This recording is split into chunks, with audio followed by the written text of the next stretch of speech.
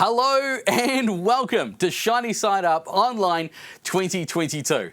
My name's Ray here and I'll be one of your hosts for today's event. Great to have you along. Thanks for joining us. We've got an absolute mountain to get through today.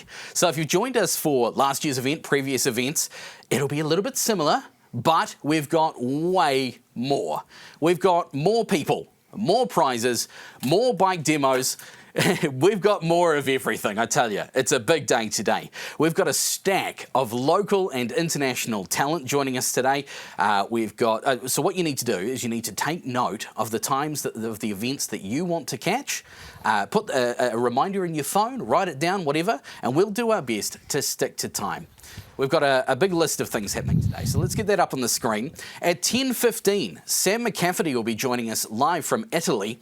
He's the designer of the Ducati Street Fighter V2. He's a Wellington lad. Really looking forward to catching up with Sam.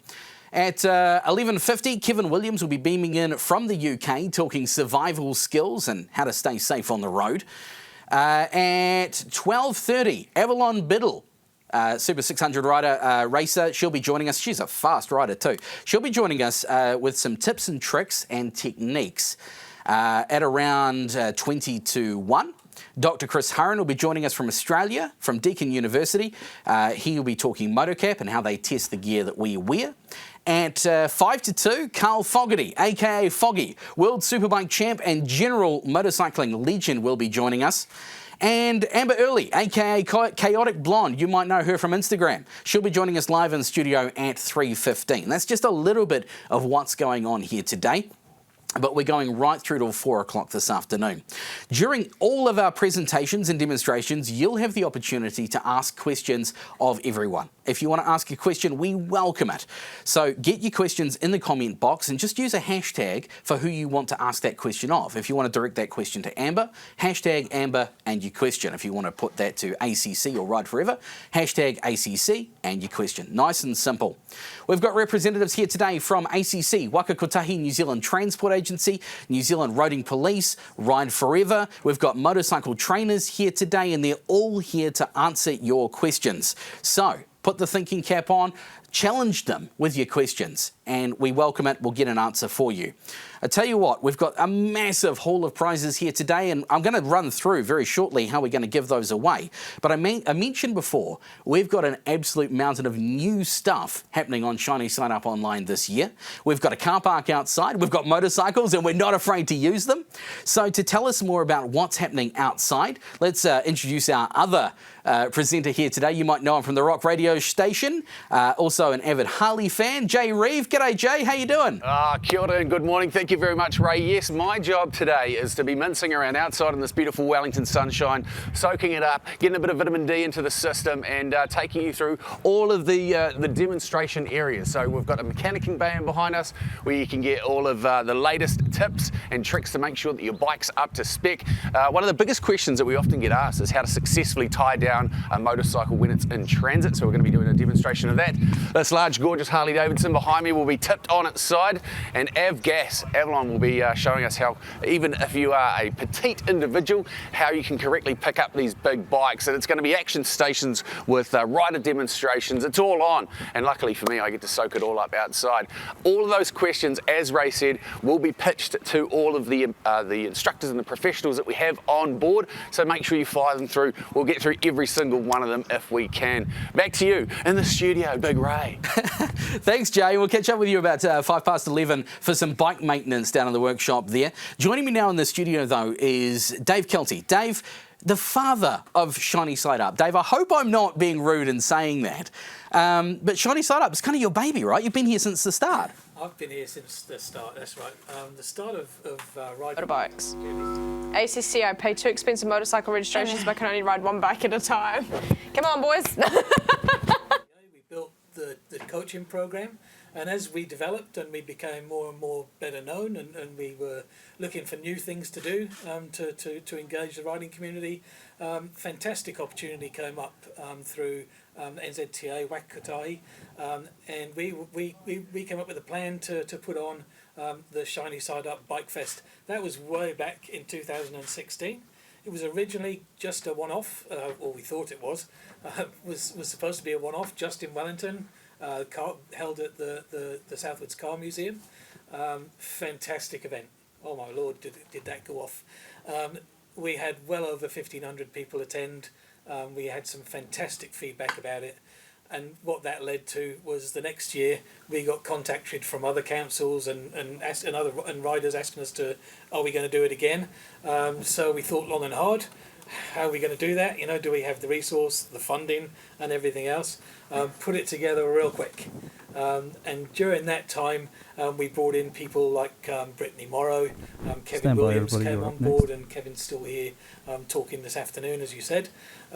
Really, really positive event. It grew over the years from being what was a bike festival outside at the event, bringing all your riders together and sharing really what we were doing as government agencies to allow riders to know what it is that's going on, because up until then it was quite blind and riders weren't sure what was happening, and we got constant questions. So we decided to put it on, open up to everybody, bring the right people on board so they could all ask questions of us, and we could sort of close some of those myths down and actually put some truth into it. And I think a lot of people appreciate that openness, open to answering the tough questions. Absolutely. So what can viewers expect to get out of today? Today's going to give the viewers a fantastic opportunity. Again, like we say, pose those questions. Ask us what you want to know. What's been sitting, or what have you heard in your from your mates and at your barbecues and things like that. What do you know? What do you think is right? What do you think is wrong? If you're unsure, send us a message. Like I said, we've got people here that'll be able to answer that. I've been in Ride Forever for a long time, been with ACC for a long time. I'm sure that I'll be able to answer all of the questions, and if not all, then we'll get back to you after I've done a bit of a look-see and come back and let you know what's going on. So if you don't know the answer, you're going to find it. Yeah, absolutely. Nothing's hidden. So, awesome. Thanks, Dave Kelty. You'll be joining us on the Q&A panel today. So if you've got a question for Dave or for any of the team, just remember to put the hashtag ACC or hashtag Ride Forever, hashtag NZTA, and then your question, submit it through, and you'll be in the draw to win some wicked prizes. First up, though, and I mentioned the massive prize pool we've got here today. A fixture of the Shiny Side Up Bike Fest events, if you've joined us for one of those in the past, and somehow we've managed to incorporate it into the online event today. I don't know how, the boffins out the back, they managed to do it, is the Show and Shine. We've got the best part of 40 motorcycles entered in the Show and Shine, and we need your help to decide the winner. So head to shinyside.up.co.nz. You can see all the entries there, and jump on the Shiny Side Up Facebook page to put your, get your votes in. Pick the number of the bike, which is your favourite, and hit the like button. And that'll be your vote, nice and easy. We'll take the top three at around about 10 to 3 this afternoon, and we'll put them to the Q&A team. They'll decide first, second and third. And they win some massive prizes. First place picks up a muck-off kit, a paddock stand of their choice, and $100 MTA gift vouchers. Those MTA gift vouchers are like gold at the moment, aren't they? And the runner-up will pick themselves up a muck-off cleaning kit as well. Whew, that's a big one. So make sure you get your votes in for the Show and Shine, but also we've got the Ride Forever Summer of Riding competition running. Simple to get in the draw for this. Sign up for a Ride Forever course. It's going to cost you like $50. That's peanuts, really, for a day out riding with like-minded individuals. So sign up for the Ride Forever course, complete it within 6 months, and you're in the draw for that Summer of Riding competition. It's a massive prize. It's well worth signing up. The winner will take themselves away a set of tyres to the value of $600, a warrant of fitness. Now, we're not going to pay for like fixes on the bike, but we're going to pay for the warrant of fitness check. Rego to the value of $500, an MTA fuel voucher to the value of $500, and a service voucher to the value of $600. Now, there are some minor T's and C's involved. You must live in New Zealand. Vouchers will be issued from a New Zealand retailer, not online. But that Ride Forever Summer of Riding competition, the prize is well worth entering. So, to reiterate, sign up for a Ride Forever course here today, complete it within 6 months, and you're in the draw. We've also got, for all of our questions and comments today, they'll be going into one of 2 prize draws. We're splitting it in 2. So around about midday, we'll make the first draw, and just before we finish this afternoon, we'll make the second draw. So put your questions through to either of the panels or any of the talented presenters here today, and we'll get you in the draw. The first prize, just before midday, will be to the value of $1,720, I might add, a no-drag backpack, a PackTalk Bold Duo Intercom Bluetooth kit, a Muck-Off prize pack, a MTA gift voucher to the value of $100, and a tubeless tyre repair kit. So that's a massive prize. We're going to do that just before midday, as I mentioned, and this afternoon's prize pack, the second one, is a set of tyres to the value of $600, a 3-litre hydration backpack, a GPS tracker, a Muck-Off kit, a MTA gift voucher to the value of $100, and that whole prize pack, $1,500 worth of goodies, could be all yours. So that's just some of the prizes we've got to give away today. As I said, we've got a lot. We've got spot prizes for the best question or comment from each of our presenters. We've got stacks of other stuff which we'll talk about as we make our way through the day. And we've also got a survey at the end of today. If you'd like to let us know how we went with today's show, Shiny Side Up Online, you could be in the draw to win a $100 MTA gift voucher there as well. So remember, all of our presenters and gurus here today are here to answer your questions. Challenge them. We welcome you to put the hard questions to them. Just put a hashtag of who you want to ask that question of. Hashtag ACC, hashtag NZTA, hashtag New Zealand Police, and your question, chuck it in the comment box on whatever platform you're watching today's live stream on. Questions are the big thing here today, and we want to make sure every question is answered. So let's cross back to Jay now, who is with our Q&A panel, and let's introduce the people on the Q&A panel. Jay. Yes, here is the Q&A panel. All of those questions will be fired our way. And so just as Ray was saying, make sure you direct them with the hashtag panel and even the person that you actually want to be firing those questions at. Now, to introduce our team, we'll start with the beauties and then we'll get to the beasts. Amber Early, otherwise known as the Chaotic Blonde, motorcycle enthusiast and one of the leading chargers and change makers in female riding apparel, and making sure that the girls that are riding have got everything that they need and that they're all covered up and safe as well. So welcome to the panel, Amber. It's great to have you here with us. Thank you for coming in. Obviously, next to Amber is Avgas, Avalon Biddle. No stranger to getting the knees and elbows down and ripping around tracks. All of those questions, fire them through, and the girls will take care of them as well. There's many. They're wanting to be challenged, so please, by all means, challenge them.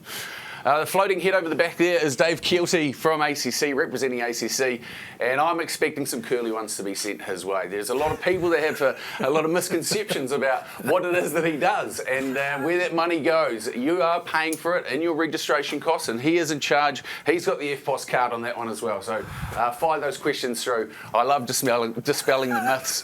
When I first met him, we had a ding-dong battle, and I got absolutely owned, so I challenge you to do the same. Next to Dave, a man that needs no introduction. He's basically created every single road that there is here. Jeff Werner, if he doesn't know it, it's actually not worth knowing from Waka Kotahi. A wealth of knowledge, and once again, a lot of curly questions to be fired his way, and he is up for it. He is ready. What he doesn't know isn't worth knowing. And a large human, the big guy, Sergeant Peter Souter from the New Zealand Police. The serious crash unit as well, a motorcyclist. His wife is a motorcyclist, his daughter is a motorcyclist, a massive enthusiast and a wealth of knowledge when it comes to unpacking the situations that we as motorcyclists can get ourselves into. So once again, that is your panel. Fire through those questions. Make sure you use the hashtag panel and direct it at the person who you want to answer that question, and we'll do our very, very best to get them all done. Remember, as Ray said, lots of prizes up for grabs, so get them in, you got to win. Awesome, thanks Jay. On top of the massive amount of knowledge sitting in that room, we've got a trainer panel here today. Our trainers, they're all avid motorcyclists, they're trained motorcycle trainers.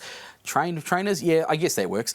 They're also Ride Forever facilitators. So on the trainers panel today, we've got Dan Ornsby, Karen Bedwell, and Duncan Seed sitting at home on their Zoom. G'day guys, how are we doing? Great to have you along here today. And if you've got a question relating to anything they can answer, put it to them. You know, challenge the old grey matter. Put hashtag trainers and then your question in the comment box.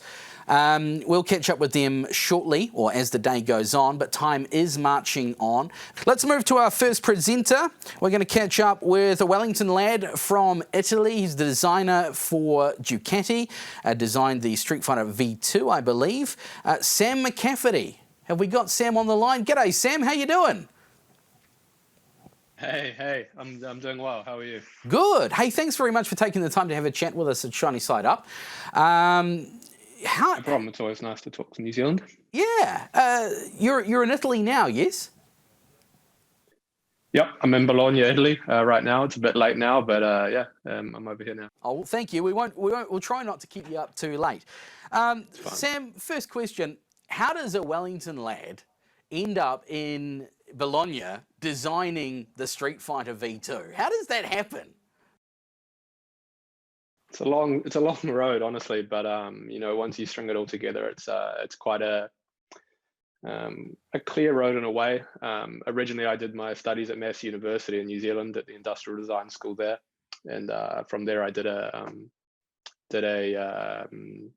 transport design paper working with Honda motorcycles in Europe, and eventually I ended up doing an internship with Honda Design down in Rome, and from there I sort of started to learn the industry.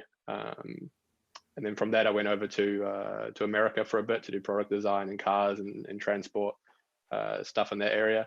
And when I was over there, I got a call from Ducati, and they said, "Do you want to come over to Bologna and work for us?" And I said, "Absolutely." So that's the short version of it. But yeah, a lot of things led to where I am now. Wow. Yeah, that would be a no-brainer. Somebody from Ducati's on the phone to you. Do you want to come over? Yeah, why not? Absolutely. Yeah, for sure. So, talk to us about the design of the Ducati Street Fighter V2. I mean, obviously there's a bit more that goes into it than just getting a pen and scribbling some wheels and a tank. And how do you? Obviously, there's a long answer there, but in a succinct way, how do you do that? Well, first of all, it's a huge honor to have designed a bike for Ducati.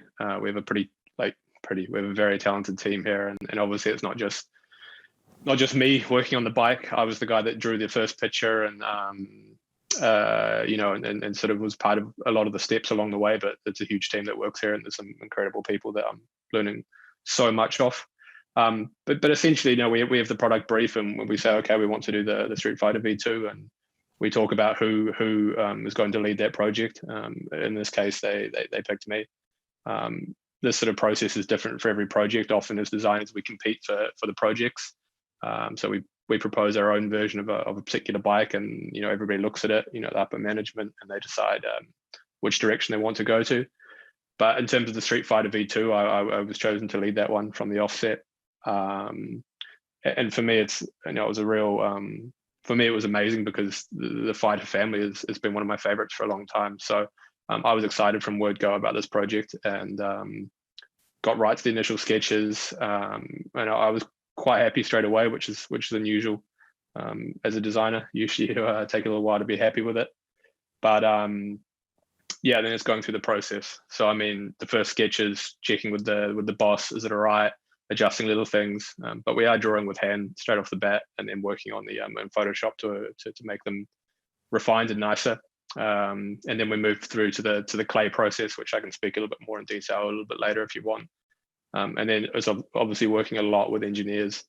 While this is the Street Fighter V2, it is a very, very different bike to its older brother.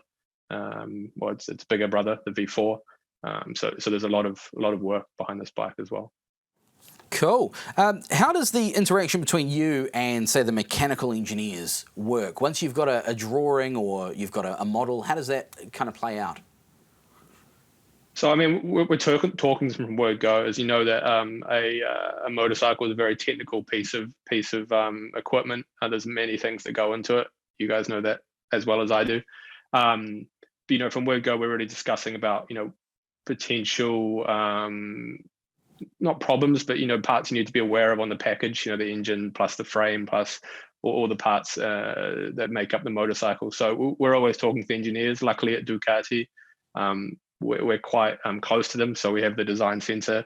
Then right next to that is actually Ducati Corsa, and then next to that we have the engineers and stuff. So they're always very close. Obviously, it's been a little bit more difficult with this COVID situation recently, but the engineers are always close, and we can go talk to them very freely.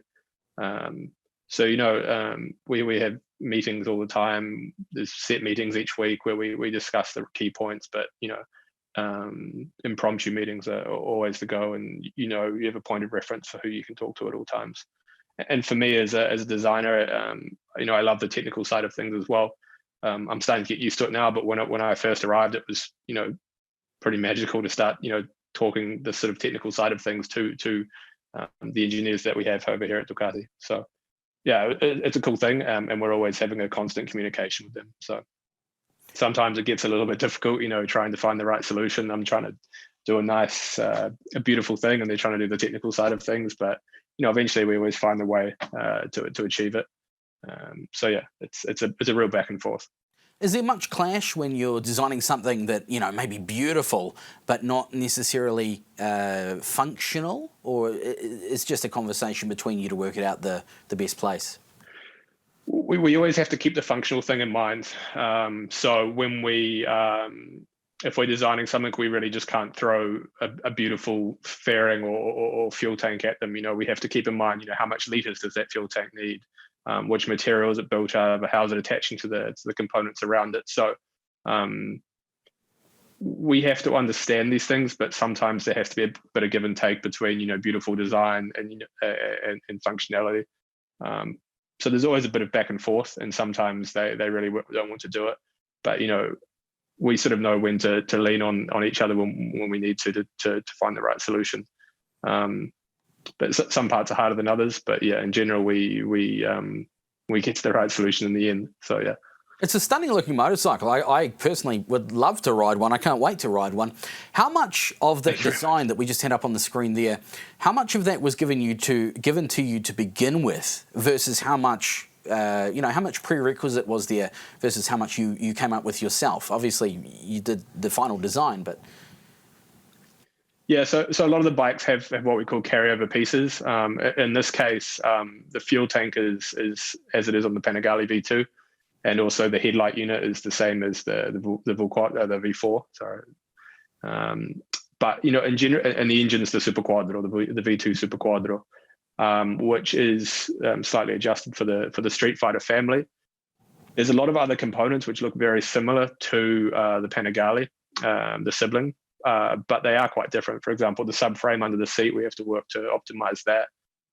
Also, the seat itself is quite different to adjust to the ergonomic riding position of the Street Fighter motorcycle. So there's a lot of small things that we have to do to optimize it to be better for this type of bike. So yeah, while there's not, in some areas there's not obvious changes, we did work quite hard to optimize it. The rest of it, the side fairings, the wings, the radiator covers, the lower cowl. It's all done with me, and it's all trying to make the bike work in a beautiful way. Obviously, the V2 being the sibling of the younger brother of the V4, we wanted to keep that family feeling, and we wanted to ensure that it was a true Ducati. But the tank of the V2 is quite a different form language to the V4. The V4 is quite sharp and aggressive, whereas the V2 fuel tank is much more sensual and flowing. So I really had to look at that and be like, how can we have that V4 Street Fighter, family feeling, but use this slightly different design language to create a beautiful bike. So that was the first thought, and then we moved on from there. So yeah. Brilliant. Thanks, Sam. Just a reminder to our viewers here today as well, get your questions and your comments in through to us with the hashtag Sam. We've got a set of hot grips to give away very shortly to the best question or comment. Sam, let's wind back the clock a little bit to when you're a young fellow. I understand you grew up around Eastbourne here in Wellington. Was design in general something you always wanted to do, or how young were you when you kind of came up with that? It's always been on my mind. I've always been an artist firstly, and I've always loved vehicles. Primarily, it was cars when I was younger, and I still love cars to this day. But now it's an equal passion between all things that go relatively fast. But yeah, it's always been a passion, and once I realized I could turn my artistic passion into once I realized I could combine my artistic passion with my love for fast vehicles. that was the moment it all clicked. And I do remember that point. Actually, I was quite young. I was under 10 years old, and I was walking the dog with my mother, and my mum told me about how I can actually become a transport designer, and that really turned a light on in my head. And from then I was thinking, like, how can I be a vehicle designer? And that's what pushed me to do my studies at Massey and then onwards from there. So I mean, yeah, design's always been in my blood, and I'm not sure if it was my first idea, but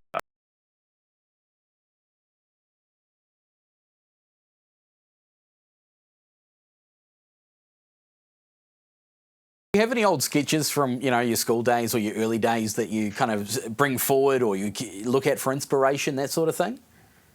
It's a funny story because my mum always used to save my old sketches, and I thought, I couldn't stand them. I hated them because I was embarrassed. I was getting better every year, and I was like, oh, those old sketches are just terrible. But I remember a few years ago, actually, I think when I was moving to Italy, she brought them all out, and I didn't realize she'd kept so many of them, just folders and folders.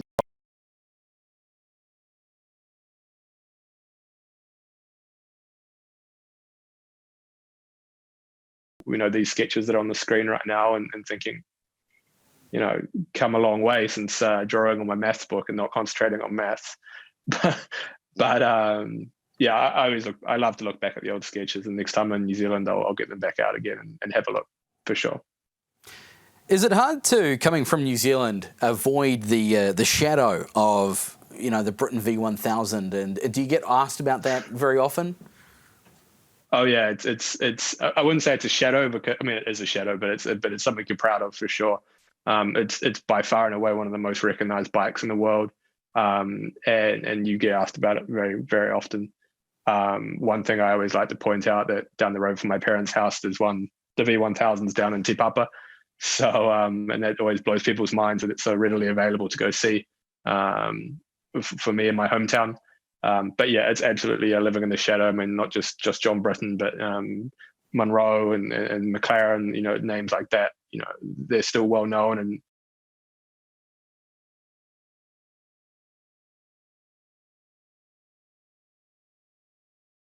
I can, design something towards that level of importance, but a way to go yet. During your tertiary education, you got the opportunity to work with the team from Honda. Tell us a bit about that. Sure. So, I got like I said earlier, I got the opportunity through a paper that Massey University ran, and that was run by the design boss of Honda R&D Europe, called Paolo Cuccagna. He's a really nice guy, and he's still working there at this time here.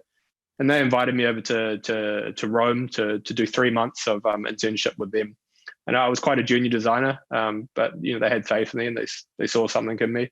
And I had an amazing time over there. I was dropped in the deep end a bit. I'd never been to Europe before, but I learned just incredible amounts in those 3 months. And they actually invited me back for another 6 months after that. So I came back to New Zealand for a little bit of time. And then I ended up taking a year off university and just going to work for Honda. So at that stage, we were working a bit on sort of more conceptual projects as interns. But we also got an opportunity to work on some of the production bikes as well. And while I was there, I got to see some of the best designers in Italy working on production Hondas. The Africa Twin was being done there, as an example, when I was there. So, I mean, for me, coming from New Zealand, actually even to see a real life design studio was super inspirational. And I guess that's where the Italian journey also started. So, and some of my colleagues at Honda, I work with now at Ducati as well. So the journey continues. Outstanding. Do you get to ride a lot of motorcycles? Have you ridden many over in Italy? Have you ridden your bike yet? So the first couple of years, I had a Panigale. So when I first came over to Italy, my number one goal was find the first Panigale I could get my hands on and take it away. So that was cool. The first year riding, all the passes, Stelvio, Gavia, all the passes around the Dolomites, and that was a really good time. From there, I need to do my Italian license, which is still a work in progress. So, and was not been easy with COVID. unfortunately, there's a few barriers in the way of that right now, but I'm hoping to have that sorted by the end of the year. So back on the bikes over here again soon. Outstanding. What is there part of that the V2 that you've designed? Is there part of that has a backstory, or is there something that just looking at the picture we may not see, but you can explain a little bit? Is there a special part of that bike? Well, I think if you go, I don't know if you can go back to the first slide of the side view of the bike. Maybe, yeah. So for me, one thing.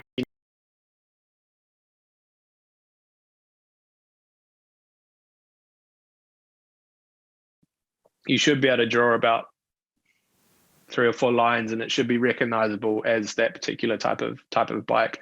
So what I really wanted to do was create a sensation of flow through the entire motorcycle. So from the tip to the tail, I wanted to create sort of one line that you can draw through the bike. So you can see that if you go from the tail and you go around through the wings, and then the flick off the black plastic piece, and then moving down towards the lower cowl. For me, I've created that movement through the tail, through the tank, and out the bottom of the motorcycle, and also the shoulder continues along through to the front face as well. Unfortunately, we have the sketch here to show those lines, but for me, I've created the bike using some simple lines to create a beautiful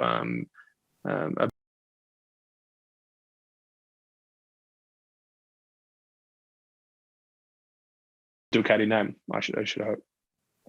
So yeah, I guess one of the best, my favorite thing about it is the flow of the lines, and they were drawn in the first sketch as well. And I'm very pleased to have carried that design philosophy right through to the end of the motorcycle, into the design, the final design. So yeah, that's what I would say. Okay, so that bike has been designed. It's in production now, I believe. Yes. What's next? What's next for Sam? Are you working on more bikes? Are you working on other people's bikes? What's the story? We have a million projects. No, I mean, the Street Fighter was done quite a long time before it was actually released. So, and we're always working on a number of projects at any given time. So, while this bike was being released, I was always already, well deep into my next projects, and they're keeping me really busy, also right now. So, I think we have some really exciting stuff coming. And I learned a lot of lessons from this bike as well. Of course, you're always learning as a designer, and we have some great other designers here at Ducati as well, who I can really, bounce ideas off and hopefully use the lessons I learned from this to make the next one, just as good and even better. So, I'm excited to apply those lessons in these next projects. Outstanding. Can you go into any detail on what you might have learned from the design process of this bike? A lot of it comes down to some of the technical stuff as well. You understand a lot about, how the bike works and stuff, but there's a lot of little tricks and stuff that, you can optimize in your design throughout your time. So, now going into my next projects, I can preempt certain technical difficulties, or, where I can exploit certain things to optimize the design. Whereas this one, they sort of came at me a bit, I was fighting fires as they were going, whereas the next bikes I can sort of anticipate that and try and design better solutions for it up front, as opposed to having surprises all the time. So it's all part of the learning curve. I feel like we resolved everything on this bike, but I think I can do it more efficiently on my next project. So that's the biggest takeaway from this. Yeah. Absolutely. Everyone's always learning, right? We're always learning. What are your thoughts on the impact of tech and moving forward with tech and safety and that sort of things? Where do you think we're heading with motorcycles? Well, I can really only speak on it on a personal level for this kind of area. But from what I've seen, I'm seriously excited about everything. Of course, there's always the question about alternative powertrains and stuff. I think there's room for both all powertrains at the moment. I think the bikes as we know them now have still got a strong future, but from what I've seen in other areas, not just drive but safety and performance, styling, I think there's some really interesting things to come. but yeah, honestly, I think now is one of the best times to be a motorcycle designer, or a transport designer in general. Almost as far as saying as just a designer in general, because the world is changing, and right now we have an opportunity to really push design. And so I truly believe that now is a really good time to be a designer, and especially a motorcycle designer. Brilliant. I saw in a story somewhere, and going back to what we talked about a little bit earlier on, the interaction between you as the designer and the test riders. Yep. What kind of feedback would you get from a test rider, and how can that impact the design of the bike? So this is a really interesting point for me, and I always really enjoy talking to the test riders at Ducati, because they offer very interesting insight. They're talking about riding on track, but they're also talking about riding on the road and the differences between them and that sort of thing. And these guys can feel just millimeters in a bike. If we change the swing arm by 1 millimeter, it'll transform the bike, and they can realize that we push the surfaces out in the fuel tank 1 or 2 millimeters, and they feel it straight away. So what we do, to give an example, we have this phase called the clay, where we make a motorcycle model basically out of clay, and we create the first surfaces using this material. And then often what we'll do is we'll get the guys the test riders to come in and sit on it to test the ergonomics, and that's sort of the first phase of testing the ergonomics. And from that point, we can really start to optimize everything and find the exact right balance for the motorcycle. But when they're talking to us, they can really explain things down to the absolute smallest margin, and they realize things that you might not have thought of. And when we get the reports from them, when they go off to Nardo or Mugello or something like that as well, and and it's really interesting to read their feedback, because they push these bikes really hard. It's always interesting to see the prototypes come back as well. They're a bit battered. But it's fantastic to read the feedback, and for me as a motorcycle fan, it's very cool to see. Now, you mentioned licensing in Italy, and you need to get your license, Sure. or it's an ongoing process. What does it cost to get a license in Italy at the moment? As far as I'm aware, it's about €1,000, which is $1,600. And of course, it's all in Italian, which is starting to become less of a problem for me. But yeah, it's a lot more expensive than I paid in New Zealand, put it that way. Brilliant. Now, just a reminder to our viewers, we're going to open up the floor to our viewer questions very shortly. We've got a set of hot grips for the motorcycle to give away to the best question or comment. So get your questions into the comment box, #Sam, and we'll put them to Sam in a moment. A few coming through now. But Sam, how far ahead of the market are you working? Like, when did you start designing this bike? How long ago and how long has the process been? Well, I can sort of explain it in terms of general timelines. Usually when we have a bike which is using an existing engine, we're designing. It takes about 3 years. So this bike took around 2.5 to 3 years to design. Whereas if we're doing a brand new engine, it usually takes around 4 years. So we are anticipating the market quite far ahead. And it's always something we have to be really careful with. Are we making the right decision for now, or are we making the right decision for the future? So yeah, we're definitely working quite far ahead. Brilliant. It's a stellar looking bike. It really is. I think I don't know the first thing about design, but I think you've done a fantastic job. Some questions. My job. Thank you. Some questions coming through. Simon on Facebook says Ducati have taken over the Moto E Championship from Energica, and congrats. I've been riding the electrics for the past few years, and it's great to see another major manufacturer get involved. Have you had a chance to check out any of the electric bikes and ride them and see how they perform? I've had a close-up look. I haven't actually ridden one properly. I've had a close-up look at a couple of them, including the Moto E project, which I have to say is amazingly beautiful in person. And it's one of those things that really gives me excitement for the future. I've had a quite close look at the Zero range as well. I think there's still some for those bikes in general.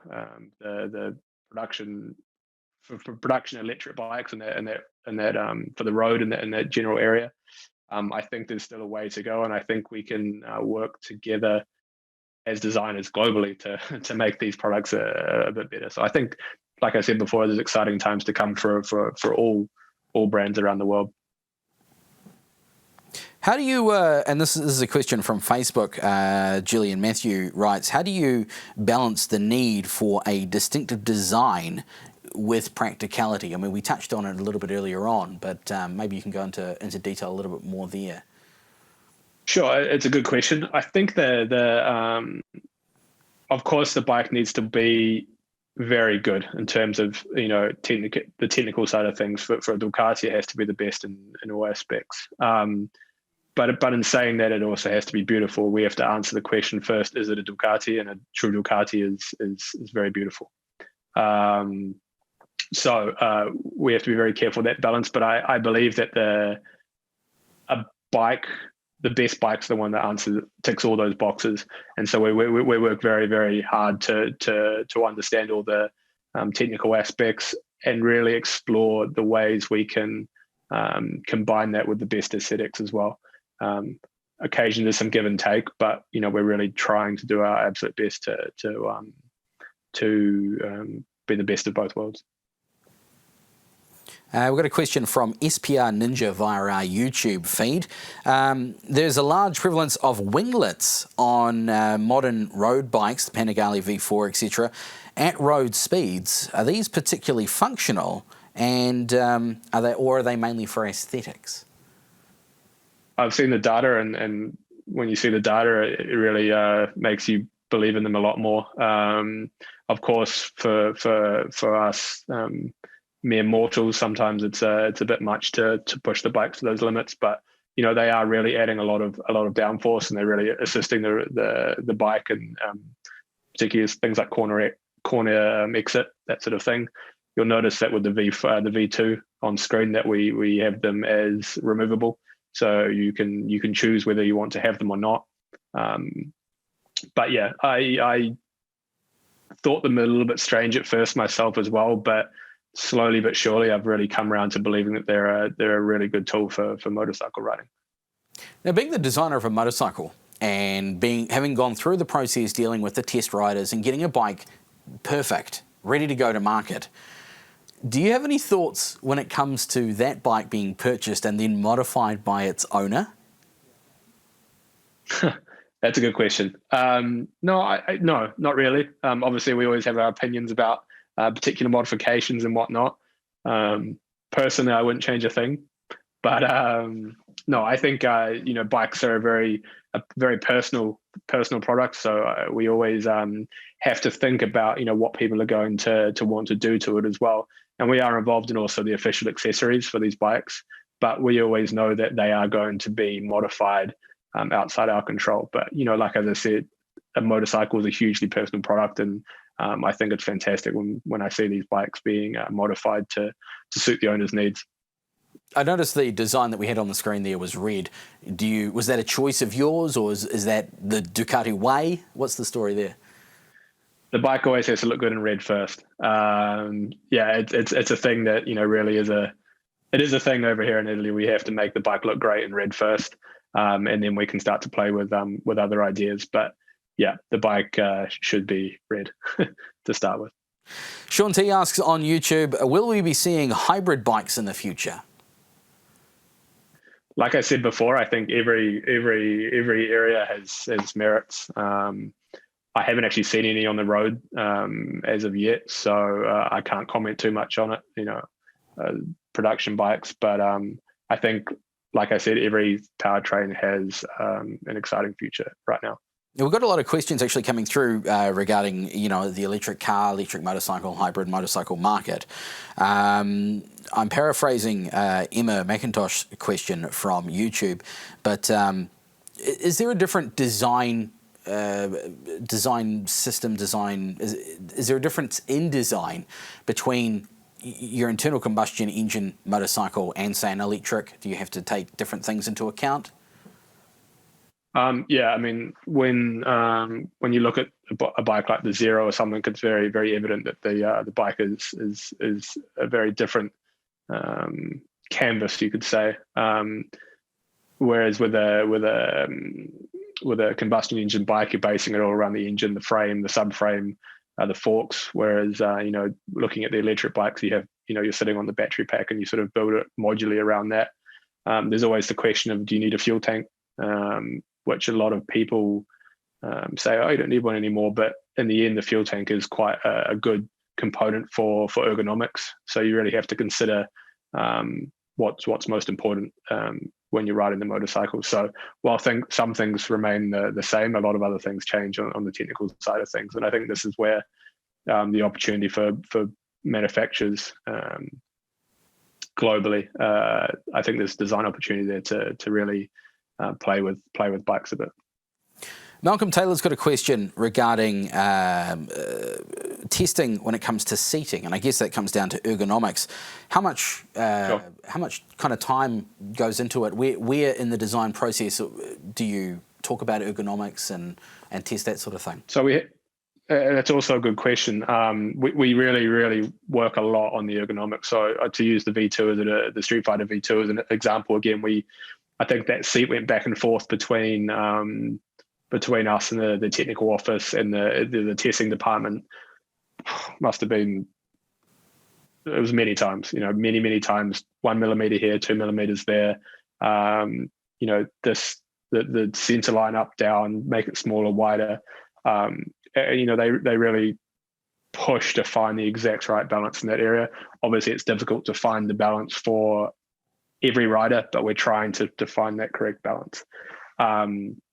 So yeah, I mean, we have the testing department which does all that sort of stuff, and they're always in constant contact with us, and we go down and see the bikes as well, the prototypes and that, and we can physically see them and talk to these guys about it and work together to find the right solution. Is it a relaxed process, or are you under the pump at certain points? Does it get frustrating, the length of time it takes, or is it quite a quick system? There is times when it's quite tense, and it does get a little, quite stressful at times. Really trying to find that correct solution. A lot of times in design, there's no black and white. There's no immediate correct answer that you're trying to get towards. It's sort of trying things. And sometimes that you get the result that you're after pretty much immediately. At other times, it just takes forever, and you think, "Oh, I'm the worst designer in the world. I can't do this." But if you persevere and continue on, then you always get there in the end. But sometimes it can be frustrating, and also on the technical side of things as well. Sometimes there's a real big technical problem. You have to all work together, and sometimes it can be a real headache. But there is always an answer. It's just never black and white immediately. But that's design for you. Now remember, get your questions through to Ask Sam. We've got another few minutes, and we've got a set of hot grips to give away to our best question or comment here today. Drummer Drum says, Sam, how do you keep up with the future of tech? And I've lost the question now, it's disappeared. The future of tech and OE supplier when designing. How do you keep up with the future? So we're always interacting with suppliers, and of course we're all fans of design and technology as well. So we're on every blog, we're looking at all the websites, and we're all talking to each other as well. But we're always in constant contact with our suppliers and trying to understand what we could be adding into the future, and how we can move with the times a bit. But we follow events like CES in Las Vegas and various tech events around the world. We look at various examples in other industries, automotive, cellular technology and that sort of stuff, to really understand, how could we apply this into the future. So I think as a designer, that's our responsibility, to be on top of this sort of thing and really be thinking about how we can take the next step into the future. Troy Snedden's asking, do you design more than one bike at a time? Are you working on multiple projects, or are you focused on one thing? It'd be nice to just focus on one thing, but no, we're working on multiple bikes at any given time, and that's across all designers. So lots of projects. We've got a question here. I'm just going to struggle with the pronunciation, so I'm not going to do them the disservice of ruining their name. But what bike specification do you like yourself? What kind of engine size, weight? Do you stick to Ducati? Is there something else out there that you're looking at going, oh, I like a bit of that? I've actually personally I've only ever owned Kawasaki's. So I some Kawasaki's before my time with Ducati, and I really liked them. They were a good piece of kit. But of course, my dream bike was always the Panigale. So like I said earlier, as soon as I got to Ducati, I found a way to get hold of a 959 Panigale, and it was white. And yeah, I couldn't believe my luck. I couldn't believe my eyes when I got hold of that thing. So to answer your question properly, I'm more of a superbike guy. I like the superbikes, and I like them probably as powerful as possible. So I think if I was in the market today and I had a full wallet, I'd probably be after a V4 Panigale. Are there any, and this is another question from Facebook, are there any, what Ducati would be the ideal Ducati for beginners? So we have right now we've got the Monster, which was released last year, I believe, which we worked really hard to make it a proper and true Ducati, a performance motorcycle. But there's a lot of things which make it a bit more user friendly for people who are moving into the sports bike world. So that would be my first recommendation. But we also have the smaller Scrambler as well. So there's options there, but definitely have a look at the Monster. It's a fantastic bit of kit. Tim Wong on YouTube asks, is it encouraged to bring in influences and knowledge from past experiences with other manufacturers, or does this all get left in the door in favour of a unique Ducati project or product? It's also a really good question, actually. Of course, you have to be careful about insider secrets and stuff like that. But no, I think a Ducati has a very specific look to it, and the way we work is quite specific as well. So you're definitely coming into the studio, and you're doing a Ducati. But there is obviously a lot of lessons in every industry that we can learn design-wise. So we are bringing in influences from other areas and being like, who's doing what right, and how can we do that? How can we bring that into our Ducati ethos? And that's not just other bike manufacturers, that's other car companies, the Volkswagen, inside the Volkswagen group, outside the Volkswagen group. It's an industry's, product design, nautical, looking at fighter jets, that sort of thing, and trying to think how can we bring it into our design studio. Fantastic. Sam McCafferty, designer of the Ducati, I should say that properly, shouldn't I? Street Fighter V2. Hey, thank you very much for taking the time to have a chat with us. I know it's late at night in Italy, so thank you for making the time to join us on Shiny Side Up. When are you coming home? I'm actually coming home end of May, so first time in about 3 years. So I'm very excited to be back down under for a bit. Brilliant. Hey, thanks very much for your time, Sam. Thanks, guys. Awesome event, and hope to hopefully see some of you guys soon. And all of those questions, sorry if I didn't get to your question, but we do have a winner. All of those questions went in the draw. Julian Matthews, congratulations, asked the question on Facebook. You'll be taking yourself away a set of hot grips for either a cruiser or a set of dirt hot grips, by the looks of it. Thank you very much for joining us for Shiny Side Up Online 2022. We now need to cross back to our Q&A panel and catch up with Jay and check out some of the questions that are being asked. How good to get those insights from Sam. Amazing stuff, and so inspirational knowing that you can be a young buck from right here in good old Aotearoa and still manage to make it on the big stage. The questions have been flooding in. The team here have been working feverishly to make sure that they get them all answered for you. Some very search and destroy style typing techniques by some of the members mean that they'll take a little longer to get back to you, but keep them coming in. Make sure you use that hashtag panel and direct them at the person that you want. A couple of questions to go through right now. Cedric wants to ask Dave, what results can Ride Forever share from its program? What are the numbers that you've reached? What are the measures of success and demographic? Wow, that's a good question. Great question. Thank you very much, Cedric. Cedric, what we've got on file, what we can tell you is we've delivered courses now since 2012-13. We've reached over 44,000 courses, I believe we've delivered. We've got in that there's about 29 9,000 individual people.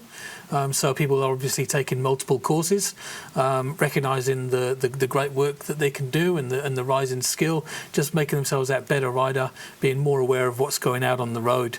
I'm guessing this question is relating to our 27% less likely stat that's been posted around quite a lot. That is a stat that we have seen and is. And what we're talking about there is we're talking about riders who have taken part in the program that are measured against those that haven't. And so what we're seeing is that those who do take part in the program are 27% less likely to make an ACC claim.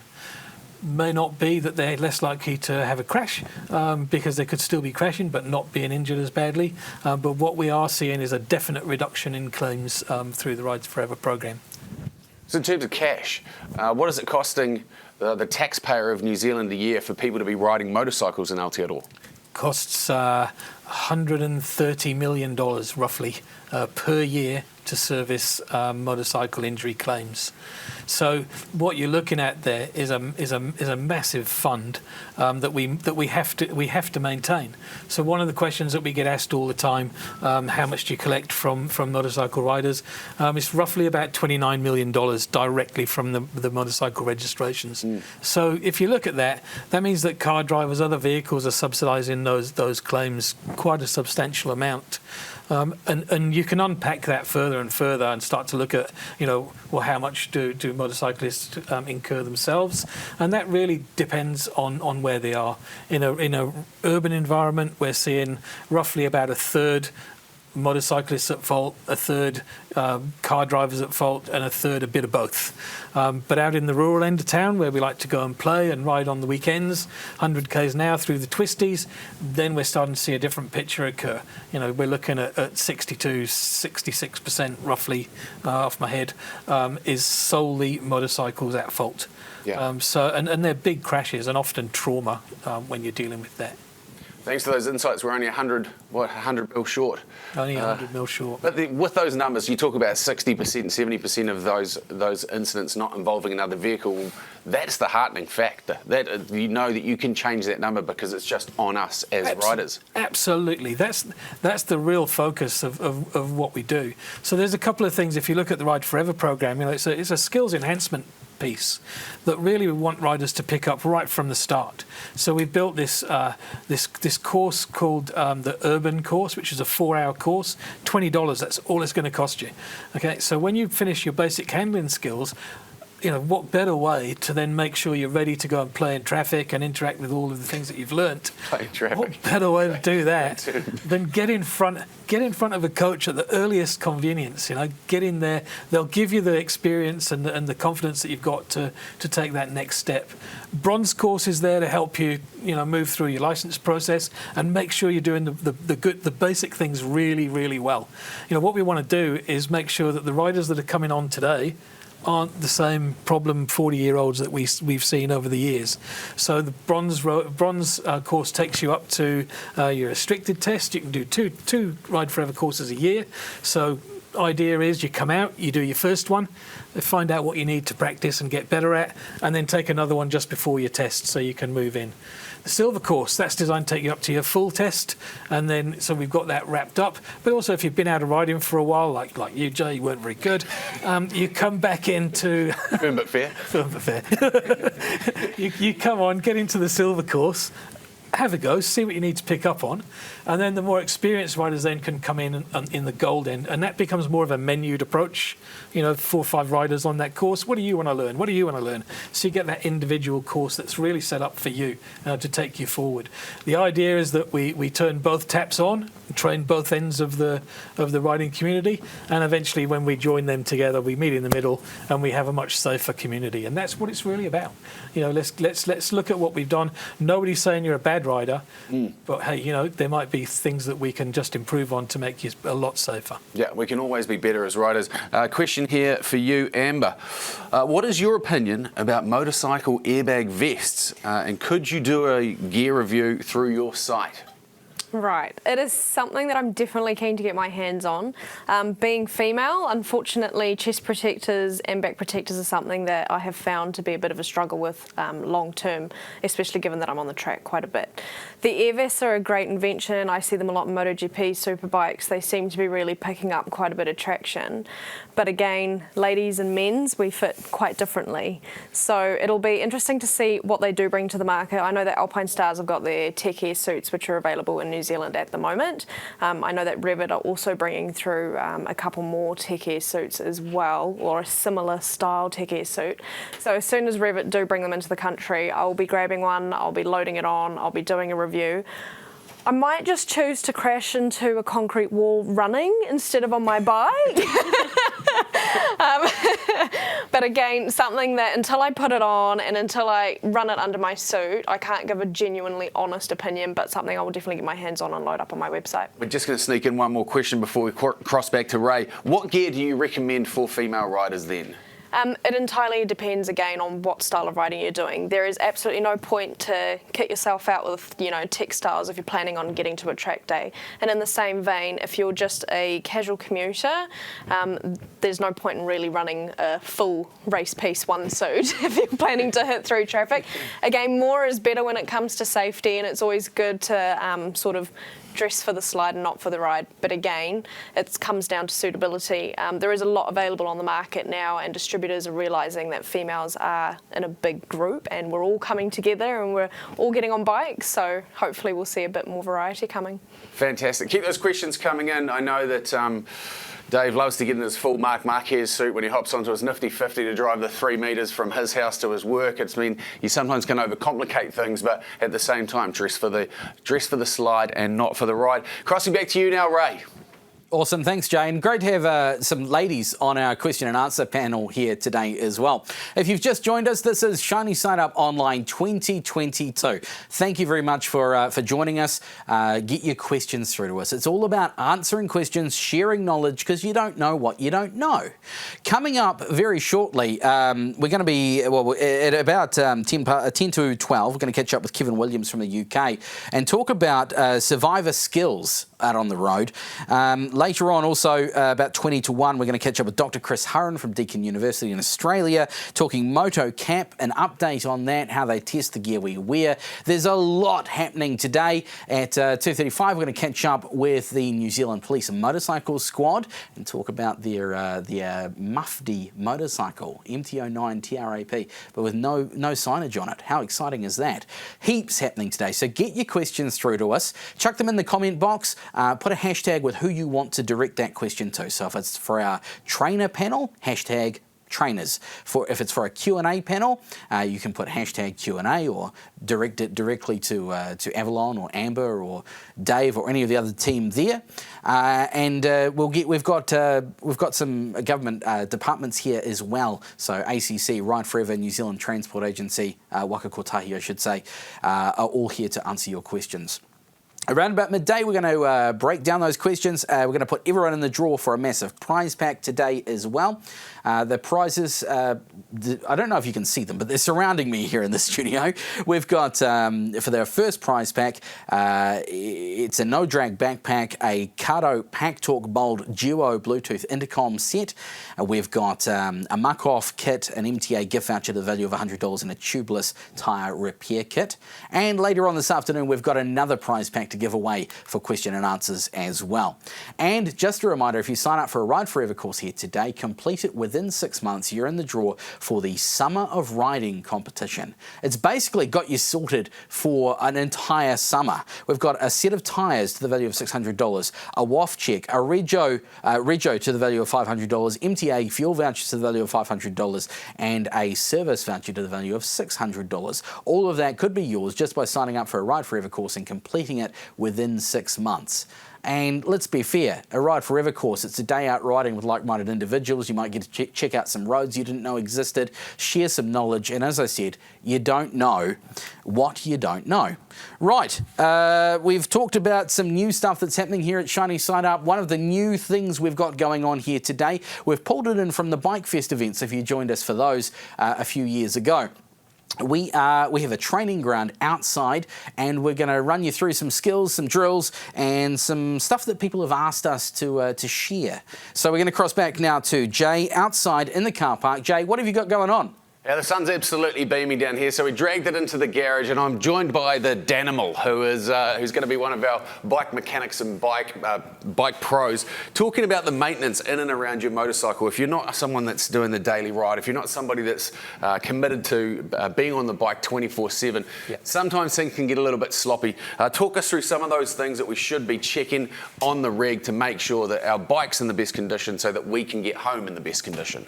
Yeah, sure. So some basic maintenance yourself is going to save you a bit of money potentially, but it also can make the bike feel nicer, and it's really important.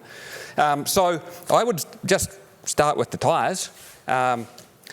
Like just basically, I'm just checking that it's pumped up.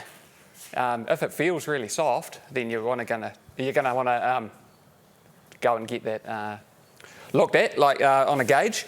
Same with the front. Now, next step up would be to check it with a gauge. So what are we looking for in terms of that pressure in there? Is it going to be all specific for different tyres, or are you just going to take it to the servo and absolutely blow the soul out of this thing and be rolling down the road on a couple of big blimps? we don't want to put 80 psi. Okay. There's going to be a spec from the manufacturer, but there are some general rules which you can apply. So, General rule of thumb when checking the pressure, what are we looking for? big bike, somewhere at or near 42 psi. Medium-sized bike, maybe mid-30s, and then a small bike, maybe low 30s or 29, let's say. That's a general rule of thumb. You should always have a look up your owner's manual, find the manufacturer's spec, and that will give you a specific number for the bike. What else are we looking for on the tyre when we're wanting to make sure that it's in tip-top condition? What can you see that should be raising a couple of red flags if you're in that space between getting warrant of fitnesses? Mm-hmm. So tread depth is another really basic one. Any tips on, any tricks on checking that? Have a fingernail at a set length? Yeah, so the spec for the warrant of fitness is 1.5 millimetres, and there's no percentage like in a car tyre. So on a bike tyre, you need that everywhere. So if it's in a main tread groove. So like there's some little patterns sometimes, you don't worry about those. But anywhere that's a main tread groove needs to be there. It actually feels awful if you're riding on a worn out tyre, because you find that the rear will wear, it'll become flat, and the front kind of does the opposite and will kind of take the side off a bit more. So what is it? If to the uninitiated, what would that feel like when you know that your tyre's starting to go? Okay. What should be looking for in the feel of the bike? So if I'm going to turn into a corner and the steering doesn't feel neutral, it wants to turn in. It's quite an uncomfortable feeling if you lean over and the steering wants to turn in, and yet it might make you feel like a bit of an amateur, like my cornering's not very good. That could be a tyre that has low pressure or has that tyre wear. So now that we've got the contact with the road sorted, what are we looking for next? Okay, so if we go around to the chain and sprockets, now a regular clean lube and adjustment is going to save you money because it's going to last a whole lot longer. So are you just saying that because you're a mechanic and you want to take all this hard-earned cash off me, or is it actually going to do the job on the bike? Well, if you don't do anything, then you have to bring it to me sooner and it'll take more money. So you choose. Yeah, that's right. So quite simply, we're going to need some free play here. Now, I haven't prepped this bike. I've just bought it today. So I think the chain's slightly loose, but my general rule of thumb is if I sit on the bike,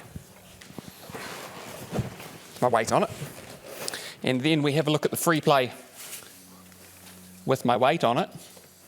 Now, I'd want to normally aim for 20 to 25 mil of easy movement. This is a bit loose.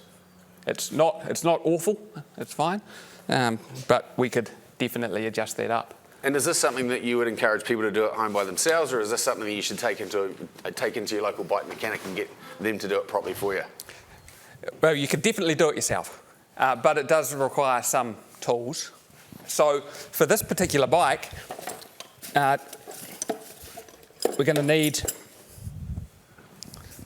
a socket, because that's quite a big nut on there. So we've got one of those. This one is a professional one, so it costs a lot, but you don't need to spend much money. You can buy a set. What sort of tools should you have in your little toolbox when it comes to just doing basic maintenance on a bike? If you're going to be going out and grabbing it, I don't suggest buying average rubbish stuff, but at the same time, what do you reckon we need? Yep, a set of spanners is the other thing. So, I've just got a couple here. So to adjust my chain, this is all I need. So what we're going to do is we're going to loosen the axle nut. I'm not going to do it today because it takes a little bit of time to do the whole procedure, but we'll loosen the axle nut.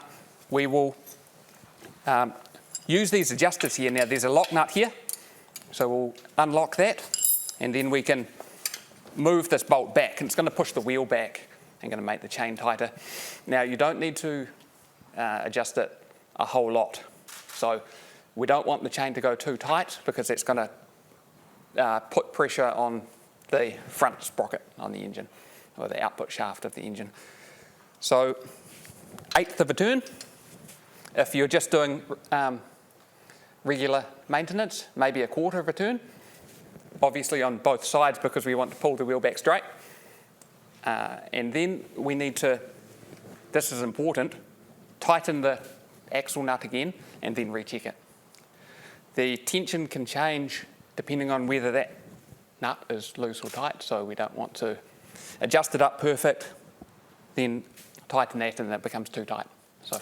Got a question here from Ruben Paku off Facebook. How many Ks should the chain last before you suggest replacing it?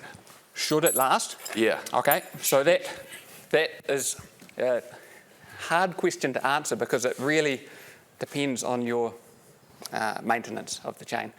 So what I would recommend doing is, if you have to replace it, get a sealed chain, and that'll keep some of the lube in it. So there's little O-rings in between the plates, and that will encourage a longer chain life with less maintenance. But I've seen poorly maintained chains last 5,000, 6,000 Ks, and I've seen one case of a customer came in with a Triumph with 80,000 Ks on it with the original chain.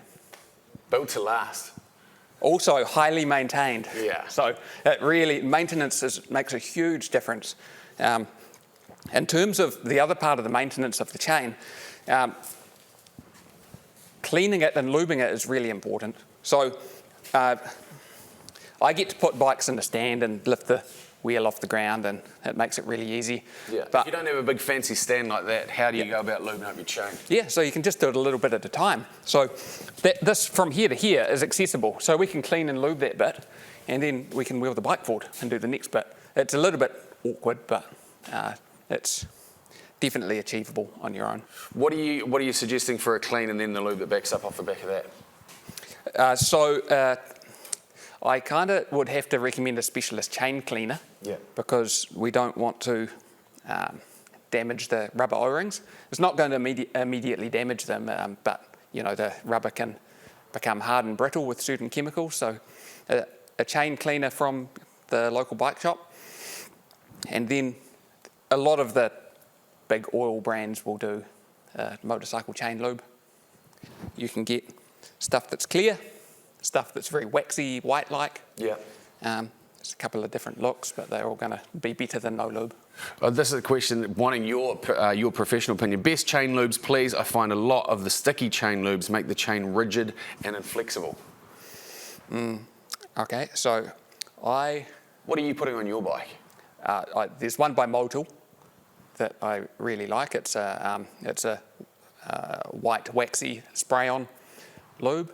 I use that a lot. And there's one by iPone that is really great as well. iPone also does the best chain cleaner, in my opinion. Big spray bottle, lasts a long time, really fires the cleaner in there. You can use a rag or a brush if it's really dirty and clean it right up. Another question here from YouTube. I've got a 9.2 compression cruiser. What are your thoughts on fuels as in octane ratings and then fuels that contain ethanol? Okay, so if you're cruising, then you could put anything you want in it in terms of 95 or 91. Run it on 91. But if you think you're going to be loading up that engine, if you open the throttle every now and again, going up hills even, you should, even with a slightly lower compression ratio, I would still run it on 95. Also, the lower octane fuels tend to not last as long, and it's something that we find more in motorcycles, is that if you put it away for the winter with a cheap fuel in it, that's more likely to cause damage to carburetors. Fuel injected systems seem to be okay, but mainly carburetors.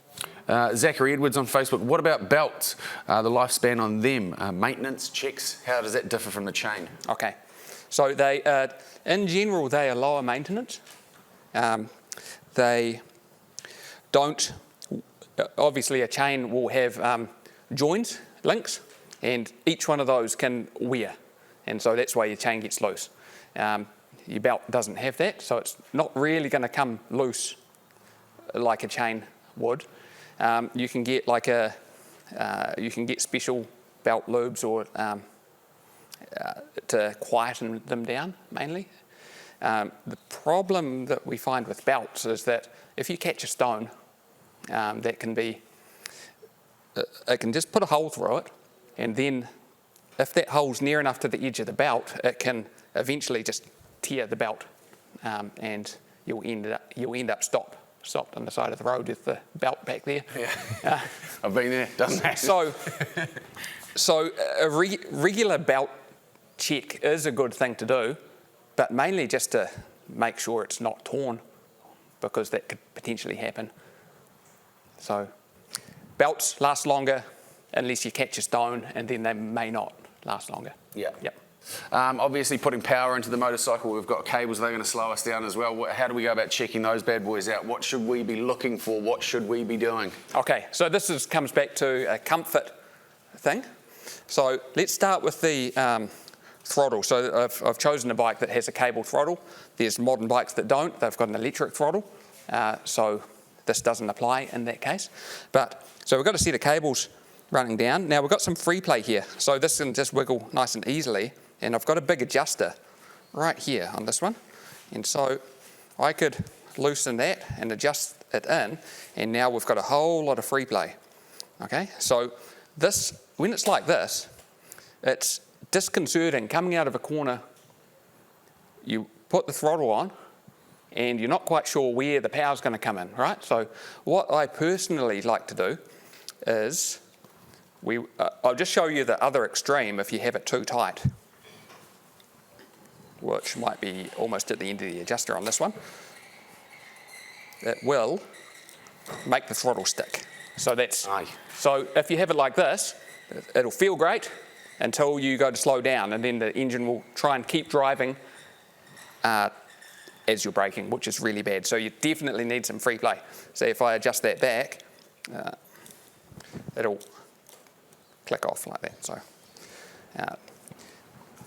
what I like to do is have some free play, but minimal. And the way you can check this is you want it to snap back, but you also need it to snap back at that lock and at that lock. And that is where I would have that. Now, some lube on the cables, great idea. Especially Was that a bit of cooking oil, bit of butter? Yeah. You can use a lightweight oil, a WD-40. I prefer to use another brand that has called Inox that we can get in with a needle applicator. So we can poke it in places, like in the brake pivot here. It can also fit in. And it's a bit neater than standing back here with a can of spray lube, and coating. everything. So lubrication, very important. Yep. Because we want the clutch to feel nice. Also with the levers, you want to lube these pivots. Now, for basic maintenance, you would just spray some lightweight lube in the side of it. If it was in for a service, we'd take the pivots out, clean grease them and install them again. But I don't want to recommend you take your pivot out of your brake lever. Yeah. Because although it's simple to put back in, you need to do it properly. Yeah. Hey, keep those questions coming through, whether it's on Facebook, YouTube, however you're getting in touch with us. The Danimal is here to answer those for you. Thank you very much, big fella. Appreciate all the time and the knowledge passing on. Important that we look after our bikes so that they can make sure that we get home in one piece, shiny side up. We're going to cross now. This is a question that we've been asked quite a lot, and it comes up time and time and time again. And it's how, if you're in a situation where you need to transport your bike, you might have broken down or you might have just purchased a new bike, whether it's going into a van, whether it's going into a trailer. One of those individuals that is super slick when it comes to tying these things down is Big Ross. How are you, big fella? You well?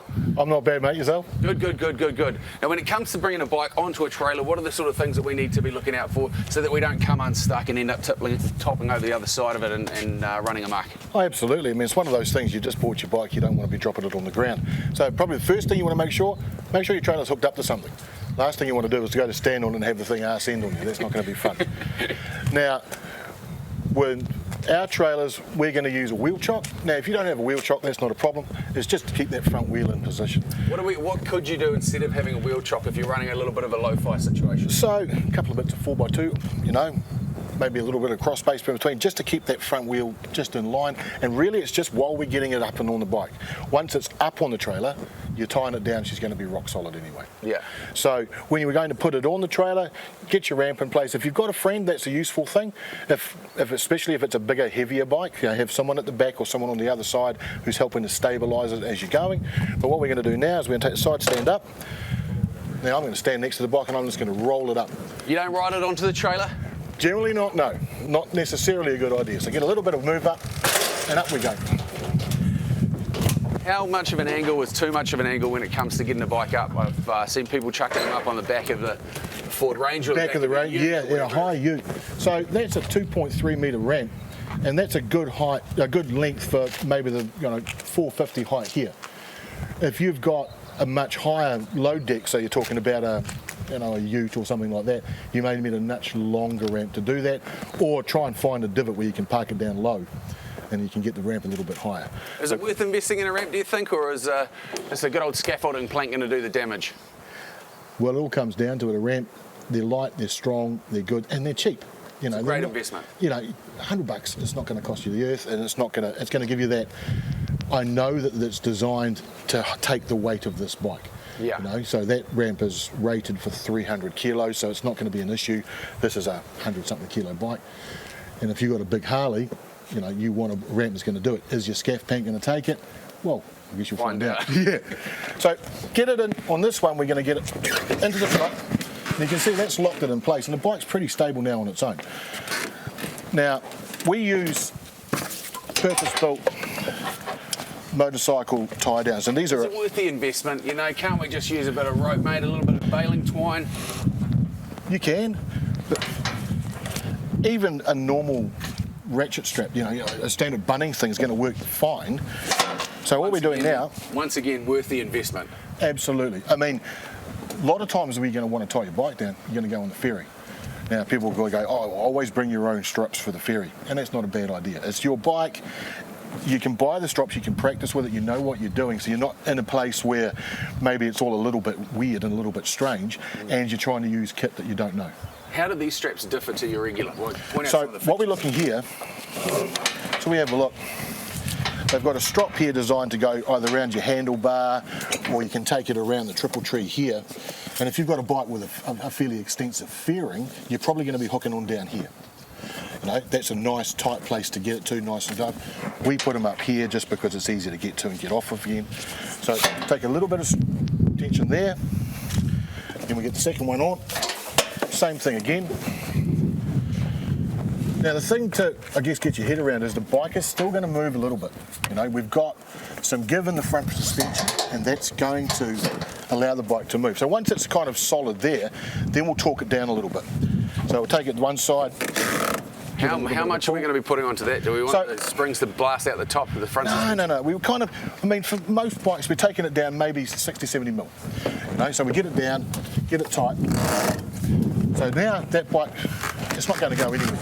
Now it's going to move, but it's not going to come off. Yeah. If you don't want your bike to move, that's when we start talking about the back straps. So then we take it, say through here, take a little bit of a string there, and I forget to pass that one up to me. And then the same thing here. Now we've got this trailer set up to take 2 bikes. If you're going to be running one bike on a trailer only, you want to put it in the middle, make sure your load is nicely centered, yeah?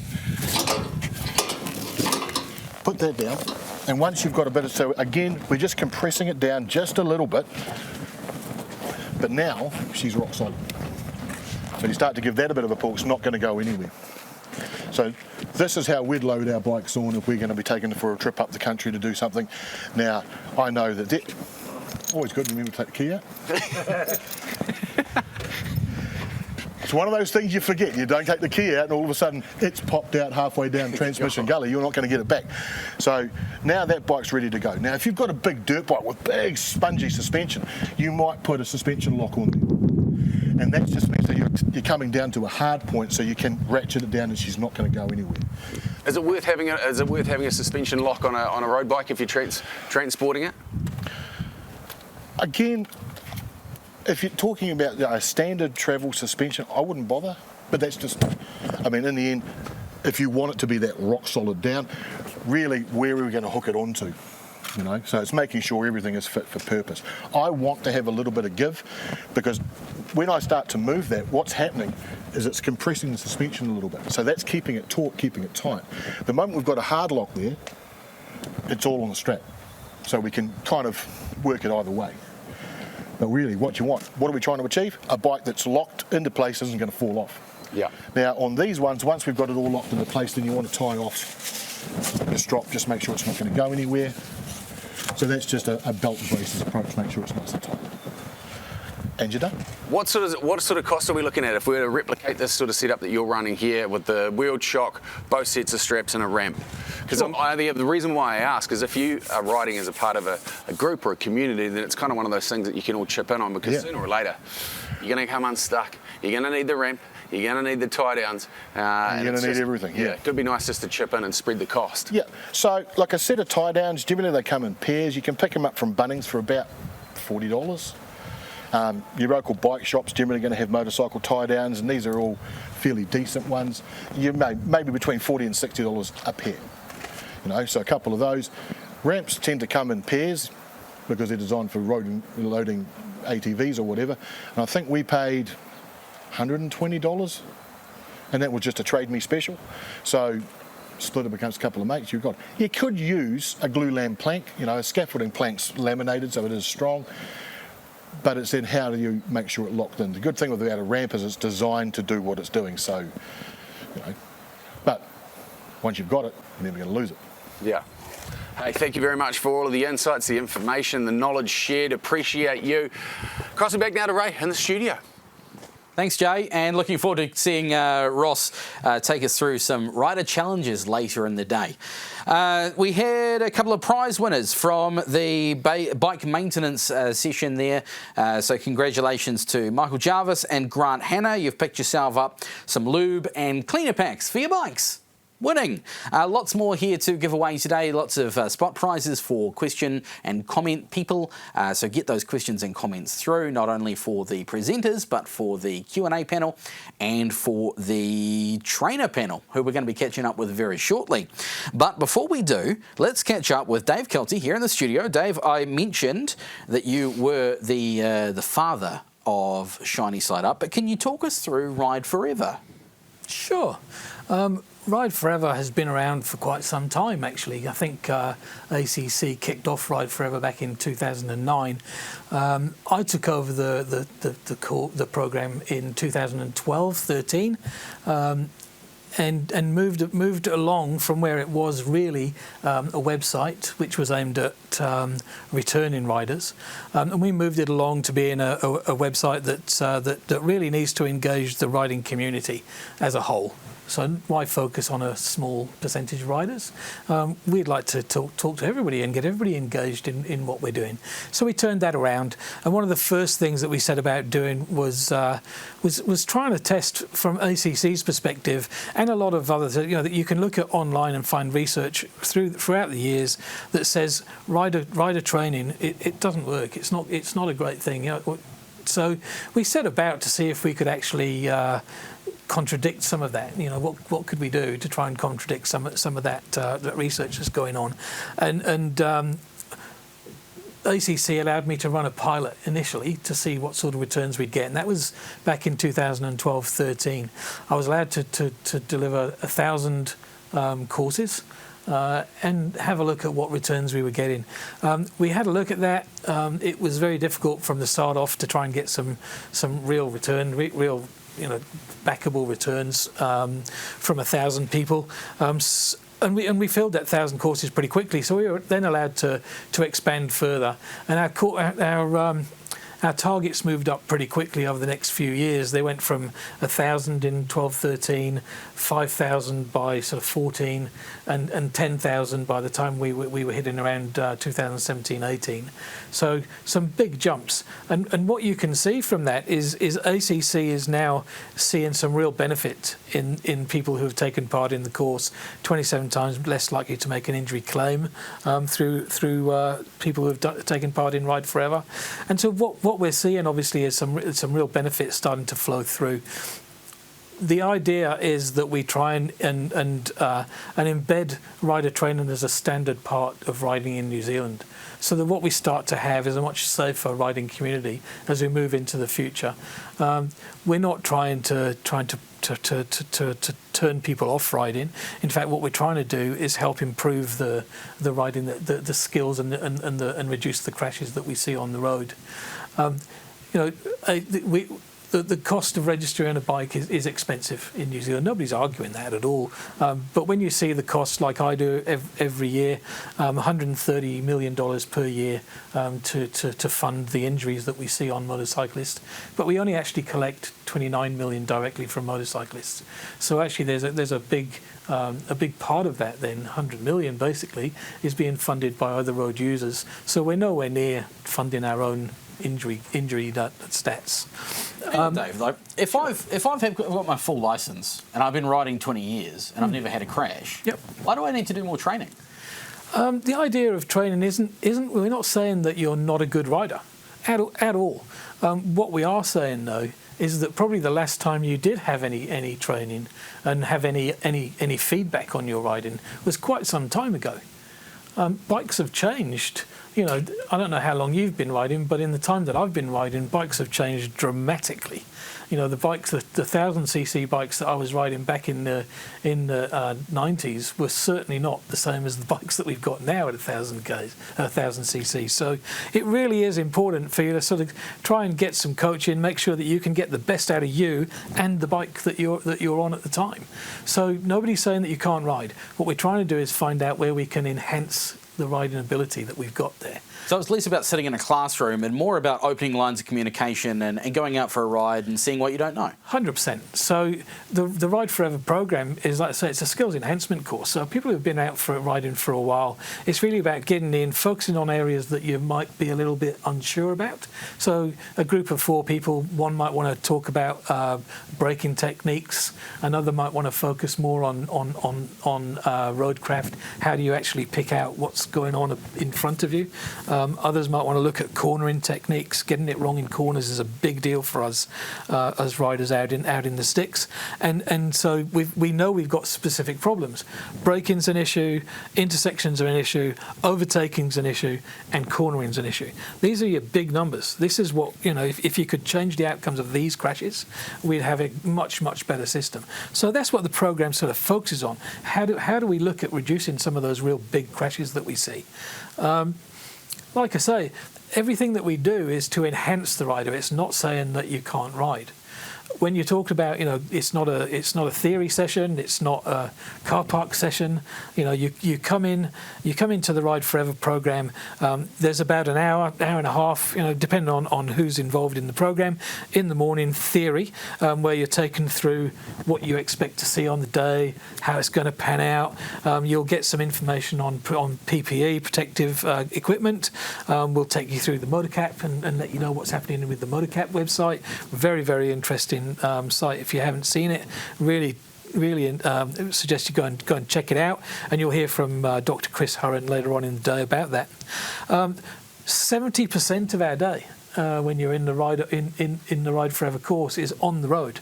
So it's in your local area. So the whole idea of what we're doing is it's on the roads you're likely to travel on, it's on your bike. You get mic'd up in your helmet before you leave to get out on the road, and so you get an individual feedback about you and your riding style. It's not just a generalised course. It's not a one size fits all. We need to make sure that the individual is picked up and shown what to do. It's no good just having a blanket approach. We need to make sure that we're focusing the right areas for the right people. So the Ride Forever courses, they're broken down into different levels, aren't they? They are, yes. So we're starting with a bronze, or I think we even do an urban rider version? Yeah. So the urban rider was born out of some feedback that we got from a lot of riders who come through basic handling skills. They've done the course, they've passed that course, they've got their learner's license now, but they're still not confident. They're not confident to get out on the road and mingle with traffic and expect to do the right thing. So many of them haven't been shown how to ride over a hill yet. They haven't tried their skills at speed. So that course was literally built to allow you to come directly out of basic handling, jump on that course. It's going to cost you $20 for 4 hours of coaching in your local area, where you'll be able to get that confidence and skill and get some really good, solid information from our providers.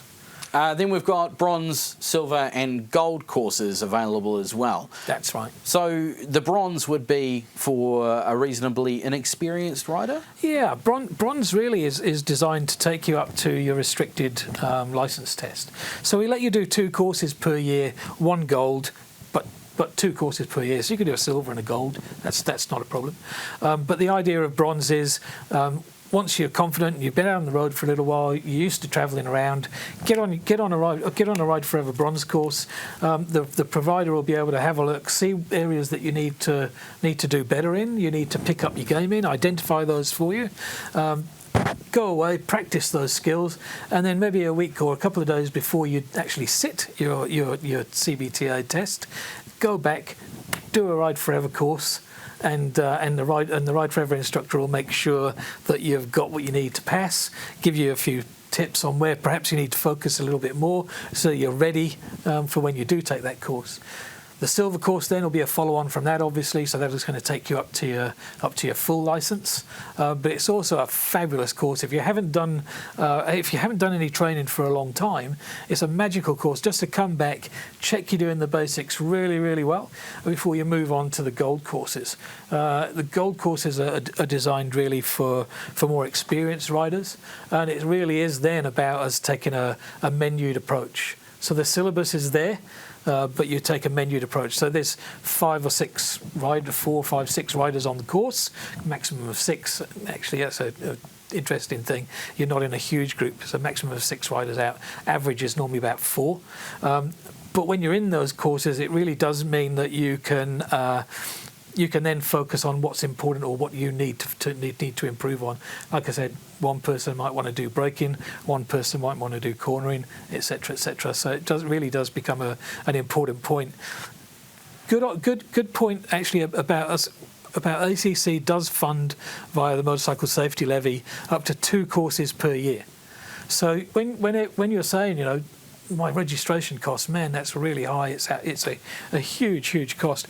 One of the things to look at there is ACC will invest directly back into your safety, your own personal safety. It costs ACC $249 per person to go on one of these courses. I wanted to touch on that because it's about $50. Some facilitators run promo deals where you can get on a course for free even. Yep. But the $50 cost, that's not indicative of what the course costs to do, is it? No, absolutely not. The $50 cost that you see is administration charge, which comes through from the providers and their booking system. ACC funds $250 per person. So as I say, you can actually get your registration cost all back directly investing into your safety. And that's because of the benefits that ACC sees up front. The other thing to consider as well, if you are an experienced rider and you've been riding for a little while, if you've held your licence for 2 years, we're now running the second cashback pilot. So previously that pilot meant that you had to have your full licence for 5 years. You do 2 courses, 2 Ride Forever courses, a silver and a gold, or 2 golds, and you went in to get your $200 cashback. What we're doing now is we've reassessed that. Great feedback from the community, and we've changed that around. So now what we've done is we've had another look. We thought about that feedback. Now you can get onto cashback by doing 1 gold course and holding your full license for 2 years. If that's you, then book yourself a gold course. Get on and put your cashback thing in via the Ride Forever website. Brilliant. Thanks, Dave. Questions flowing in thick and fast. So just before we do catch up with our trainer panel, you mentioned, and as questions come through, you said 27 times less likely. You mean 27% less likely? Yes, I do. 27% less likely to make an ACC claim. Apologies for that. No worries. All right, let's get our trainer panel up on the old Zoom there. Our trainer panel consists of some very, very well qualified people, and they're here to answer our questions. G'day, guys. How we doing? Hey, good, thanks. Links are all up and running. Great. On the panel today, we've got Dan Ornsby. G'day, Dan. Give us a wave. Hey, how are you? We've got Karen Bidwell. Hey, how you going? And we've got Duncan Seed. G'day, Duncan. G'day. Hey, hi, everyone. Right, so we've got a few questions coming through on the feeds, and if you want to get a question in for any of the people, including Dave here in the studio, just put a hashtag panel or hashtag Dave and then your question, and we'll get through them as quickly as we possibly can. If we don't get a chance to answer your questions here on the stream, we will make sure we answer them in text form. First question here is for our Ride Forever panel here. We might put this to Duncan to kick things off. Is there anything being planned to enable riders who are outside the system, perhaps due to financial hardship, to access training, etc., for licensing, loan bikes, that sort of thing? So when you're doing courses, do you have loan bikes? Do you have loaners? Do you have rental bikes people can use? Yes, we do, yeah. And I would probably say that all the trainers dotted around the country have all got access to a loan bike of some format or another. And some of them will be LAMS bikes, learner-approved bikes. Some of them will be full-powered bikes, depending on the level of course that the rider wants to attend. Awesome. Thanks, Duncan. Karen, we've got a question here from somebody who's done 4 gold courses in the last few years. They say it's a good refresher, but they want to learn something new. How can they get across that kind of barrier? So great that they've done the 4 gold courses, and with regards to looking for tailored detailed techniques that they may want to focus in on, is probably best just to get in touch with any one of the trainers and to have a talk about what it is that they're actually wanting to achieve, what they're wanting to actually pursue, and building that into a particular course so that we can encourage other riders that may want to focus on those same techniques and skills so that we can make a course that evolves around those particular needs. Awesome. Thanks, Karen. And we'll throw one at Dan as well because we can. G'day, Dan. How long have you been a trainer, just by the way, Dan? 2008 I gained my qualification. See, it's been a few years now. And what kind of, do you deal with riders of all skill levels? What is the more rewarding? Is there a more rewarding area for you as a trainer? Do you prefer to work with basic skills handling riders, or gold, or just the whole? Yeah, hey, there's nothing more rewarding than taking someone from having never ridden a bike through the whole process and seeing them come out the other side. Here's a question for the panel from Adwan on the YouTube feed. What are the main 3 things I should do when cornering? What are 3 absolute no-nos, and what should I be thinking about? Top 3 no-nos, or should we focus on the top 3 positives? Let's start with the positives. Yeah, most importantly, we want to be relaxed. So many people are fighting the bike and not working well with it. Keep that head up and keep an open view. That's 2. What's the 3rd one, guys? Probably adjust your speed before you get to the corner so that you can control the bike all the way through it, really.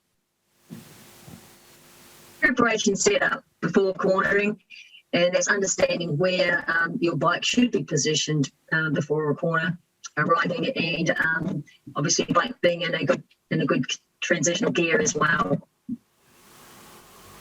So I guess top no-no is and keeping things simple. Where you look, you go. Keep your eyes on the prize. Yeah, you stop looking to where you don't want to go. You're going there regardless. Yeah, if you look down, you'll go down. Or if you look at a tree, you'll probably hit it. Ideally, not using your brakes, especially if you're a new rider, is making sure that you've done all your gear shifting preparation and braking on the straights prior to approaching the start of the bend.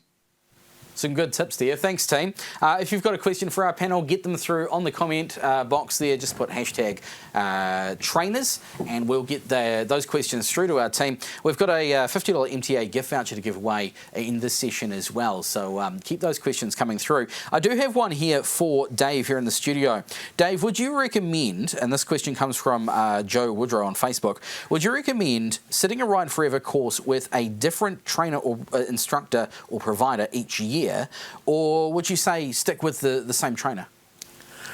That's a really good question. I think one of the things that we've noticed is we did it. So there was a bit. Sorry about that.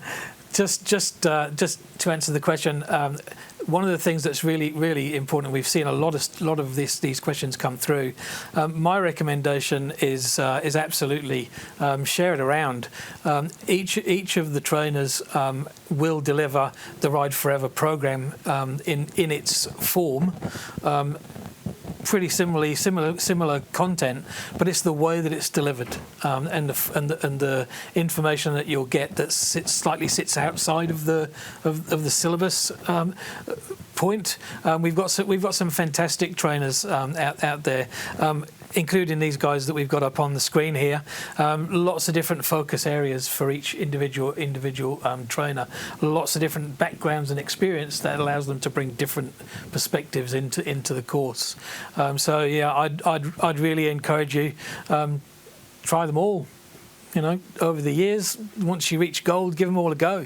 But I also think there's value in building a relationship.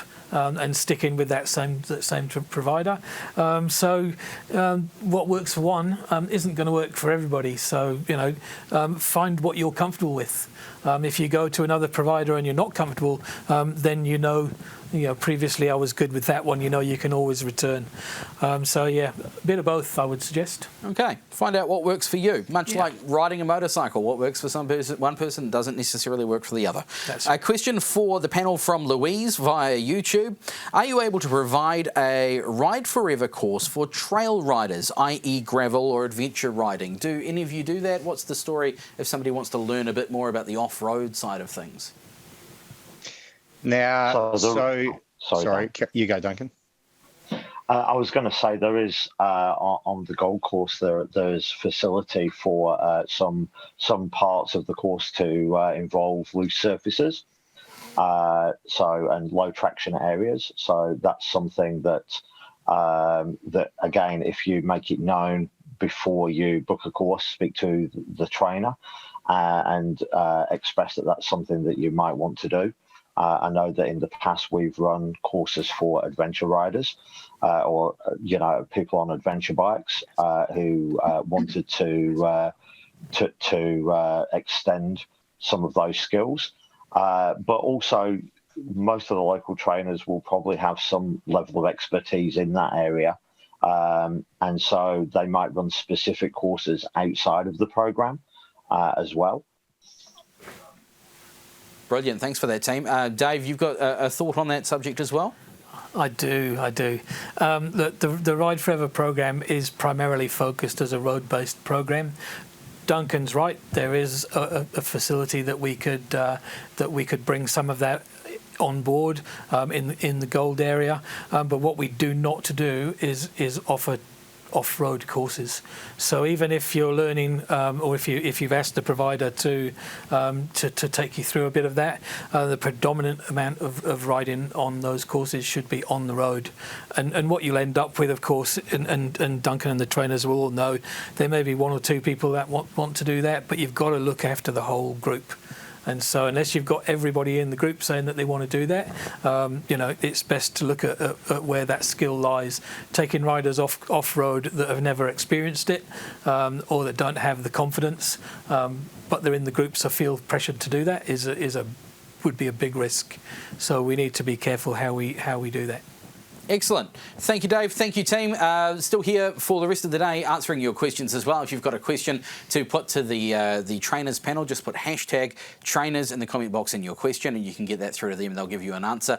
And Dave, you'll be rejoining the Q&A panel. So if you've got a question for Dave, put #Dave or #RideForever, #ACC, something like that, and we'll make sure that goes to Dave. Right, marching along. We've got a prize to give away. We've got a $50 MTA gift voucher for our trainers panel. So we'll get our trainers panel to work out what was their favourite question there, and we'll let you know who won that very shortly. We now need to cross to the UK and catch up with a man by the name of Kevin Williams, who's going to give us a bit of a presentation, and then we'll have your questions afterwards. If you'd like to put a question to Kevin, just put #Kevin in your question, and you'll be in the draw to win some cleaner, some shining bike shining gear, and a bike cleaner and that sort of stuff. So take it away, Kevin. Great to see you. Thanks for joining us. I'm Kevin Williams of Survival Skills Rider Training here in the UK. I'm an advanced rider coach. I work out of Northwest London, and I'm really pleased to be joining you for Shiny Side Up once again. Now, what I've been asked to talk about today is to give you some insights into two major riding problems: cornering errors on rural roads and what goes wrong at urban junctions. I'll try to explain why those crashes happen. I'll try to give you some insights into avoiding key errors, and I'll I'll finish up with some tips on how you can hone your machine control skills. And we'll just finish off with a quick overview of rider training in the UK, so you can directly compare notes on how it happens here and how you do it locally. You might get a bit of a shock. Now, motorcyclists don't like talking about safety. I know that. Riding's supposed to be fun. It's about pushing on a bit and challenging ourselves on a great stretch of road. Maybe it's about touring, seeing the world, maybe some mates, or perhaps we're out to save a bit of time and money on our way to college or work. But one thing I do know, the more we're scaring ourselves left, right, and centre, the less fun that riding becomes. And I've actually had mates give up biking because they've had too many crashes and near misses. Well, I'm still riding. My trips around New Zealand for Shiny Side Up in 2018 and 2019 were both on two wheels, and I thoroughly enjoyed the 7,000 kilometres of incident-free riding that I clocked up. But I have to confess, it wasn't always like that. Having left university years before I became a bike trainer, I spent many years as a motorcycle courier around London and the south of England. And you probably won't be surprised to hear that I had some crashes and I had a lot more near misses. So when I come to you to talk about crashing, I've usually been there, done that, and eaten the asphalt. So the spills and the frights were mostly in my early days of riding, I have to be honest, and they taught me to stay out of trouble. I had very few repeat crashes. Now, when I started looking at crash stats, and there turn out to be a good 50 years worth here in the UK, we see that riders crash overwhelmingly in just a few ways. And two of the most common crashes are on corners and at intersections. Now, nothing much has changed here in the UK, as I say, in 5 decades. And when I look to Europe, North America, and Australia and New Zealand, I still see riders having exactly the same accidents, and they are still the same accidents that our great grandparents had.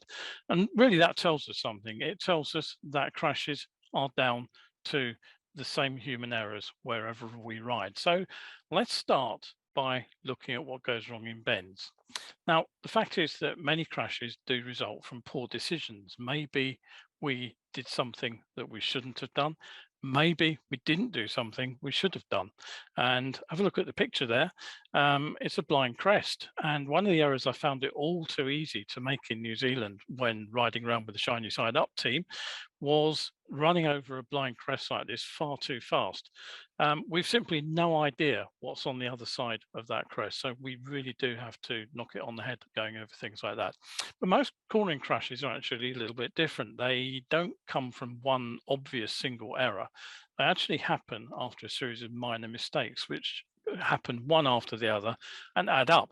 For example, we get to a bend arriving a bit quick, we arrive braking a bit late, we run in a bit offline, and we start going wide, and then before we know what's happened, we're into a ditch. Now, these mistakes aren't just predictable and avoidable, they're also correctable if we see what's happening in time to make those corrections and if we know what to do. So braking earlier and harder will get the speed off, for example, and steering more positively can get the bike back online. But if we don't make those adjustments, then it's progressively more difficult to get out of trouble.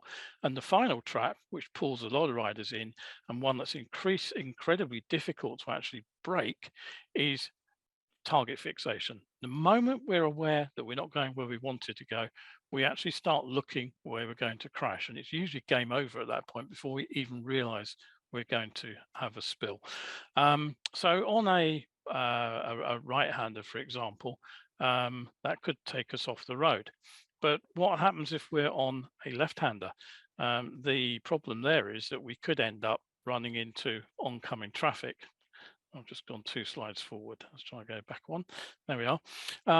So that's a classic setup for a cornering crash.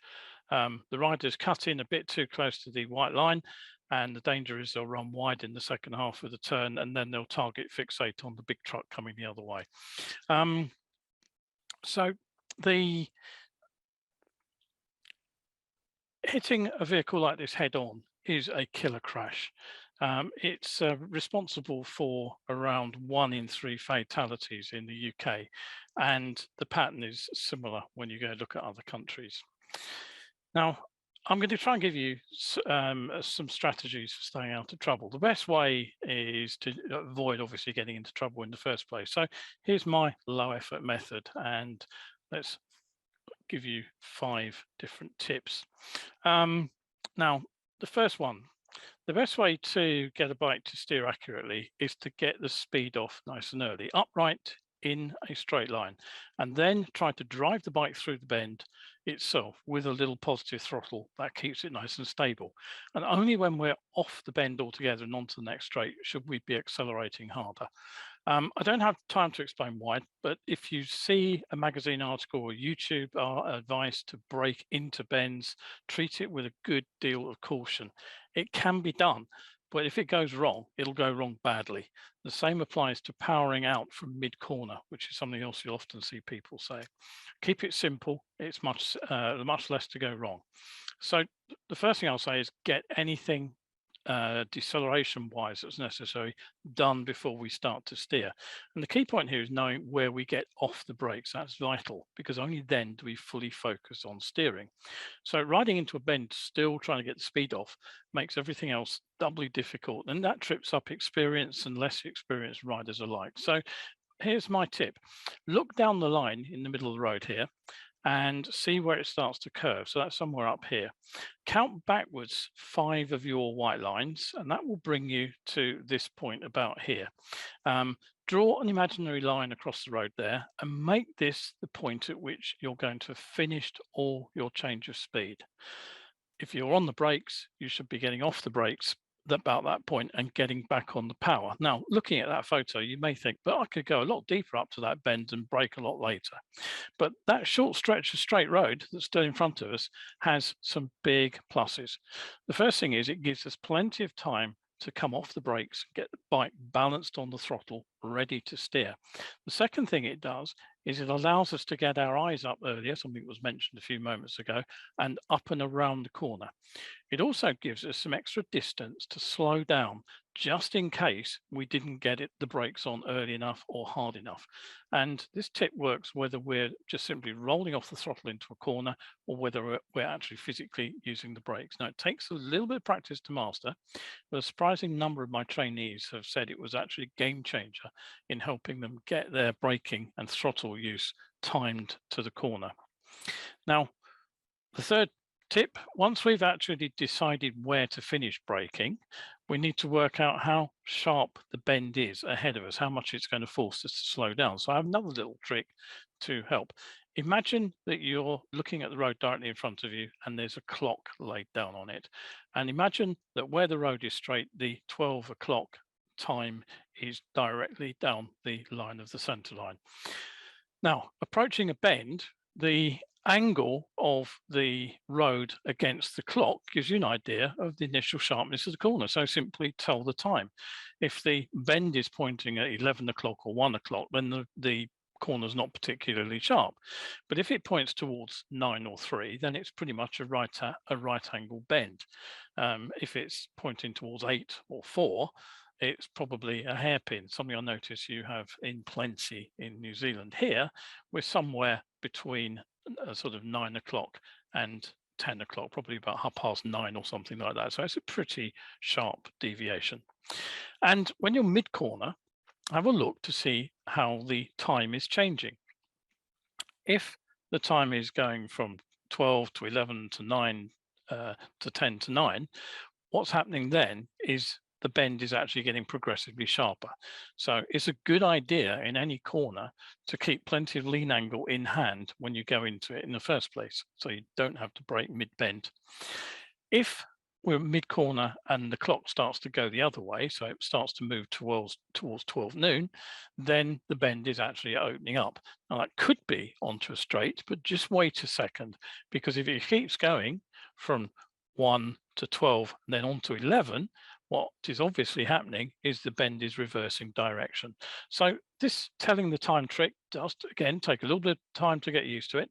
It's a good idea to, in fact, try this at a standstill, just to pull over to the side of the road and look at some bends, just like we're doing in the picture here.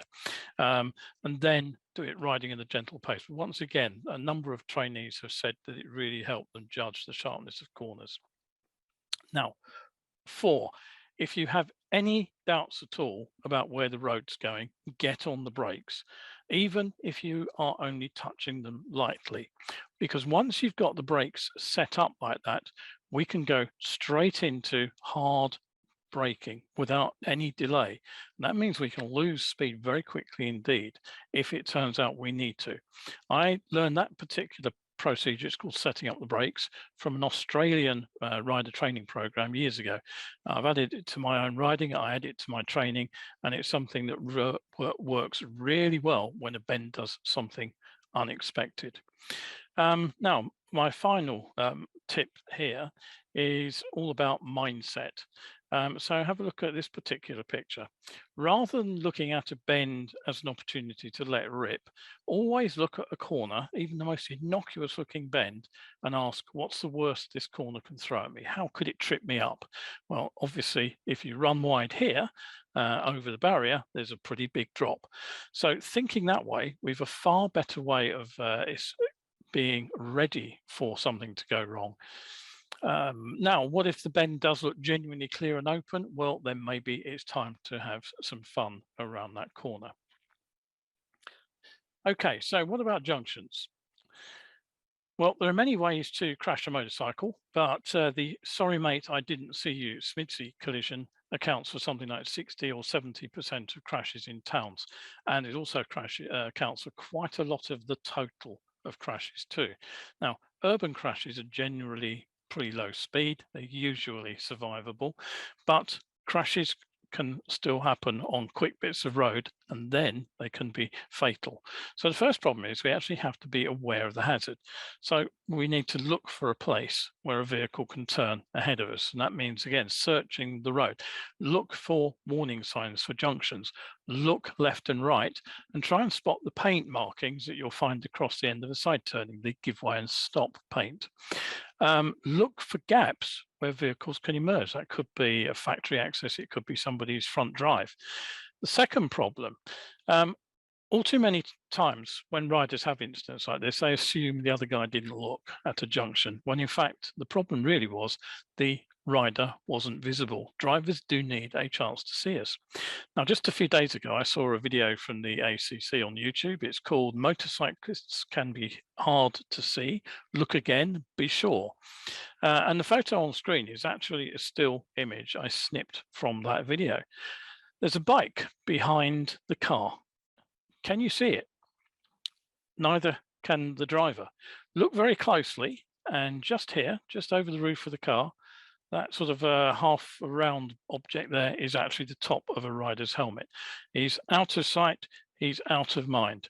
Now, the car is acting as a vision blocker, and think about all the other things that can block a driver's view. Pedestrians, walls, trees, buildings, even our best buddy on the bike in front of us. So plan ahead, think about where drivers can't see you. Have a look at that photo, that one's from the UK. How is the driver trying to pull out in front of the bus ever going to be aware of the motorcycle filtering down the middle of the road? The only one who can take responsibility for that collision is the rider. We must watch for that kind of issue. 1 in 5 junction collisions happen when the driver couldn't see the bike they got involved with. It's 1 in 5 of all junction collisions. So think about lines of sight. We can position where we can see a waiting car, but the driver needs to see us too. Don't follow too close, like the rider in the video, and ask yourself, where in the lane will the driver be able to see us from? So, third problem, when we're riding or driving, we all have to work out whether we have time to turn safely ahead of another vehicle, or whether we should choose to wait. That's known as gap acceptance. Now, here's the first bit of bad news. Compared with looking at a car or a van, drivers are far more likely to misjudge the speed of a motorcycle, and then they think they have more time to cross the rider's path than they really have. They believe they can make the turn safely. Now, this driver here could see me quite clearly coming down the road, and he started to move, and then he changed his mind at the last moment. This particular driver error, the C misjudged speed and distance mistake, actually causes about 1 in 3 of all crashes. So you've been seen, they just got the speed and distance wrong. And here's a second piece of bad news, which goes with the first one. We base our decision to pull out or turn across oncoming traffic by estimating the average speed of the vehicles that we're seeing. Now, the bad news is that motorcycles tend to accelerate rather quicker away from a stop, and motorcyclists also tend to ride just a bit faster than the traffic around them. Not by very much. And I'm not saying the rider is speeding, but bikes do tend to move just a little faster in the traffic stream. And the third bit of bad news, when cars do turn across our path from the opposite direction, so the other crash where the car would be coming the other way and it would turn into the side turning that you can see on screen, a scary number of riders simply don't react in time to get out of trouble. It's an unknown crash, and it catches many of us completely cold when it actually happens. Watch the video I mentioned, and you'll see exactly that crash played out on the video. And last bit of bad news for this section, the faster we're riding when things go wrong, the harder the impact will be. Even in an urban environment, a collision can be bad news. Despite helmets, despite protective kit, we don't actually survive impacts with cars much better than pedestrians. So speed is an issue, but the answer isn't simply to tell you to slow down. as an ex-courier myself, the last thing I want to do is slow down when I don't need to. So I'm not suggesting we all ride around like old grannies, but the trick is to understand why it is that speed confuses drivers and why slowing down in the right place is so important. The lesson I learned as a courier was that when a driver did make a mistake, if I had less speed to get rid of, I had a much better chance of staying out of hospital. But the question I've been asked is, how do I know if a car's going to turn or pull out in front of me? I just don't know, do I? And the answer is no, we don't. But we don't really need to. All we need to know is that it could happen and will happen sooner or later, and that we need to be prepared just in case. So from the rider's point of view, it's actually all very simple. All we have to do is go through a series of either or choices. Either we see the place a vehicle can pull out, or we don't. Either we see the vehicle that's about to pull out, or we don't. Either we anticipate that vehicle moving in front of us, or we don't. And then either we take effective evasive action, or we don't. So junction collisions are what I call two to tangle crashes. If the driver sets up the crash, there's no rule that says we actually have to ride into it to make it happen. Just because a car can turn across our path, it's not compulsory to collide with it. We can take responsibility here for our own safety. Now, moving on to some machine control exercises. These can really be important to hone our skills and help us stay sharp on the bike, particularly at the beginning of the riding season. You're just coming up to your autumn now. We're just starting our riding season, and a lot of riders will be rusty. So here's some of the things that I recommend that riders try before they get out there and do a lot of riding. The first thing I'd say is work on braking. Getting the bike stopped should always be the very first thing we practice. Start slow and gentle. Then when you've smoothed the first stops out, start building up the speed and building up the pressure on the brake. Remember, brake upright, and if the front wheel locks on a non-ABS bike, something a lot of riders worried about, you'll find you still got time to release and reapply the front brake. You can rescue that skid. And if you have got ABS and it triggers, simply ride it out all the way to the stop. Having the confidence to brake that hard with ABS takes away a lot of the problems that we'd face on the road. And the second thing I'd recommend that you do to get comfortable with lean angle, again, is my favorite exercise, a brisk figure of 8. Not a slow, tight as you can turn, but a nice open one. Use probably second gear and do it at 20 miles per hour plus. Start nice and wide and aim to build up lean angle. Work on steering accurately around those figure of 8s. And here's another, which is fun and useful to practice. Oops, I've just jumped on with a next picture, never mind. And that is quick steering. Get some old tennis balls, cut them in half, and then set out a slalom. Six or eight of these half balls is enough. Make about 6 long paces between them, and then start practicing steering through these half balls. So start nice and smooth and slow, and then gradually pick up the pace and make the steering inputs more positive, and we'll get the bike jinking left and right nice and rapidly. Now, it might sound weird, but you'll thank me when you need to swerve to avoid a bend that's tightening up unexpectedly, or a car that's just turned into your path. And don't forget the mental exercises too. Ride a bit more slowly than normal and use the extra time to get your eyes up and scanning. So look at the road in front of you, look down to the furthest point you can see, and then back again. That'll help you check out the road surface under your wheels. Scan from side to side, making a conscious effort to pick out the vision blockers and the surprise horizons. Vision blockers are anything we can't see through: another vehicle, a building, a line of trees planted as a windbreak, for example. The thing is, we can actually see what is blocking our view, even if we can't see what's behind it. But once we've seen the vision blocker, we can start searching to see if it hides a surprise horizon. And that is anywhere a vehicle could emerge in front of you. So that could be side turning, as I said, factory exits, or farm track, for example. Once you've seen a surprise horizon, expect that you may have to stop very suddenly indeed. Most of the really nasty shocks we have on the road actually come from places like this. So it's useful to be ready to take evasive action. Check for road signs too. They're almost always put up where somebody else has crashed, so there's no excuse for repeating their error. Be particularly alert to junction and bend warning signs, but the chevrons that are put up on sharp bends will tell you where the most awkward part of the corner actually is. And last thing, I've been asked to explain how easy and cheap it is to get a motorcycle license, to get mobile on two wheels in the UK. And no, it really isn't cheap, and it really isn't easy either. It's a long, intensive and expensive process. So here's how you do it. First, you get a provisional license, and then you take something called compulsory basic training, CBT. So slightly different to your CBT. And you have to do that before you ride on the road. That's why it's compulsory. Now, typically CBT will cost you a day of your time and probably £125 out of your wallet. That allows you to ride a moped if you are 16, and a motorcycle or a scooter up to 125 cc's on L plates if you are 17 or over.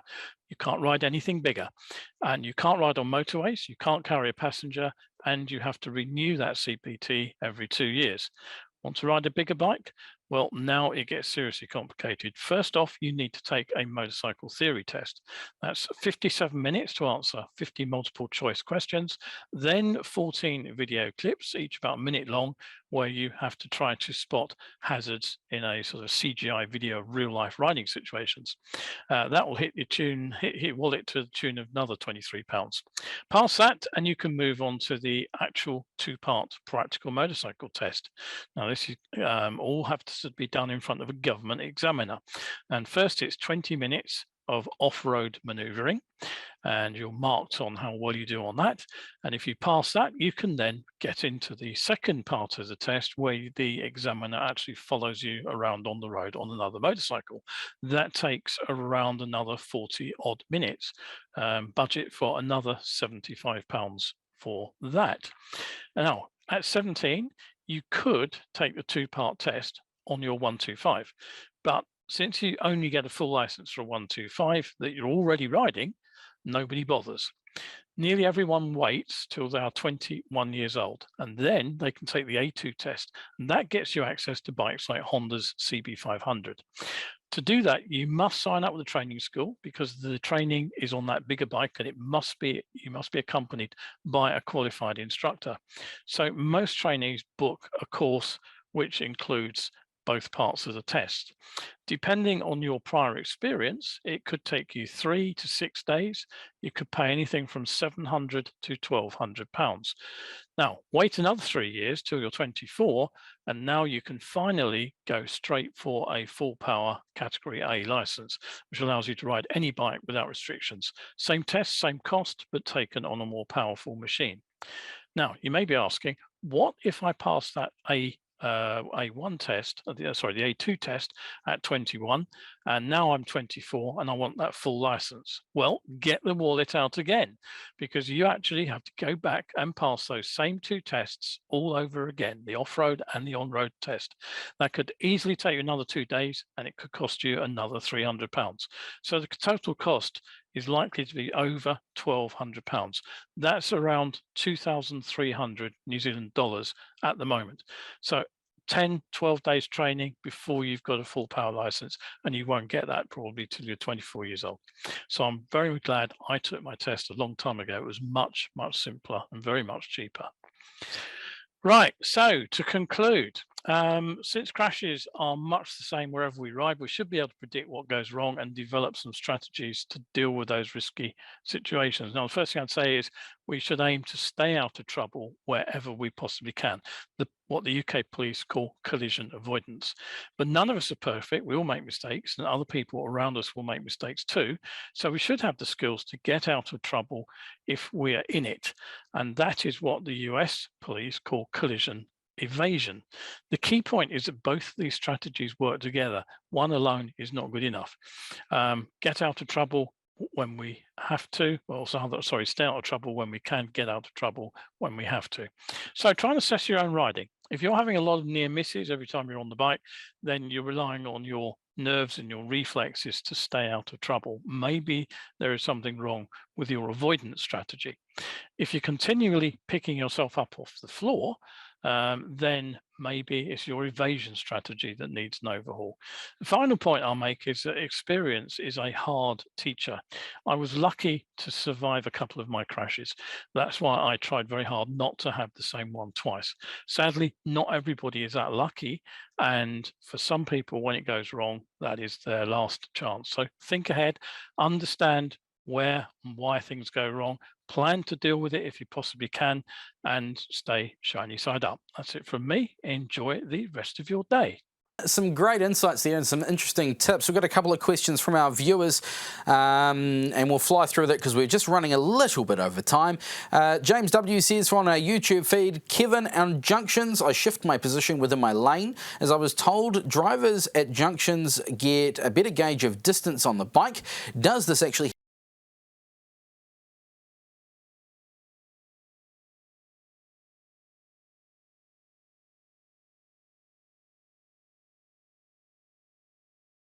whatever is moving? When we're coming straight towards the junction, there's no lateral movement. There's nothing to attract attention. As soon as we feed in some movement across the lane, we're far more likely to be spotted. Brilliant. Thanks, Kevin. And one more question from Facebook. Liam Hollyoak says, I always avoid slow speed stuff when I can. What are some good slow speed things to practice? Well, the figure of 8 is always a good one. Again, start fast and slow and pull the speed down and make the figure of 8s tighter. There's also a technique called counterweighting, which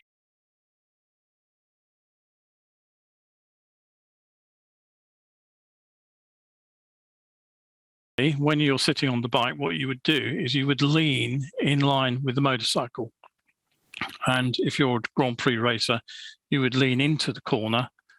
But when you're going slowly on a motorcycle, the best thing to do is the opposite. You tip the bike in, but you keep your body upright. What you'll find is it makes the bike lean over more at the same speed. And then because it's leaning over more, it goes around a tighter corner. That's a really useful way of keeping your balance on tight corners, because it just allows the bike to go just that little bit quicker. Awesome. Kevin Williams from the UK. Hey, thank you very much for joining us for Shiny Side Up. You're welcome. All right, and we have a prize to give away for one of our question or commenters with Kevin's session there. We'll get to that very shortly, but I do need to wind back. We talked to our trainers about 10 or 15, 20 minutes ago, and the winner of the trainer prize pack was Liam Hollyoak. So congratulations, Liam.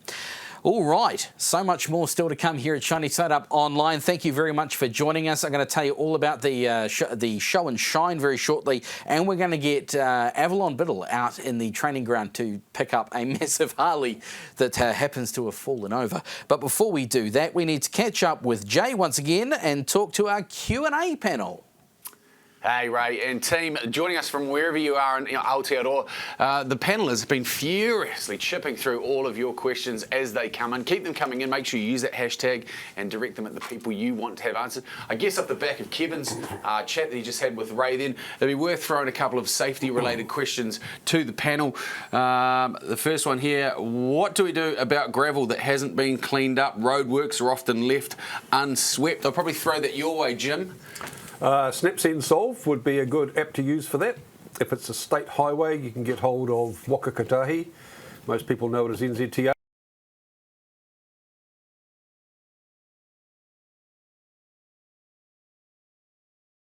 App to use. So that you download any of your app stores on your Snap. Send Solve. Snap, Send, Solve. Great answer that. Am, a question for you. When it comes to getting your first piece of riding kit, where should you invest for new riders that are getting into the pastime, what we call riding motorcycles? Best place to probably start would be your Loader Motorcycle store. So wherever you've gotten your bike, generally they're going to have a range of gear available for you to view and browse. If you're in Auckland, Motormail is dedicated to gear only and probably somewhere that I'd really check out, and they've got got the widest range of females riding gear as well. Boyd's down in Hamilton as well is another really good one-stop shop.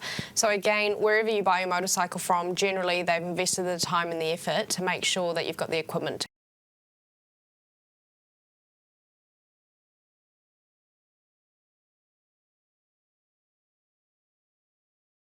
He's getting there. He's been blocked out. I've been logged out. Is there anything in the pipeline for car driver training similar to Ride Forever? And do you agree that there'd be less accidents if drivers were offered more training in regard to other road users? Interesting. I don't think there's anything that I'm aware of that's going to be similar to Ride Forever. I think the cost of putting something like that in for the number of car drivers would be immense. However, that's not to say that something can't happen in the future, but it's not something that we're looking at right now. We do have a couple of programs though that are focused at young drivers who are looking to get their license. So another NZTA, Waikatai and ACC program, shared program, is Drive, which is aimed at young drivers and supports you through your license journey. And again, we can start to look at that and see there's some fantastic things there. Great videos to teach you not only how to do it, but to coach you along the way. Yeah, definitely have a look at Drive for if you're a young driver learning the way. I think for a learner, it's definitely the way to go. Sergeant Souter, a question for you. You've come across a number of accident scenes.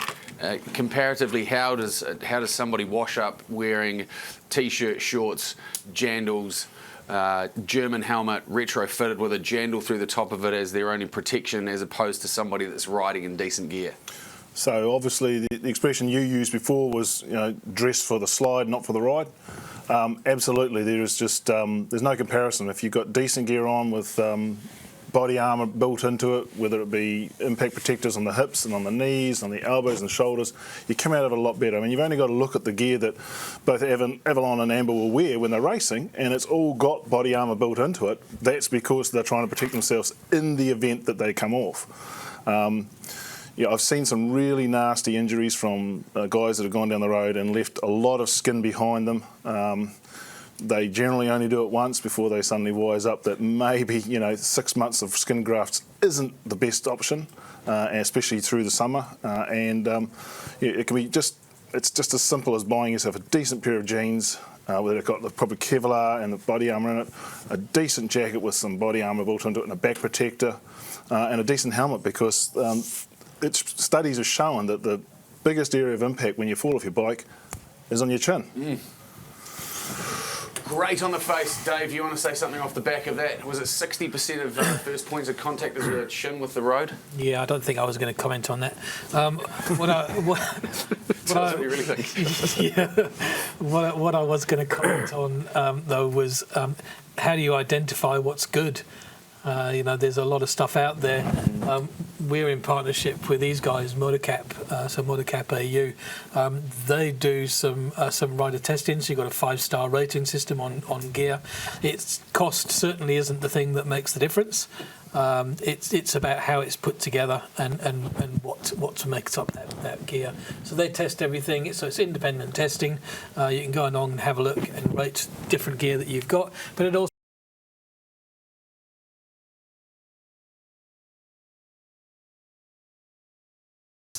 So open up another little tab there, punch in motocap.com.au. We're going to take a short 5-minute break and we'll be back with you.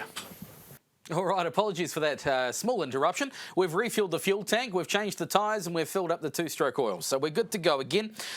Very shortly, we're going to catch up with Dr. Chris Hurren from Australia, from Deakin University, talking about the gear we wear and how they test it.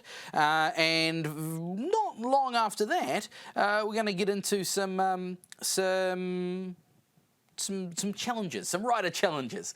But we do need to, right now, go and catch up with Jay and Avalon out in the testing grounds and see what's cracking. We're down here in the car park, and what you can see in front of me, ladies and gents, is a common sight for some motorcyclists. The bike's gone down. How do we safely pick this up without blowing ourselves to smithereens? A Harley Davidson is the best part of 300 to 400 kilos. I could probably have a crack at it myself, but we figured since we have the brute strength of Avalon here on hand, we can get her in to show you how it can be done and the tips and the tricks that you need to look out for so that you can do it successfully. Gas, what are we looking for first when it comes to picking up a bike that's been binned? Yes, unfortunately, common sight for many of us. Has this happened to you? Because this has definitely happened to me. So as a result of that, I just I tried to lift it up, brute strength it, and almost tore all the muscles out of my back. Yeah, not fun, eh? Not fun, no. So the first thing to check, which is what I don't have on a race bike, but on every road bike, is a side stand. So you want to check that that's out, because a common thing is to actually have adrenaline and to throw the bike over. So make sure that that side stand is out in case you do happen to pull the bike up too far. And the other thing to look for is fluids coming out of the bike. If there are any fluids, oil, petrol, water, just leave it and call for help. Best not to deal with a hot motorcycle and leaking fluids. What about, do I want it to be in neutral? Should I kick it into gear? Pop it into gear. Yep. Yeah, we always know that popping it into gear stops the bike moving backwards and forwards. So always a safe option, and obviously check that the ignition's off is another great place to start. And when it comes to lifting it up, am I going from this side here and just going to absolutely give it the beans, or what is the technique that you employ when it comes to righting a wronged motorcycle? We go onto this side of the bike and we face away from it. Should we do it? And when you say we, you mean shall you do it 100%? Okay, well, I'll give it a go. Another top tip is if you don't feel confident doing it yourself or you struggle, you can call a friend for help. So I'll give it a go. And I believe in you. I don't want to hear you talk. I can do it myself. You're talking yourself out of it. What are we doing? In terms of the technique, what are we doing? What are we grabbing hold of? You want to grab hold of anything that's solid and sturdy, obviously not going to move. The handlebar is a good option, but pull it in so that it's sort of tucked in against the bike. This bike here has a rail down here as well, so I think that's probably the best thing to use. And I know that this is, in conjunction with ACC, and I'm giving it a Do you want to give it just all back, or do you want to use those leg muscles? I'm going to use those legs. It's like 300 kilos, so okay. So give it a go. 100%.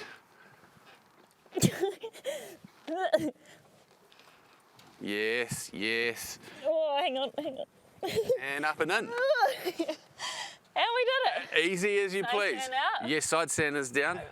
The friend was there to help in the end. It was impressive. That was hard work on my legs. Impressive to watch. That is you probably couldn't get much of a bigger bike. So to see yourself at 25 kilos dripping wet to move a 300, 400 kilo motorcycle is impressive. So just to go through those tips again, first things first, kickstand out so that we don't go and flip it. Put the bike into gear so that it's not going to roll off on us once we get it up.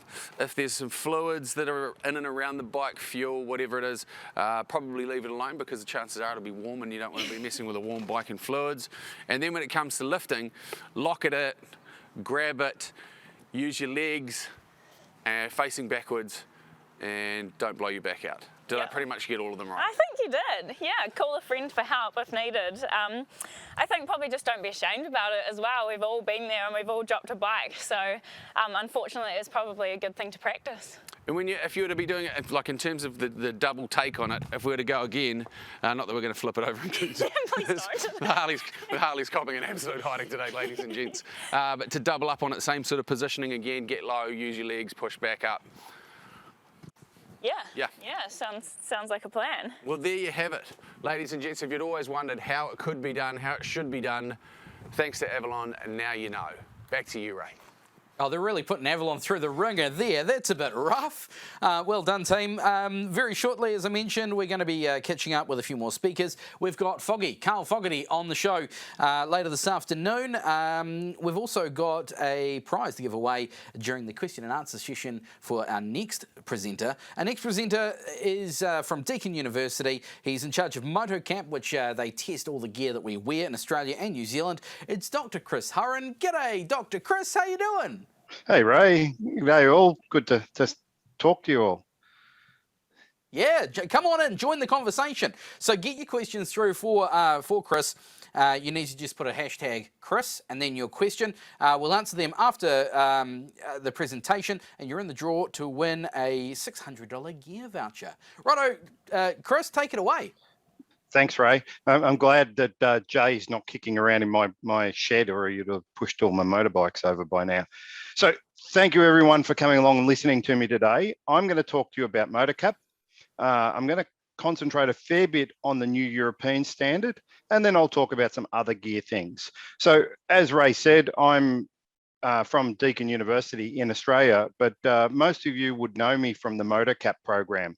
For those of you who don't know MotorCap, MotorCap is a program for buying and testing motorcycle clothing and also helmets. Now, I'm the person who looks after all the clothing. Our helmet is handled by another group, and it's only just been incorporated into MotorCap. So I can talk a lot about jackets, pants and gloves, not quite as much about helmets. So if you throw me a curly one, I can get into trouble. So MotorCap is a system for testing the clothing that you would buy when you walk into a store. So what we do is we buy clothing in New Zealand and Australia, we bring it back, we test it, and we put all the results free online for anyone in the world to look at. Now, the reason that MotorCap is unique is we're buying the gear that you would buy when you walk into a store. We're not testing gear that's supplied by manufacturers. They have no idea what we're going to test or when we're going to test it until we put the ratings up for them to see. So it is a rating system that can be relied on because of our independence. So as I mentioned, helmets are now a new addition to MotorCap, and these are managed by Crash, which are based in New South Wales. Like MotorCap, they buy a certain number of helmets a year, they test them and they put the results all free up online. What they used to have was a separate website. We found it was much more sensible for it all to be in the one location, and that's why MotorCap now has helmets. If you're looking to engage with MotorCap, there's a couple of different levels. So level number one is just looking at the protection stars and the breathability stars.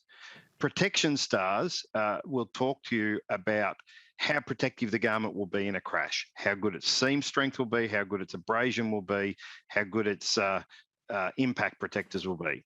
Breathability is a measure of how comfortable it will be to wear on a hot day. So breathability is important even on non-hot days, because if a garment's not that breathable, it's not that comfortable.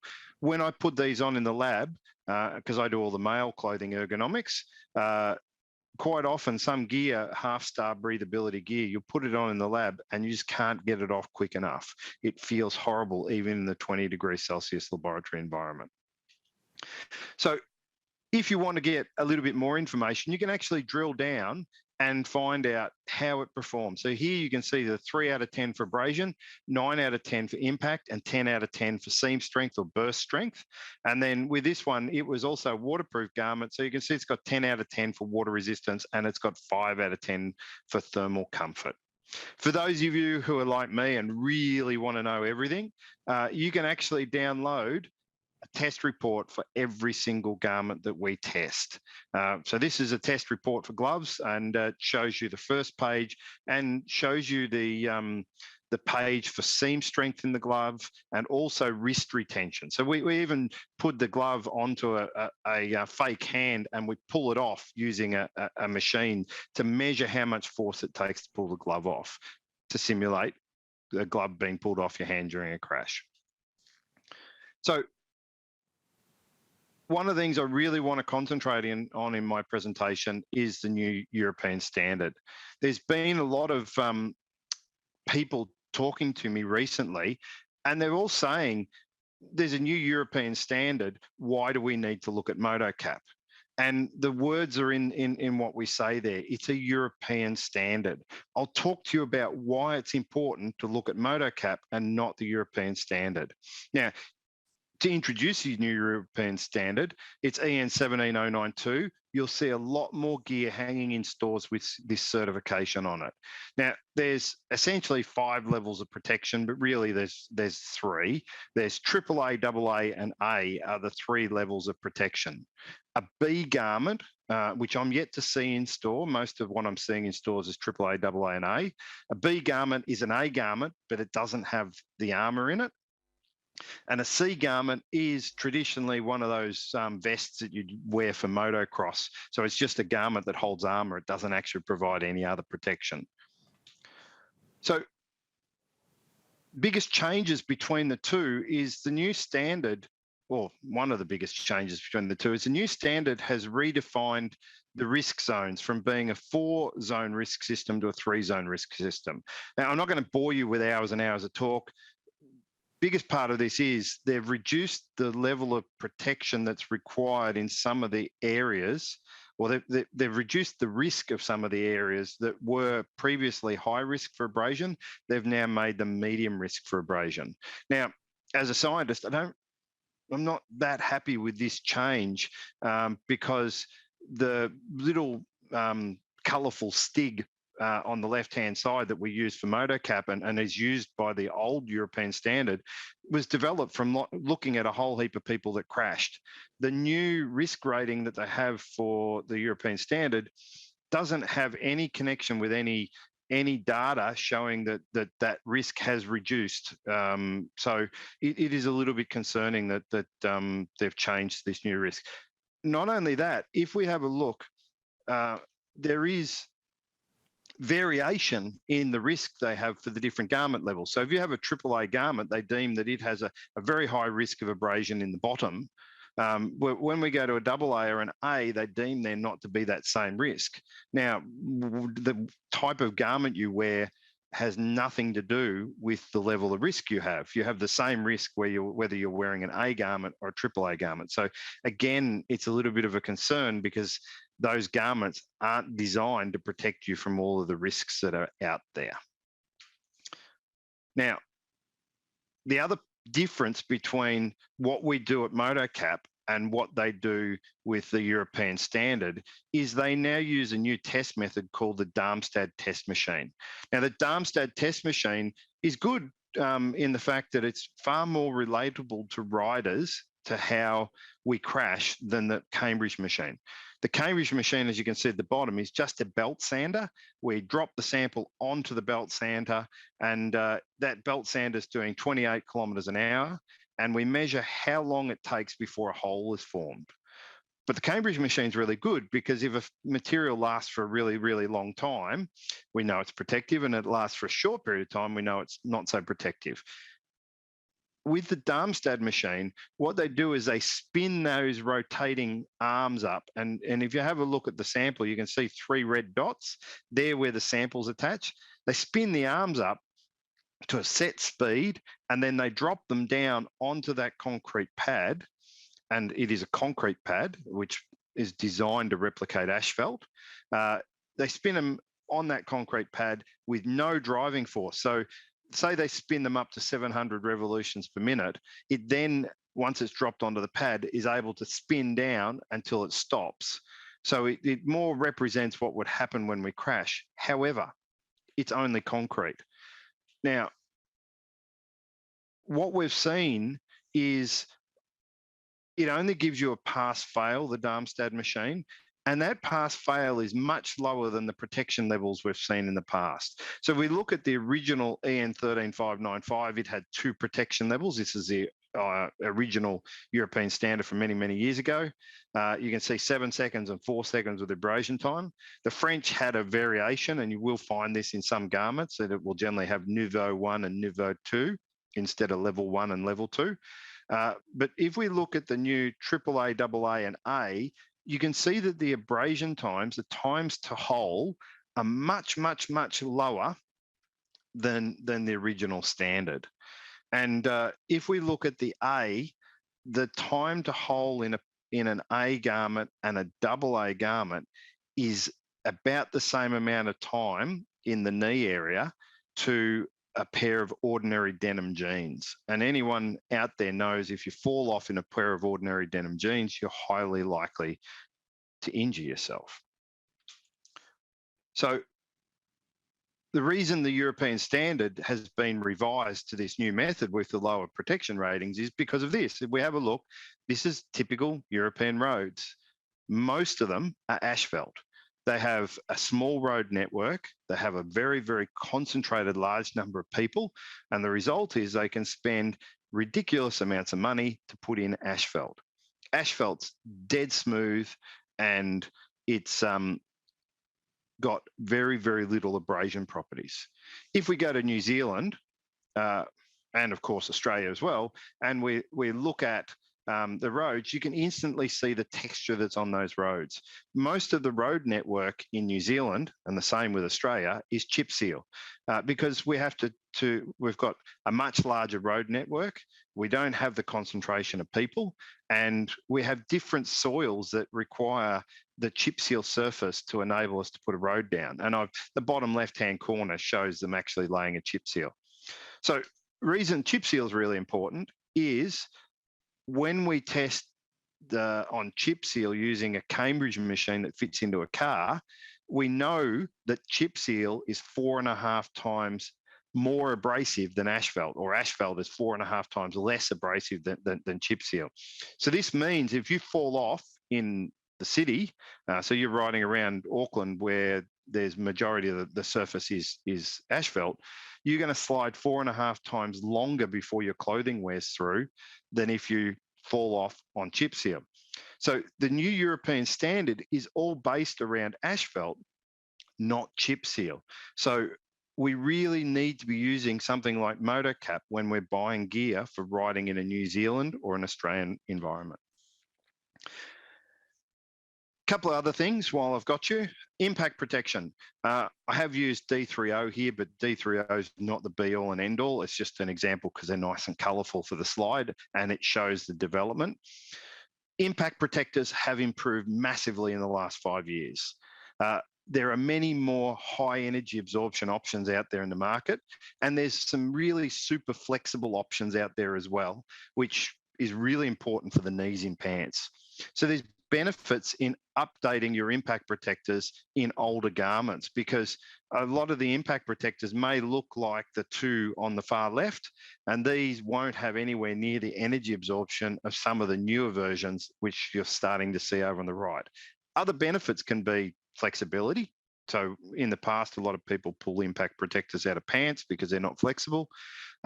You can get super flexible impact protectors, and I've got the D3O Ghost as an example there, which is a second from the right. It's super flexible. You can have that in a pair of pants and you wouldn't even know it's there. So there can be super flexibility, but the other thing is they're a lot more breathable. If you look at the air holes in all of the impact protectors on the right, you can see that there's a lot more ability for air to flow through them. So take-home message for this is if you've got that favourite jacket that you've been wearing for the last 5 to 10 years, take it down to the store, buy some new impact protectors for it, and significantly improve its protection. Casual gear. So one of the mantras that I have is if you're out riding around town, 2 stars or better if you're of protection with MotoCap. If you're out riding in the countryside, 3 stars or better for MotoCap. When we go to 2 stars or better, there's a lot of casual gear that's available in the market. And I've always said to people, you're much better to be riding in any gear than no gear. So if you're one that doesn't really like to wear the really stringent jackets and pants that typically riders wear, go and have a look at the casual gear. There's many, many options out there, and make sure you check out the MotoCap website first so that you can get the better ones. Biggest changes coming in the near future. Hopefully, now that we have helmets, jackets, pants and gloves on the MotoCap website, hopefully in the near future, footwear may be added. And just to give you an idea, if we look at the market, most of the footwear is the low class of boot. So it goes just above the ankle. There's a moderate amount of medium and a moderate amount of high shoes out there. Interestingly, there's very, very few like the top right-hand corner, which is good because we really need ankle protection when we're riding a motorcycle.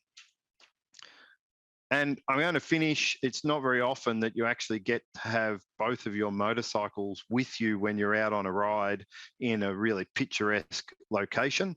And it's fortunate I was riding with a mate not that long ago. He doesn't have his own motorbike, so I was able to provide one for him. And here's a photo overlooking Lake Eildon in Victoria of 2 of my motorcycles. I do have more than this, much to my wife's disgust. But here's 2 of them, a GB400 and an XSR 700. As you'll tell, I like cafe racer style bikes, and I like small capacity cafe racer style bikes because I love to be able to flick them around, and I like the little lightweight feeling of them. So that's it. I'll hand over back to Ray in the studio. Deakin University, thank you very much for that presentation. Just incidentally, you've got an XSR 700. Isn't it great to see what Yamaha have done with that CP2 engine? They've put in pretty much everything. Oh, it's a phenomenal bike. I really, in saying that, my son just got a CBR 500R, and I must admit that I'm coveting his fairings, which is interesting. But I look at my bike as being like Jeremy Clarkson, and his as being Jensen Button. It's far more refined than what my XSR is. Oh, you're the connoisseur, you are. Hey, we've got a prize to give away to one of our question or commenters. If you've got a question or comment to put to Dr. Chris Hurren, get it through right now. Just put the hashtag Chris, and you put your question or your comment in there. We'll put it through to him now. Dr. Chris, we've got a question here. What should women be looking at in riding gear? Are their needs different to the ladies?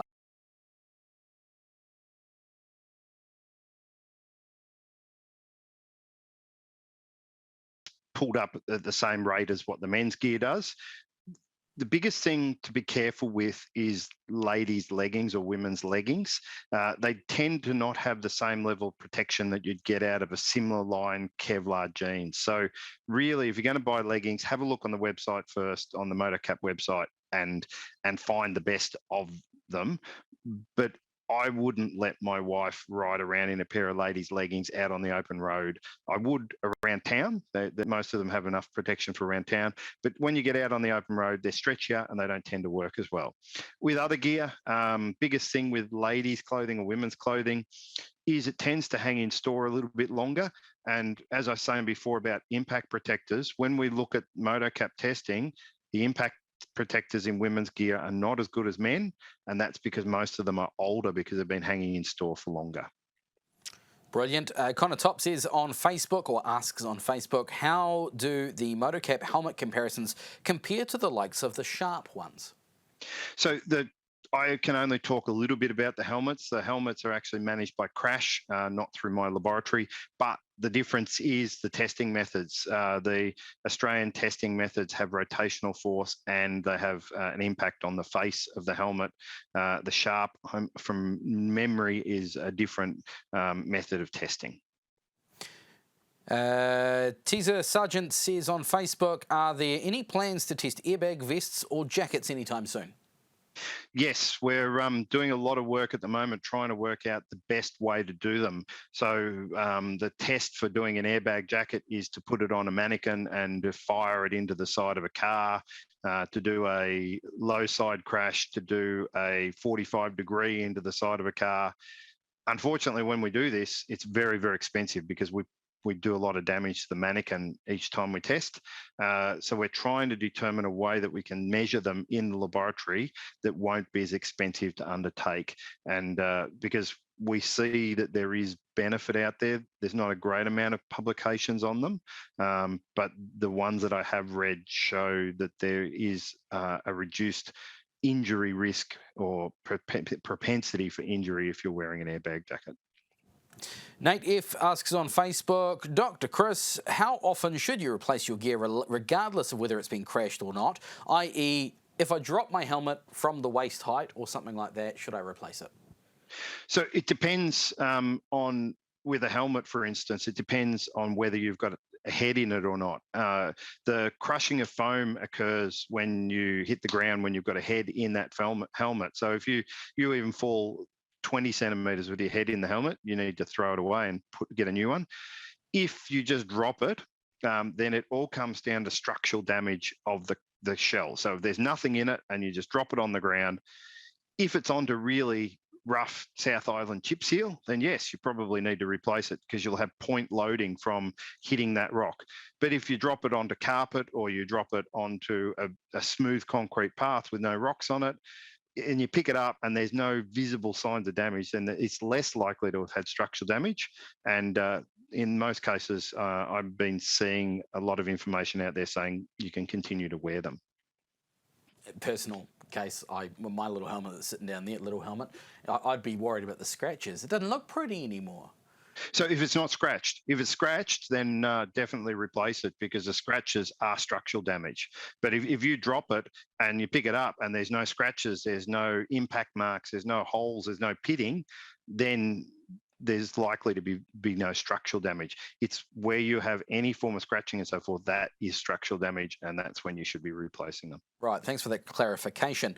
Similar vein, Emma McIntosh is asking about timelines to replace your helmet. Is 5 years still a good timeline? Do different manufacturers recommend different things? What's the story there? If so it's really damaged, I should say. It's really hard to talk about when to replace a helmet. So if you look at myself, I commute most days per week on the XSR, and my helmets wear out between 2 to 3 years. I've got a Bell helmet that I actually purchased just before I come across the Shiny Side Up in 2020, and I'm looking at the chin strap on that going, oh, it's starting to get to the level of damage on that chin strap that I think I'm going to buy myself a new helmet. There's nothing wrong with the outer shell.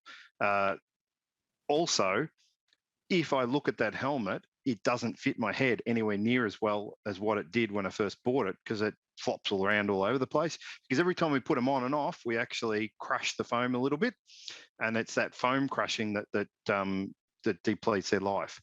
If you're an infrequent rider and you ride once a month or once every 6 months, and the helmet's stored in good, dry, clean conditions, there's no reason why they can't go beyond that 5-year lifespan.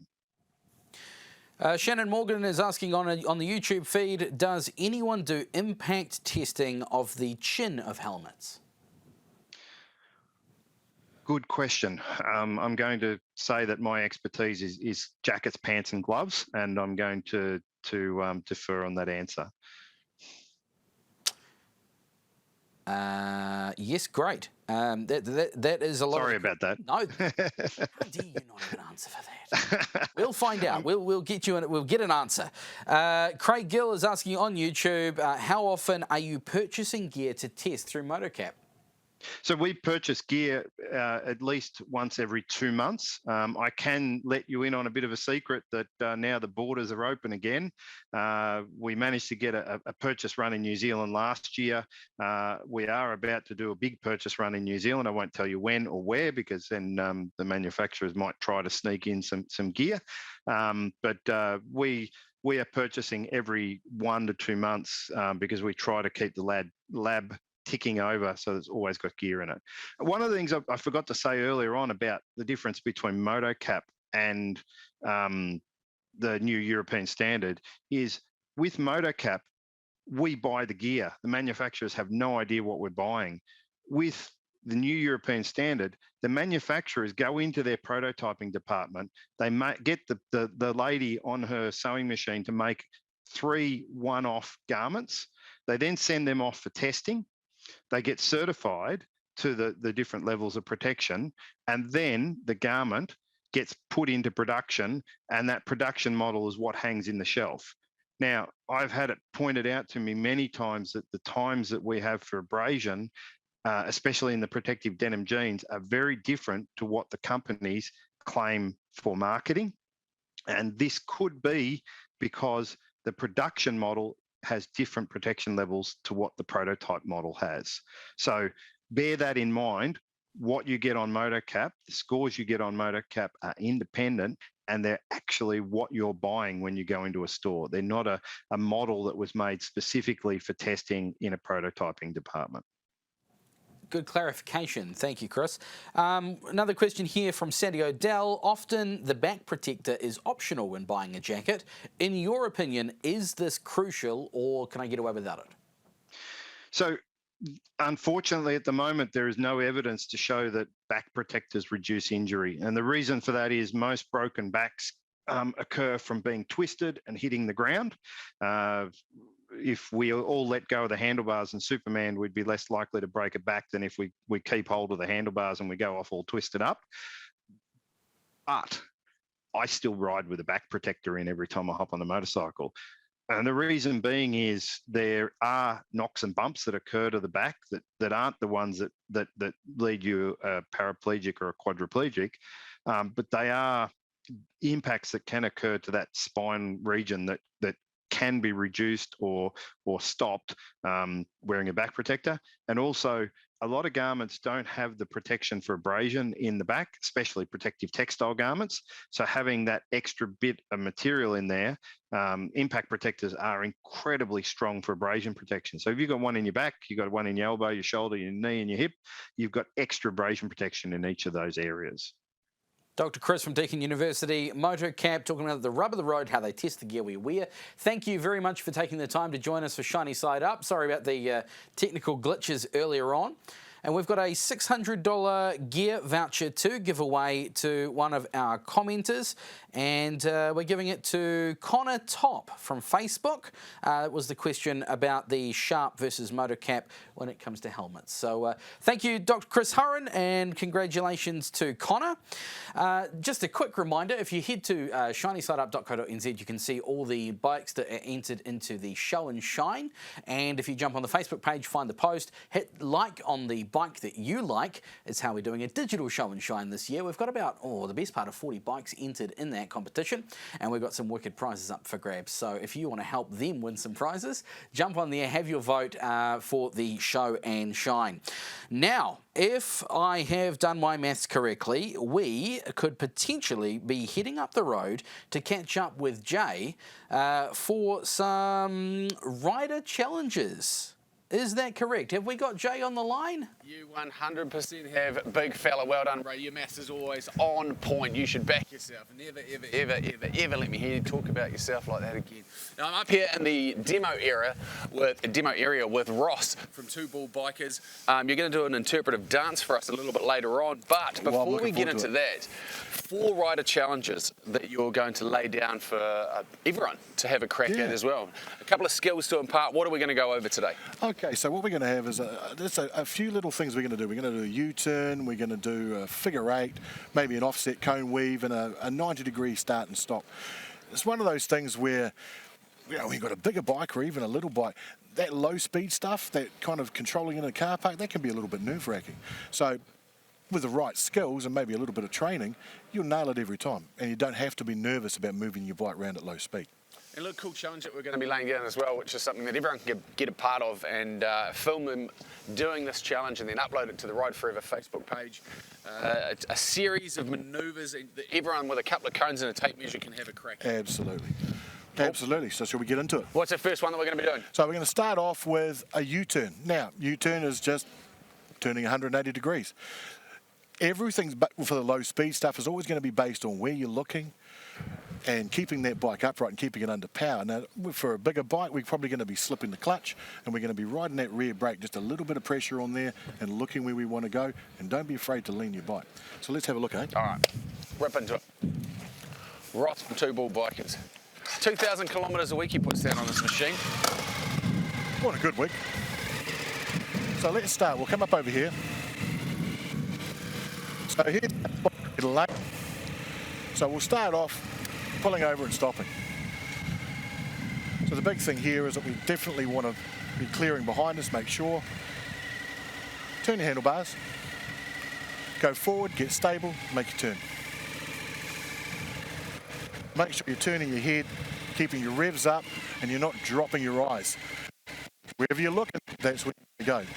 And once you're comfortable doing the U-turn, well, then we can move it up and make it a fix. So we turn to the right, come around, flip your head round, and turn to the left. And you don't need to go fast. You want to keep a little bit of forward momentum. Fast walking, slow jogging kind of pace, that's what you're looking for. And you see the bike, big heavy bike like this is 230 kilograms. And I'm not a lightweight, and it's easy.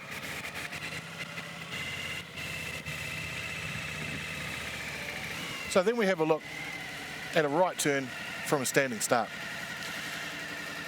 So when we want to turn the bike from a standing start, we kind of want to set it up so the bike's ready to go at the outset. So if I'm turning right, I'm going to get that right foot down, left foot up. Handlebars already turned. Have a look both ways. You'll make sure you're not going to run into anyone. Turn your head, and then commit to the turn. So you look where you want to go, and away you go. Piece of cake. Same thing, turning left. So come up, turning left. It's going to be a left foot down. I like left hands. I don't know. Left-hand turns are always easier for me. Turn and keep going and come all the way back again.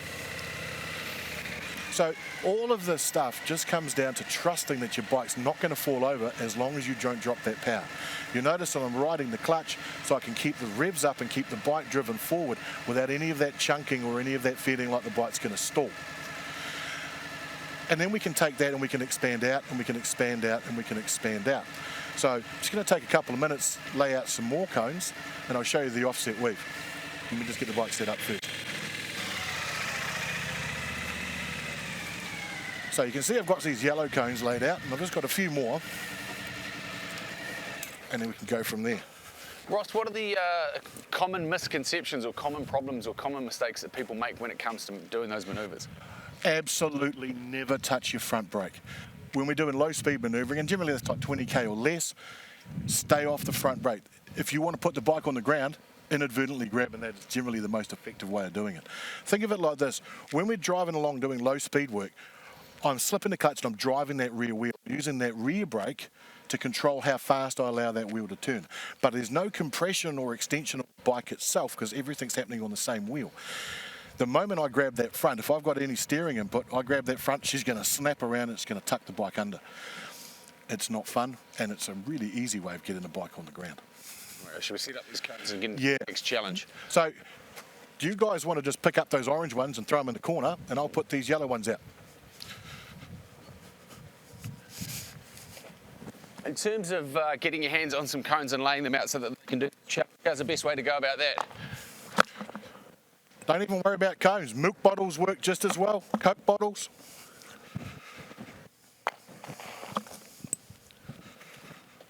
Can you come back into here more, not over there? Do you want this one gone as well, Ross? Yeah.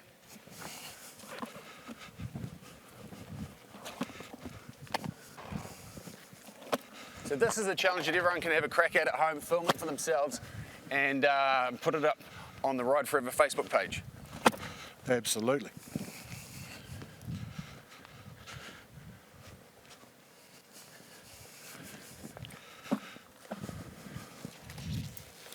So what is the course? How do we set it up? So this is what we call an offset weave. So what I've got is I've set up a number of gates, and you can see those with the little yellow kicker cones. Now, it's a right turn. Now, there is 9 metres between adjacent gates, so 9 metres to that one. And then at 4.5 metres, I've got the gate on the other side, and that's 4.5 metres along. So it's like 4.5, 4.5, 4.5 if we stack it down. Now, the big thing about this one is it's where you place yourself. You don't want to be trying to aim for the cone. We're not going to go straight. We're going to go big arcs all the way around. So it's different to what we were doing on the U-turn. We're just taking one and feeding to the next, feeding to the next, feeding to the next. And tips for young players? Keep your eyes up. Once you've identified where you want to go, stop looking at that gate, start looking at the next one. Get your eyes around and look at what's coming. Show us how it's done. Let's have, well, I'll do my best. Put the side stand up.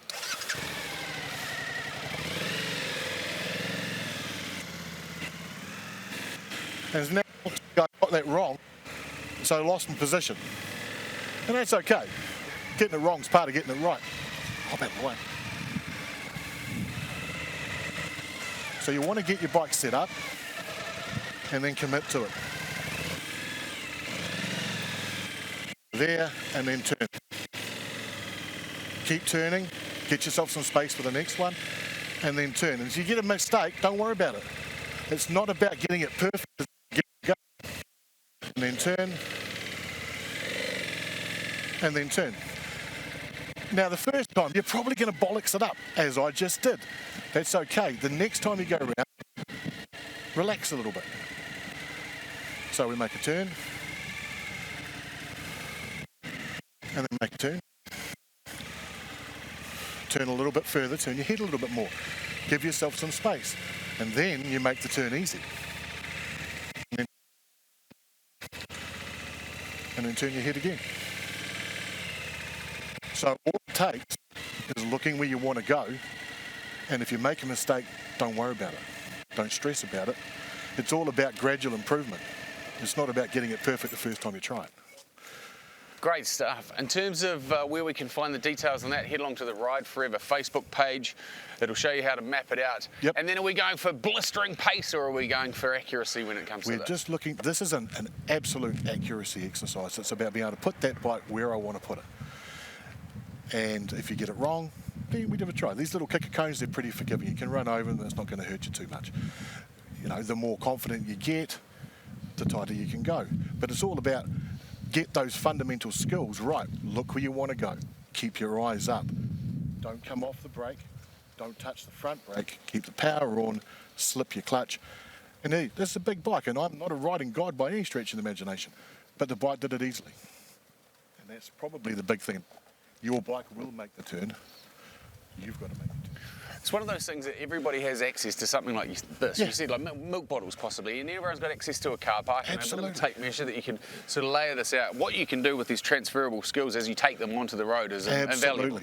So this translates really well to moving through columns of stationary traffic, through, you know, moving around car parks when the cars have blocked you in. There's all sorts of things. You don't even need milk bottles. Most car parks are 2.5 metres wide. So you get some pavement chalk and you can just draw a circle and you can do anything you like, or just go and play in a car park. Don't let fear of what's going to happen put you off. I mean, you might drop your bike, you might not. I guarantee if you start easy and you wait for the skills to build and then try it, you're not going to drop your bike. There's mini gymkhana stuff as well that a lot of people are doing, which is great fun. This could be a little introductory. This could be a little taster that you're looking for to get into, Absolutely. well, what we call motorsport. Yeah, so the Moto Gymkhana stuff, very similar to all of this, but they're trying to do it as quick as they can.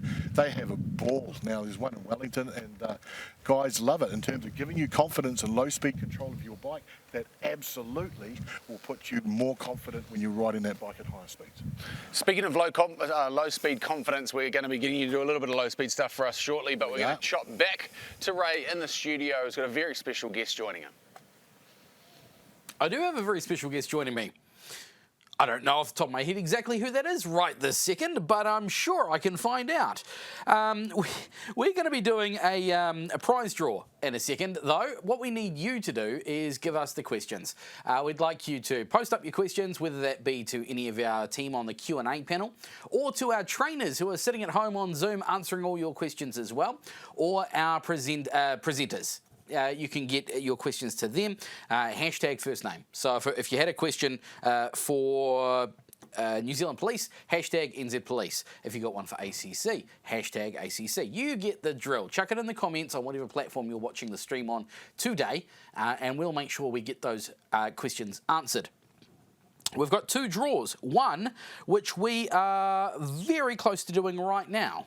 In fact, one draw, and let me take you over here to check out the prizes. Hopefully our team with the cameras can work out where I'm going here. Here we go. Here we go. We're making our way over. I know I sprung that on you. I'm sorry, team. This is our prize pack number one, and we're doing the draw momentarily. We've got some cool stuff in here. We've got a streamlined backpack sitting right here. We've got a big tub of Markov gear. We've got a shiny side up buff. This here, though, this is the piece de resistance. This is the Cardo Pack Talk Bold. It's a duo kit. They're going to let you listen to music and talk to your riding buddies while you're riding. We've got a digital tyre pressure gauge, and we've got a puncture repair kit right there, as well as an MTA gift voucher. So we're doing the draw for that momentarily. Let me just drag you back over here as we walk around our studio. So yeah, get in the draw. We're doing that draw in a moment. We've got another big prize pack to give away later on this afternoon, and it's every single question or comment that we get here today is going on in one big prize pack. It's going in one big draw for that prize pack for that one, and the other one over in the corner there this afternoon, which consists of some tyres, a GPS tracker, some more cleaning gear, more puncture repair a puncture repair kit. I'm getting tongue-tied here. I'm so excited. And more cleaning gear. So we'll be doing that draw in a moment. Here we go. It has been done. And the winner, I wish I could get a drum roll. Wouldn't that be great? The winner of the prize pack is Joe Woodrow. Congratulations, Joe. We'll get in touch and we'll get that massive prize pack out to you. Very shortly, in fact, we're going to be catching up with Sergeant Lachlan Garrick. He is a police motorcyclist and he has a cool new Yamaha MT-09 police bike to show you. And we're going to be catching up very shortly also with Foggy, Carl Fogarty. He is a legend when it comes to World Superbikes and he's done some awesome stuff. He's been a winner around the Isle of Man TT as well. So let's get into that right now here at Shiny Side Up Online for 2022. Thanks for joining us. Time to welcome to Shiny Side Up Online a man that, well, to be fair, he needs no introduction. Born in 1965, Blackburn, England, still living there to this day. 219 Superbike race starts. 108 podiums and a massive 4 World Superbike titles to his name. You know him, you know him, you know him. It's Carl Fogarty, aka Foggy. Welcome. Good evening, mate. Good morning, shall I say, where I am. Hey, let's dive straight into it. A lot of people excited to hear what you've got to say. So Foggy, before you got into World Superbikes, you were a teenager on a dirt bike. Yeah, I did a bit of schoolboy motocross. It kind of started quite late, really, to be honest. I had a couple of little field bikes, motocross bikes in sort of late 70s, mid-70s, but you just used to play around in the back of the fields, really. And I was wondering now why my dad didn't say, look, let's get you in some schoolboy motocross races a lot early, you know. Because I had my first bike at 9, 10 years old, but I didn't really do any schoolboy motocross till 14, 15. So I started quite late, really. I wasn't very good at it, to be honest. I would never. I think I always knew that I wasn't going to be good enough, you know, to be like a British champion or certainly a world champion or anything like that. And my heart was never there really with motocross. I was just, having been brought up around road racing, because my dad was racing the TT and stuff. But I just couldn't wait to get to 18 and go racing. That was the thing, really. Now, you mentioned your father. He was a bit of a racer as well, as I understand it.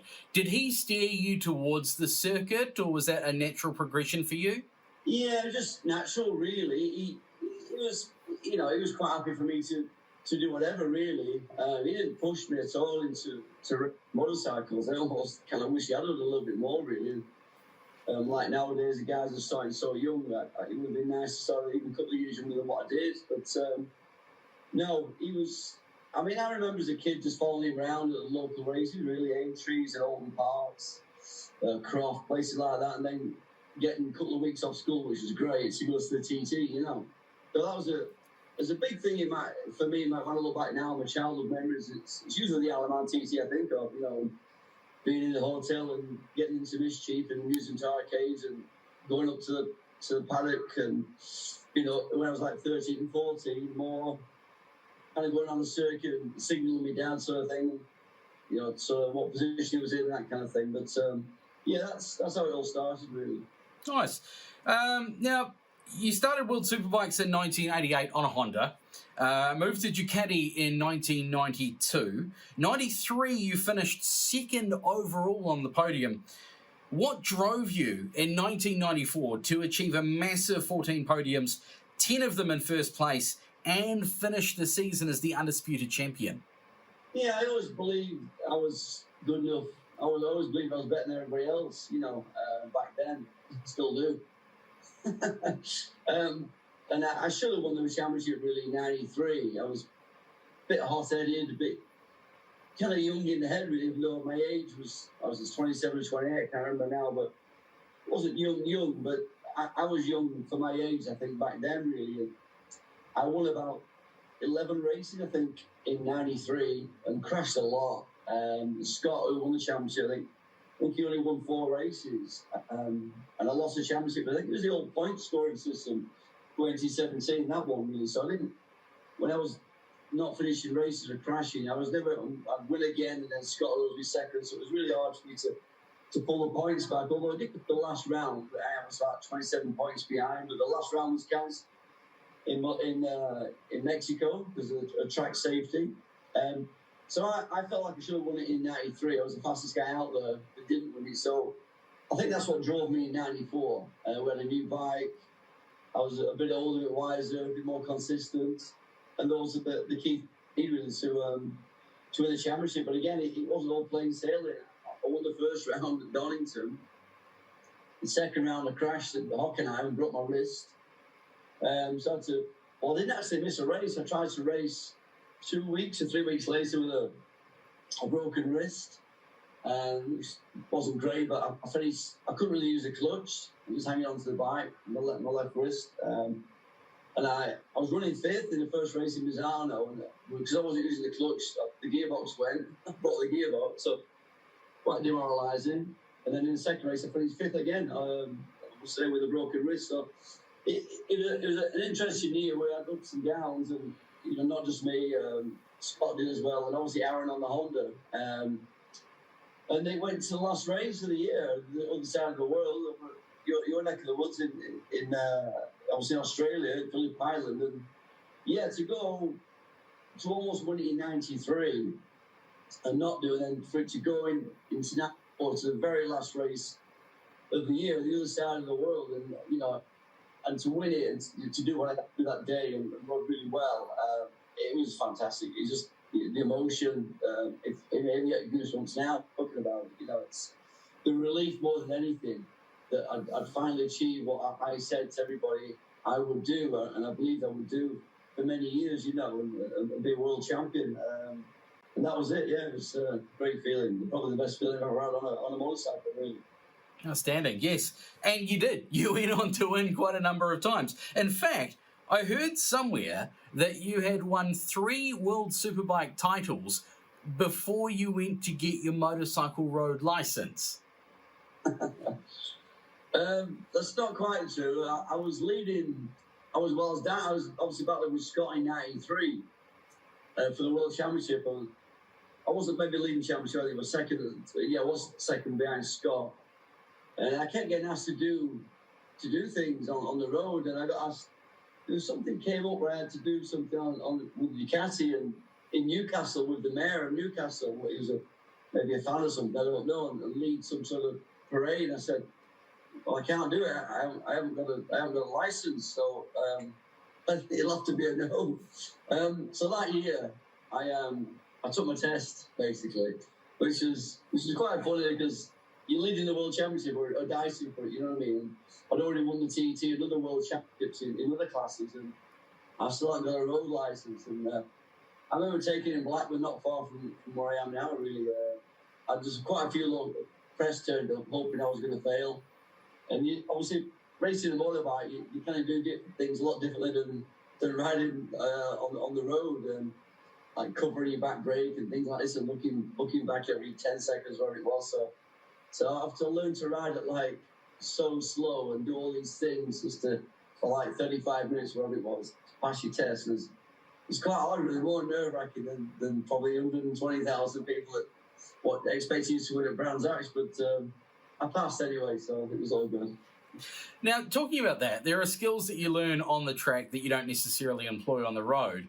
Or are there? Did the skills that you employed on the track help you on the road? In some ways, yes. In some ways, no. It made me a lot more aware when I ride on the road. I've just been out at the weekend, actually, with a mate on a couple of multi-strada Ducati. First time I've ridden anything like that before. And I'm so aware of everything around me. Cause I don't really ride a lot on the road, if I'm honest. I never really have when I was 16, 17, maybe, until I got the car license. But I'm just watching everybody all the time. I was on a track. We don't need to do that. There's nothing coming the other way to start. So riding on the road, I say to myself, I say to anybody, really, just think to yourself that everybody you see around you is the worst driver in the world, and you'll be pretty safe, in my opinion.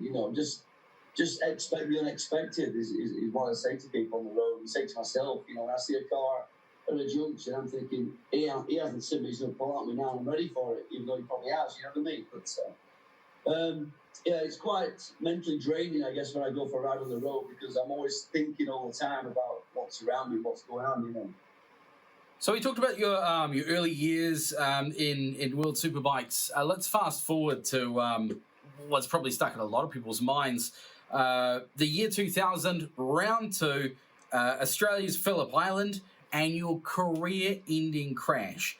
Can you just quickly kind of summarise what you remember of that crash? Well, funnily enough, it's the only crash I've ever had, and I've no memory of it. It's the one that finished me off. Yeah, this is an interesting day, really. Yeah, the weather was, you know, doing what it was doing at Phillip Island. It was late on in the year, really, as April.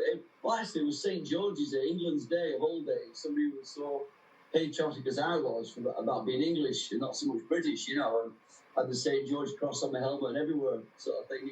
It all ended on that day, which is quite ironic, really.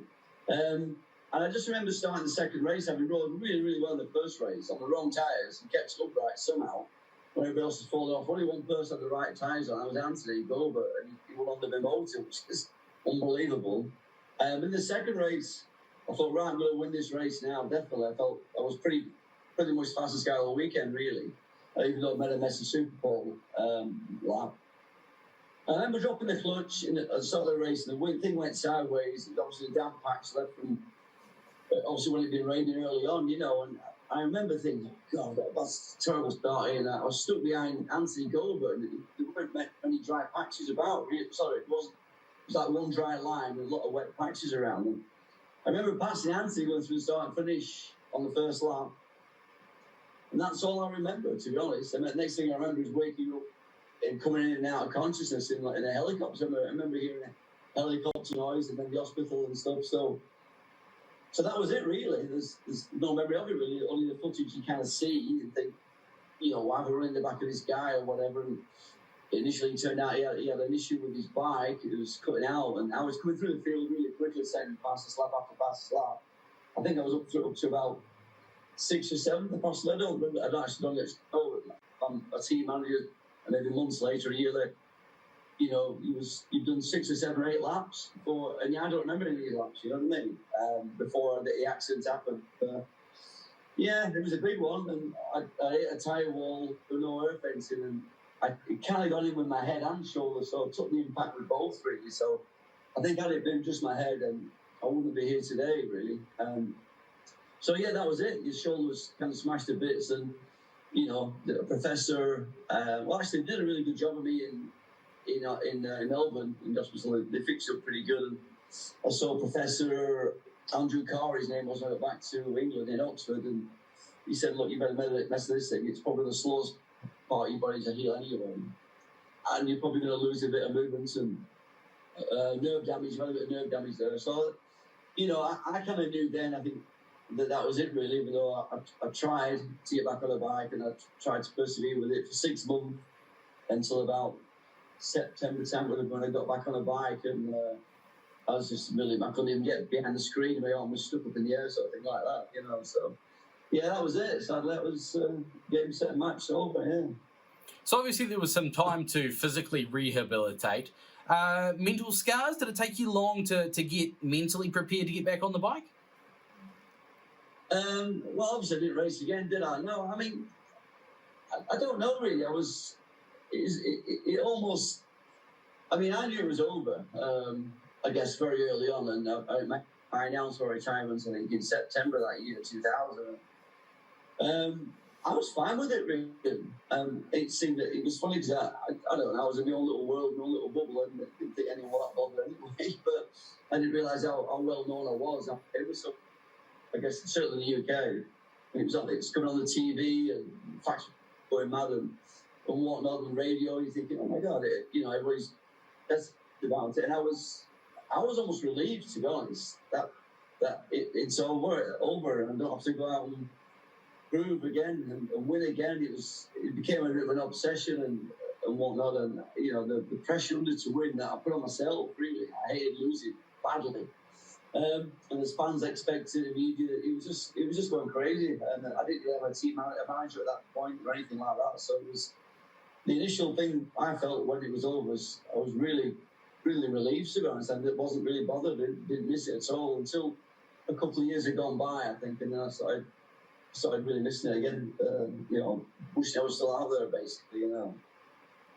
What part of it did you miss? Was it the adrenaline at barreling down the straight at close to 300 miles an hour or kilometres an hour? Or was it kind of the team atmosphere? None of them, just winning. That was it. Simply just standing on the podium, top step, listening to the national anthem. That was, I didn't even like racing bikes, if I'm honest. I never really enjoyed it like the others, people around me did. A good mate of mine, James Whittam, he just loved racing bikes, but with me, I love winning. If I wasn't winning, I didn't really want to be on the bike. I enjoy riding bikes now. I love riding bikes, go out on the lads with off-road riding. Go up to Spain a couple of times a year, or was out at the weekend, like I said. And it's strange that I kind of enjoy riding motorcycles now. A lot more did when I was doing it for a living. The pressure of having to win was hard to deal with a lot of the times. But I didn't like racing bikes. I love winning races, and I love riding bikes now. Funnily enough. So back in the day, you were known to be a bit aggressive on the track and at the track.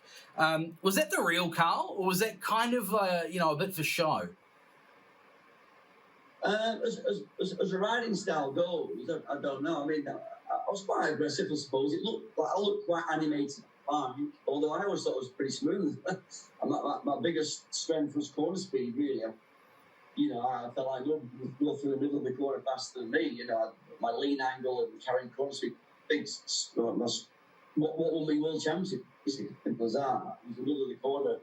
The faster you go around the corners, the faster your lap time is at the end of the lap. That's the way I looked at it. But I think off the track, there was, I don't know, there was a lot of big characters back then, and I guess I was one of them, and I just hated losing, so if I got beat, then I would be saying things about the other person, whoever it might be, or their bike or whatever, but they were all the same. There's some tough guys, big characters, like Scott Russells and Anthony Gilbert, Aaron Slack, Troy Corser, Colin Edwards. There was some, none of them were afraid to say what was on their mind. It was the same in GPs with the Durans and Swans and Rainies and Lawson. They never really liked each other. I think there was a lot of characters, it seemed, back then more than now, I suppose.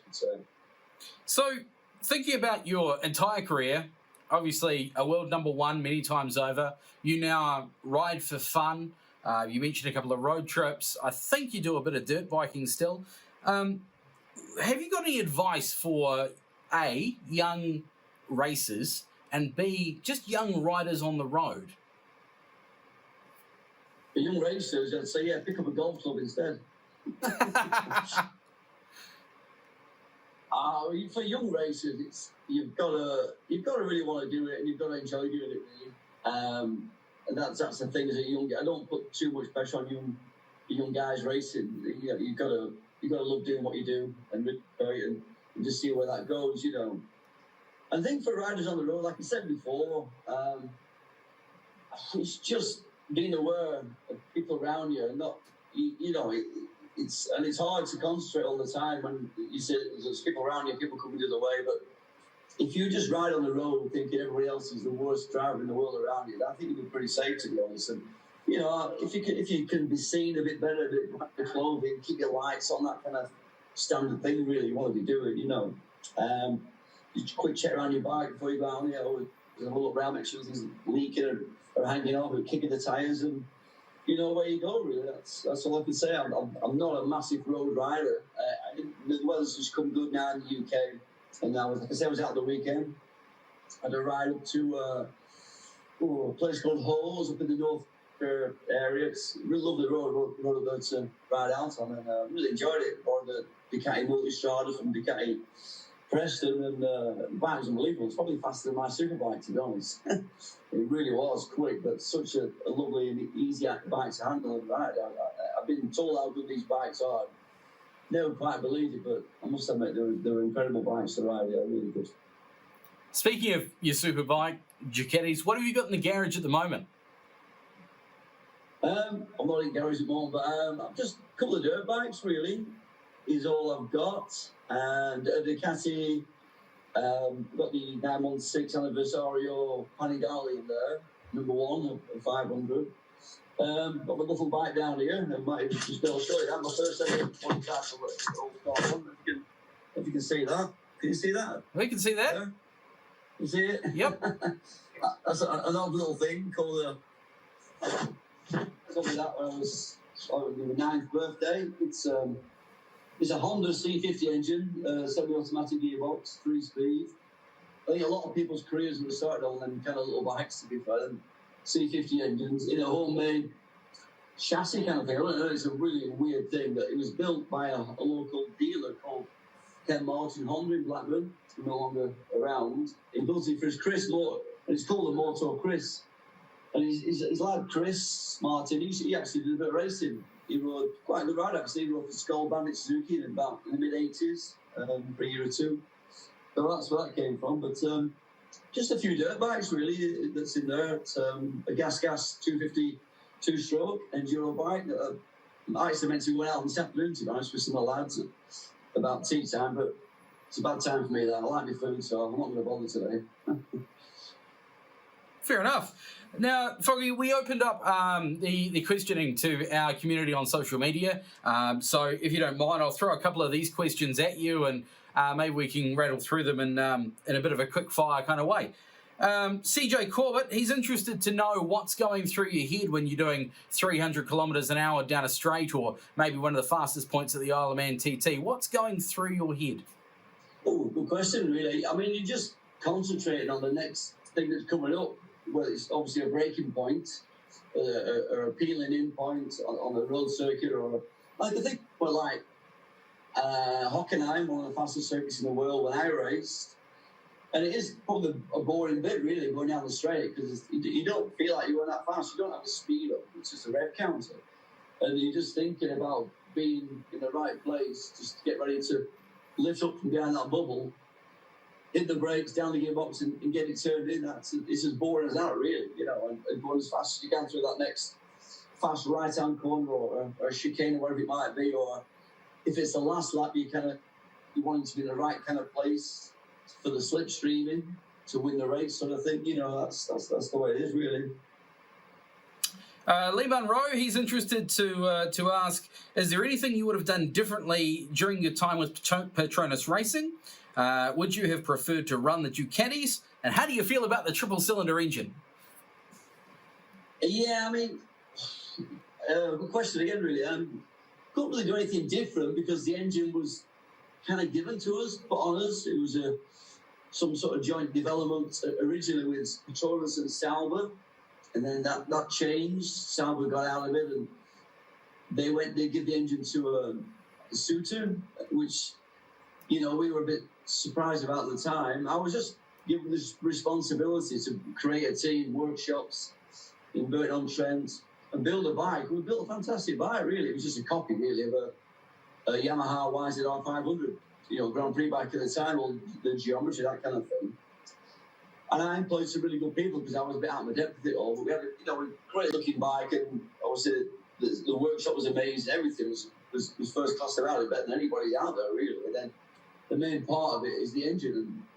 And, the rules changed us when it was ready. And we had an 900cc, and they changed all the rules. I was getting across the board at the time. So that didn't help.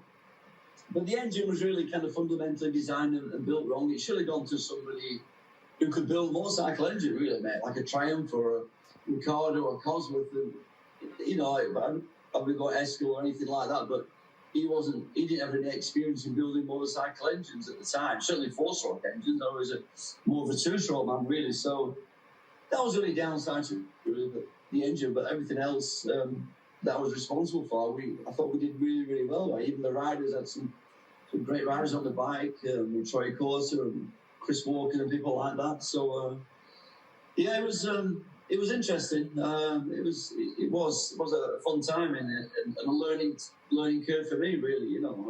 Amazing time. Cole Camden's interested to know your thoughts on around about the time John Britton came on the scene with the V1000. Yeah, I vaguely remember that really. I don't know if I met John or not, to be honest. I can't remember now. I remember the bike. Yeah, it was a fast thing, wasn't it? It was a V2000, was it? I'm sure it was.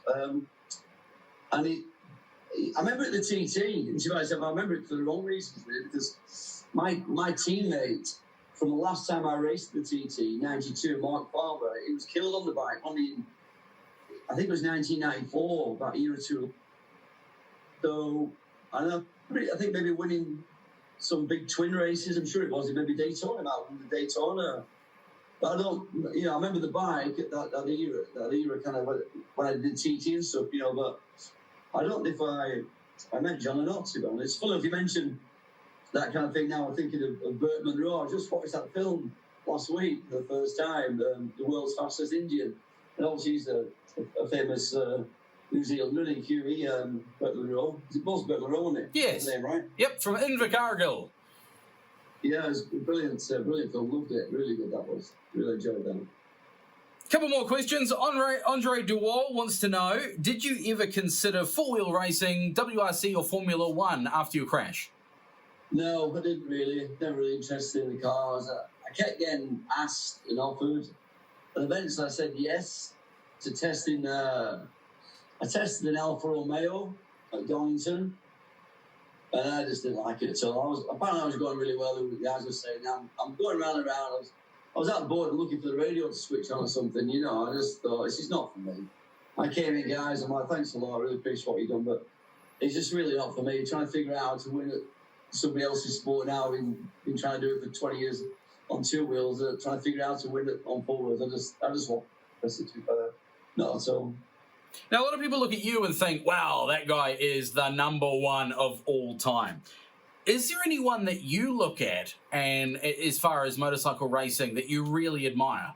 There's probably quite a few, really. I mean, when I was a kid, it was always Kenny Roberts. Was my hero, my idol. People like Mick Doohan, I admire him for what he went through, his injuries and whatnot. Obviously Rossi for all these achievements. Marquez, I think, was an incredible talent to be so fast and so dominant at like 21 years old on a monkey bike was just unbelievable. So, yeah, there's not many, but there's a few. We've got always Joey. My dad actually finished second behind him. Joey's first ever TT win was in '77. My dad was second behind him that year. So, even though he beat my dad, he's always been a bit of a hero of mine as a kid.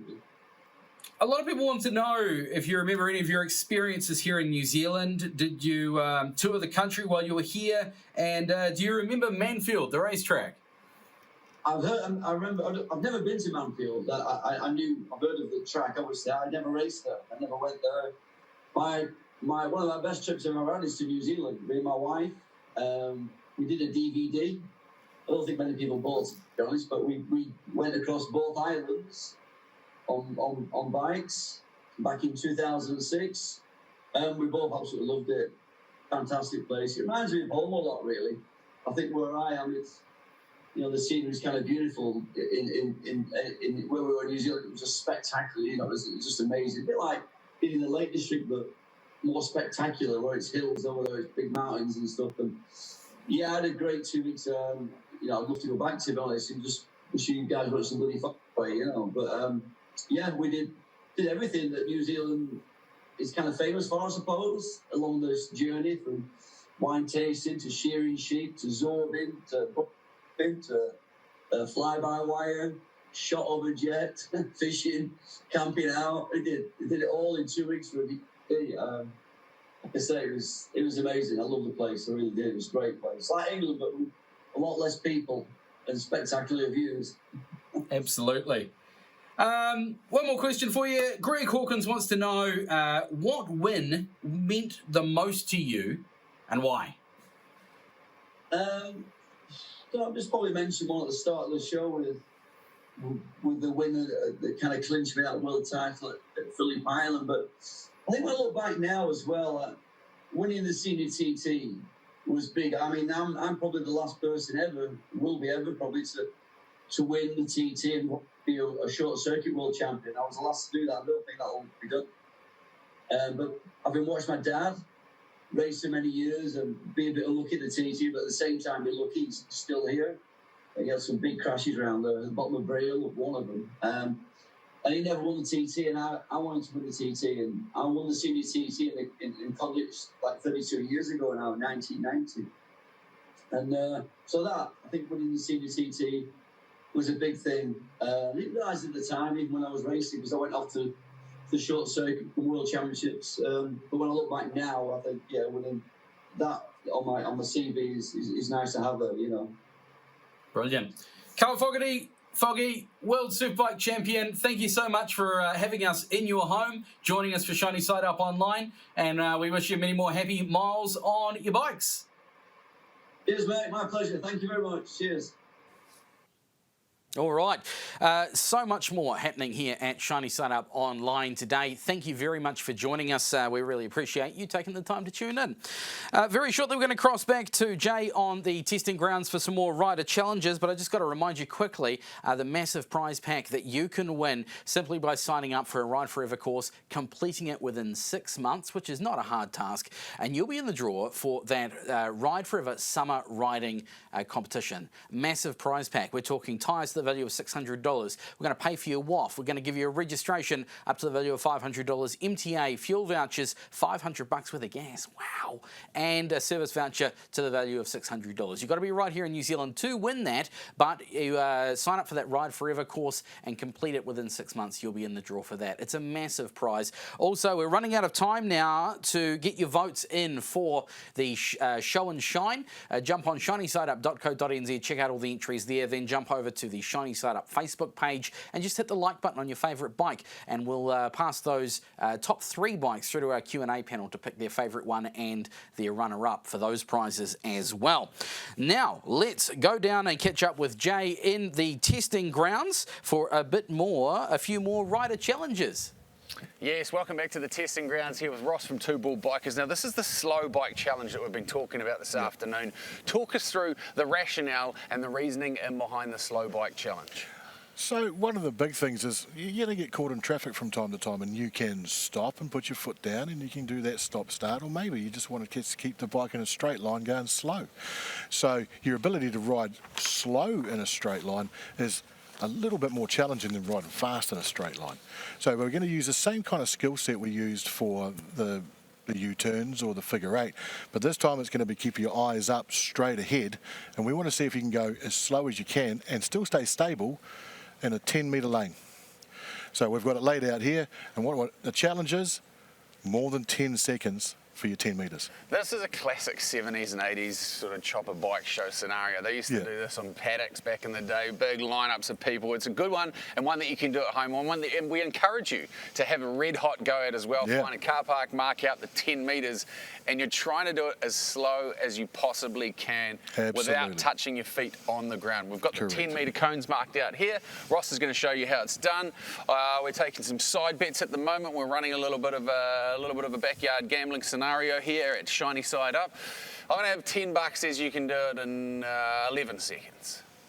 I'll take that bet. Rightio. Jump on into the comments if you want to just have a part of this gambling action. I'm 100% kidding. So you mark out the cones. 10 metres long is what we're looking for, and the slower, the better.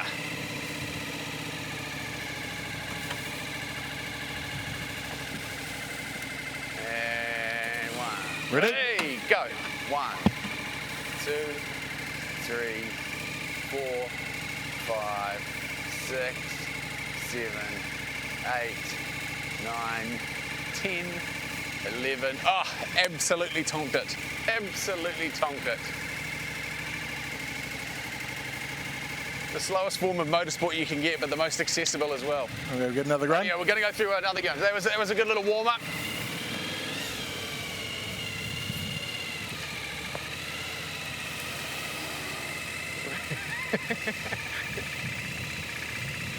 Yeah, welcome to the world's slowest police chase.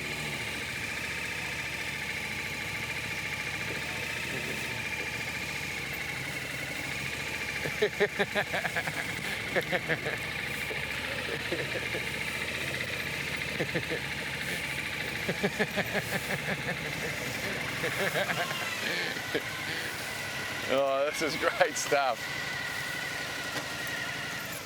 Well done. I suppose it's a perfect time to introduce you to the man in the blues and twos in behind you. A lot of people will be thinking, this is a bit of a sneaky operation that you're running here. Completely mufti police motorcycle. This is Lockie, Sergeant Lockie Garrett from the New Zealand Police, and once we get him mic'd up, we'll be having a chat to him about what's been going on in and around the police motorcycle community and what it is that they're doing and why this bike exists. Because I have to be honest, and there's a large number of people that will probably share my sentiments. As soon as I saw a mufti police motorcycle, I saw, you cheeky beggars, you cheeky beggars. Welcome along to the show. Talk us through the rationale in behind this, because I think there was a shared sentiment that this looks like a money grab and targeting motorcyclists, and why would you do this to us, Lockie? You love riding motorcycles, so why are you trying to make it not so fun? Yeah, thanks, Jay. Yeah, no, it's not like that at all. There's a lot of thought that's gone into the bike and the reasons for it. So if we go back a bit, that police have had motorcycles now since about 1993, 1994, when we had a Royal Tour. So prior to that, we got rid of them after the MOT merger, but obviously we saw a need for bikes again.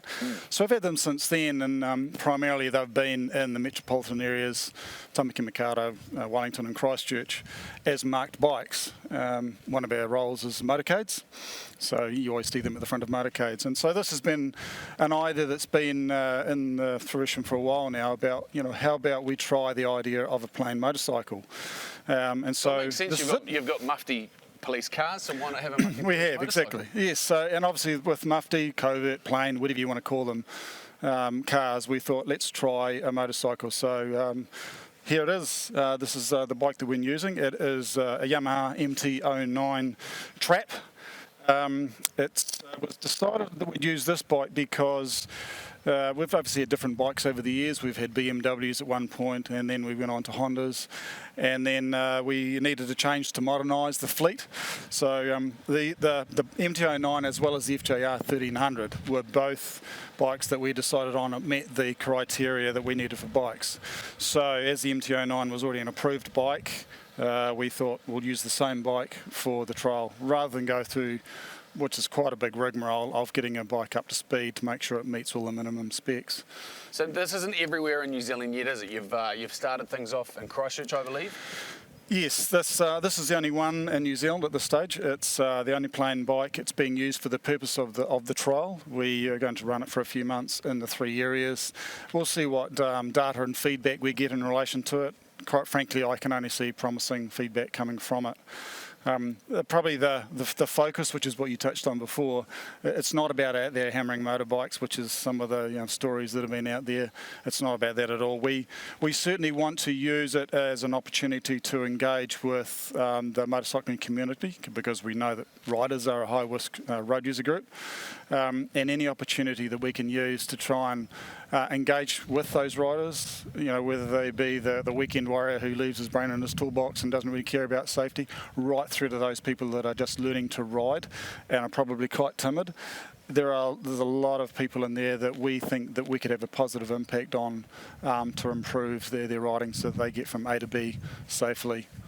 Has it changed things for you in terms of, I suppose, if you're riding in a fully marked police motorcycle, chances are that some car's not going to go whistling past you, someone's not going to pull out on you. Now that you're riding what we could call a mufti bike, have you noticed a difference in the way that people interact with you as road users? Have you noticed that hopping off the marked bike, geez, it's a Wild West out there?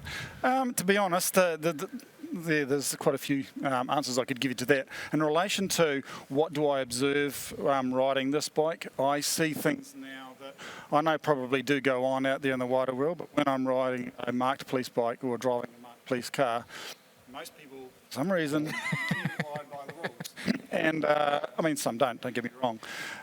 So getting on a bike like this, there are things that people don't see the police bike, and they go about some of their bad habits that some people have. So even coming here, for instance, I was overtaken 4 times on State Highway 1 by cars who didn't realise I was a police officer.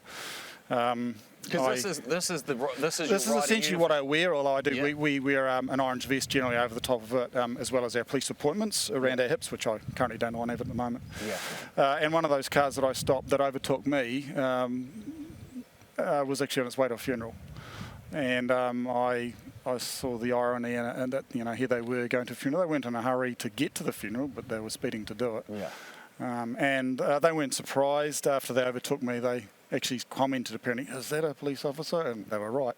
The other thing that you'll be spotting as well is people on their phones in their cars, which is distracting them from the drive as well. Have you managed to window tap a couple of people? I know that someone thought that they'd caught you.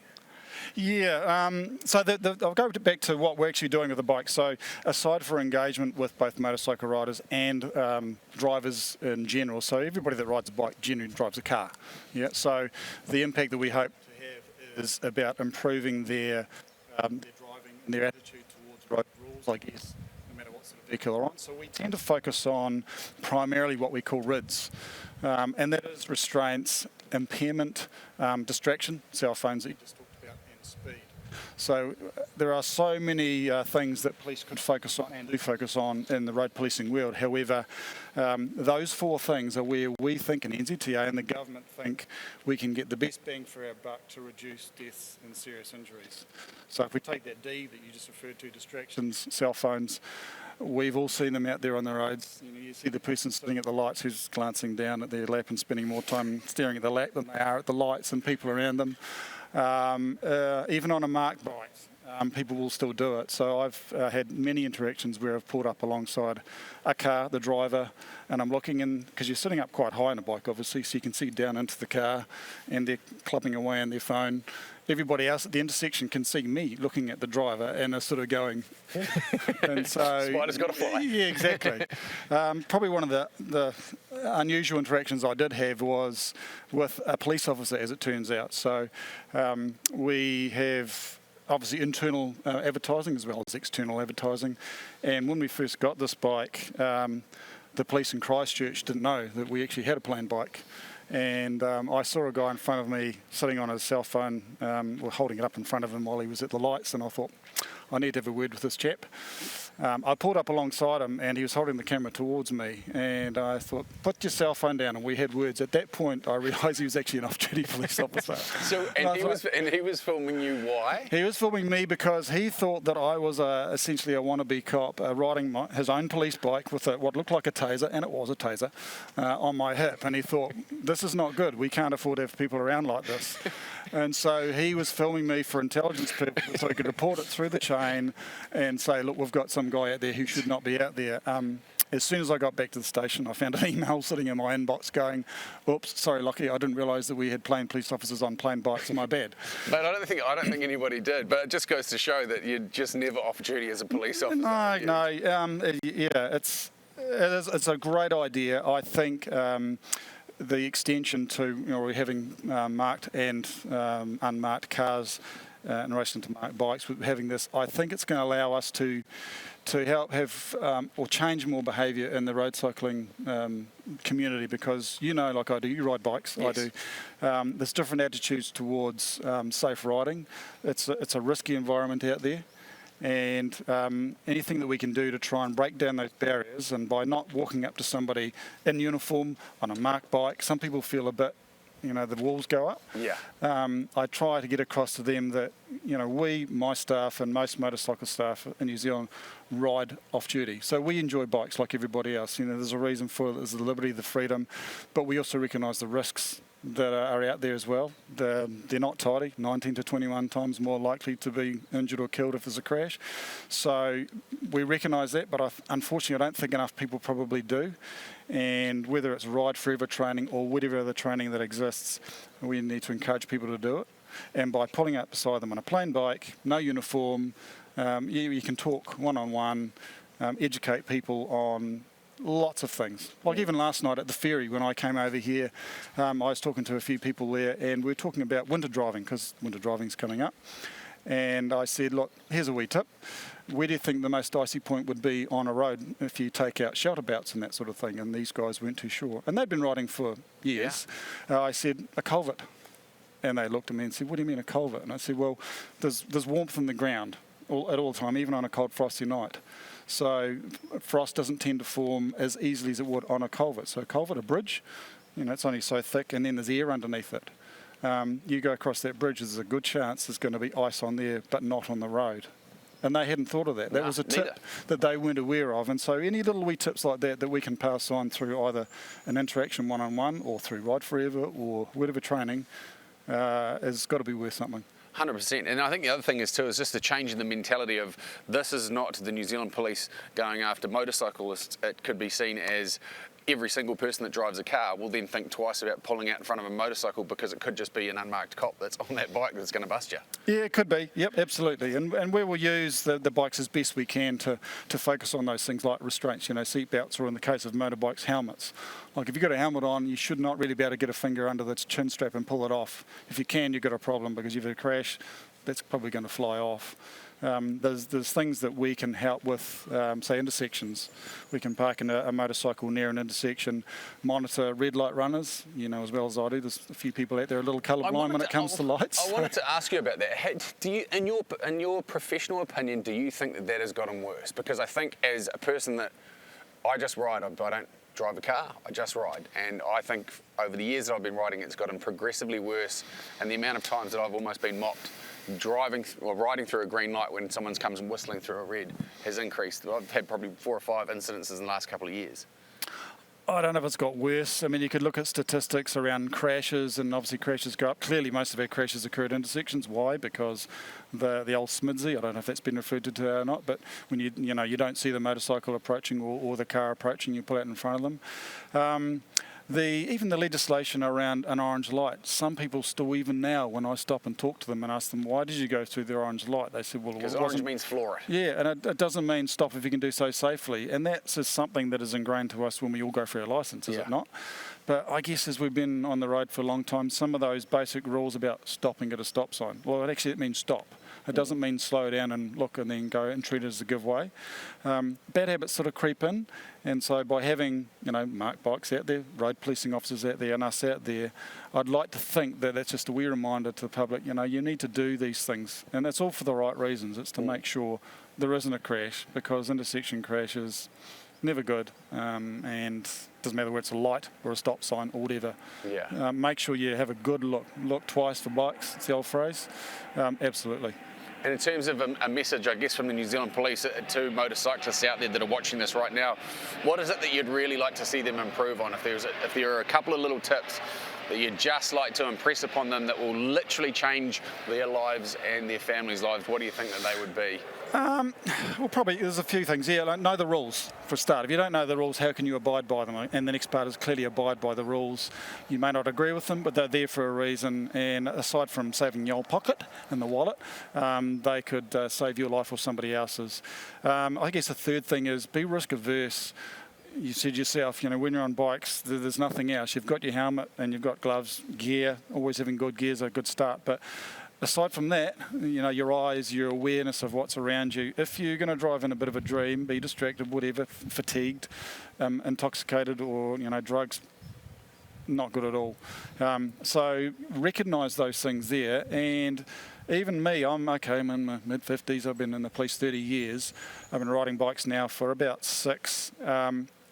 And off duty, I've been riding for about 20 years. I still learn stuff, as can anybody else. So that's where I think, training, Ride Forever training, and we actually use Ride Forever compliance as part of our tickets. I don't know if you've been in the receiving end of a ticket, but if you happen to be, hypothetically, you're riding a motorbike, we will often give compliance to go do a Ride Forever course.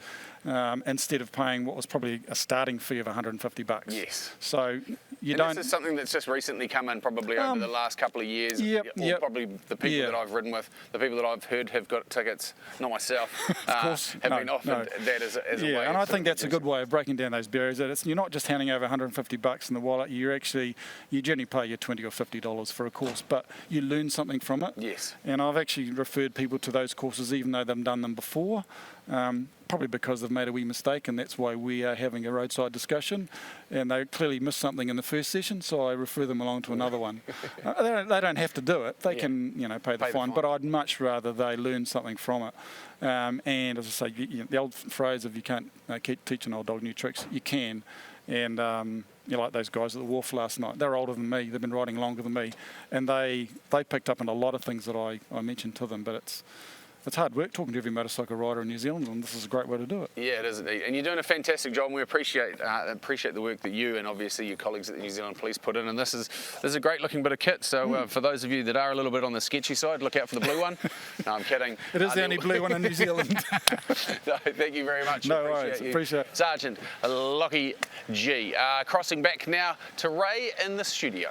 Thanks, Jay. I wonder what I need to do to have a crack on one of those bikes. Hey, I've just dragged Sergeant Peter Sauter out of the Q&A area because, Sergeant Peter, we've got a question that keeps coming up time and time again. Yes, it certainly does. And it's about lane splitting and filtering. Now, can you break down the difference between lane splitting and filtering for us? Okay, so the way we would define filtering is that you come up to a set of traffic lights, everybody stopped, and you just filter your way to the front of the queue, and then when the lights turn green, you move off. That's filtering. And that's legal? That is legal because everybody's stationary, and you're doing so safely. But if you're going up there at speed or going through there knocking everybody's mirrors, then clearly there's an issue. Lane splitting is when everybody's moving. Whether they're doing 20 kilometres an hour, 30 kilometres an hour, or 50 kilometres an hour, that's when things start getting interesting. So there's a couple of things to remember. When you're overtaking, no matter which way you're doing it, whether you're overtaking on the left or overtaking on the right, the law is the same. You have to do so with safety and with consideration for the other road users. So if as you're going past, you're clipping people's mirrors and scraping the sides of their cars, I put it to you that you're not doing it safely, so therefore there's an issue. But the law is also pretty clear on a couple of things. If you're in a separate lane to the vehicle on the right of you, so you're overtaking on the left and you're in a separate lane, no problem. If you are in the same lane as them and they are moving, you cannot overtake them unless they are slowing down and indicating to go to the right, like a side road or into a driveway, which on a motorway doesn't happen. Or they are stationary, which is where we get back to the filtering situation. Where they're stationary, you can now slowly go past them. When you're overtaking on the right, all the normal road rules apply for overtaking. You can't impede on other traffic. You have to again do safely. But if you can get past on the right and if you're in the left lane and there's no traffic to the right of you, yes, you can overtake on the right. But you also overtake on the right within the same lane as that car if there's room and it can be done safely. It's always the problematic area as to who judges what to be safe. And as I say, from experience, when I used to come into this location every morning from Upper Hutt, down State Highway 2, you would have guys who would, have the traffic doing 20 or 30 Ks and they would be going maybe 5 or 10 kilometre an hour faster than that and just slowly making their way through the traffic. I wouldn't personally have a problem with that. But you also have guys who'd be going through traffic that's doing 20 or 30 kilometres an hour at 80 or 90 kilometres an hour. And I just think that's just too dangerous. You've got to the point where I would say that is now dangerous. It's problematic to try and chase those people because you've got the traffic, but if you can get a rego, they get followed up. And that's where some people say, well, I got a ticket for lane splitting. I'd be really interested to know what the circumstances were around that because I've listened to riders give the story and I've listened to cops give the story, and it's generally slightly different. Guy says, I wasn't doing anything wrong. Guy says, look, the guy was going through, and he was going through at 80 or 90 kilometres an hour when everybody else is only doing 30. And think about it, the big problem with that is that you're going through so fast that anybody up ahead of you, 4, 5, 6, 10 cars ahead, suddenly sees a gap to the left or to the right, wants to change lanes. Guess where their attention is? They're on that gap, and so they start moving, and all of a sudden, you get jammed in between the two cars. And it's happened. It's happened here. It's happened in Auckland, where guys on bikes have got jammed between trucks and cars, and we always come off second best, don't we? We sure do. Great. Sergeant Peter Sauter, Serious Crash Unit, thank you very much for joining us here today. Thank you for clarifying that for us. Essentially, it comes down to being safe, being courteous. Absolutely. Safety is the number one thing. Brilliant.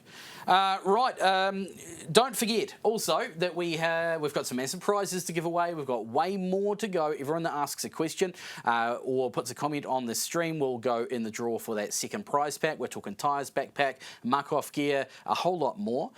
We've also got the show and shine, which we've probably got about 9 minutes left for you to get your votes in. Jump on shinysideup.co.nz and the Facebook stream to have your votes. Facebook.com/ShinySideUp, roughly somewhere there. Get your votes in. Just hit that like button on whatever bike you like the best, and the top 3 will be put through to our Q&A panel to be chosen the winner thereof. Okie dokie. We're going to be catching up with Amber Early, Chaotic Blonde, very shortly. We've got a little bit more to get through today. We're here till 4 o'clock, and we welcome your questions to our Q&A panel. Our trainers, just put the hashtag trainers or hashtag Q&A. If you want to ask the hard questions of NZTA, ACC, Ride Forever, just put hashtag NZTA or whoever you're directing that question to, and we'll make sure they get the question and they can answer it. We now need to catch up once again with the man down in the training ground. It is Jay. What's cracking now, Here we Jay?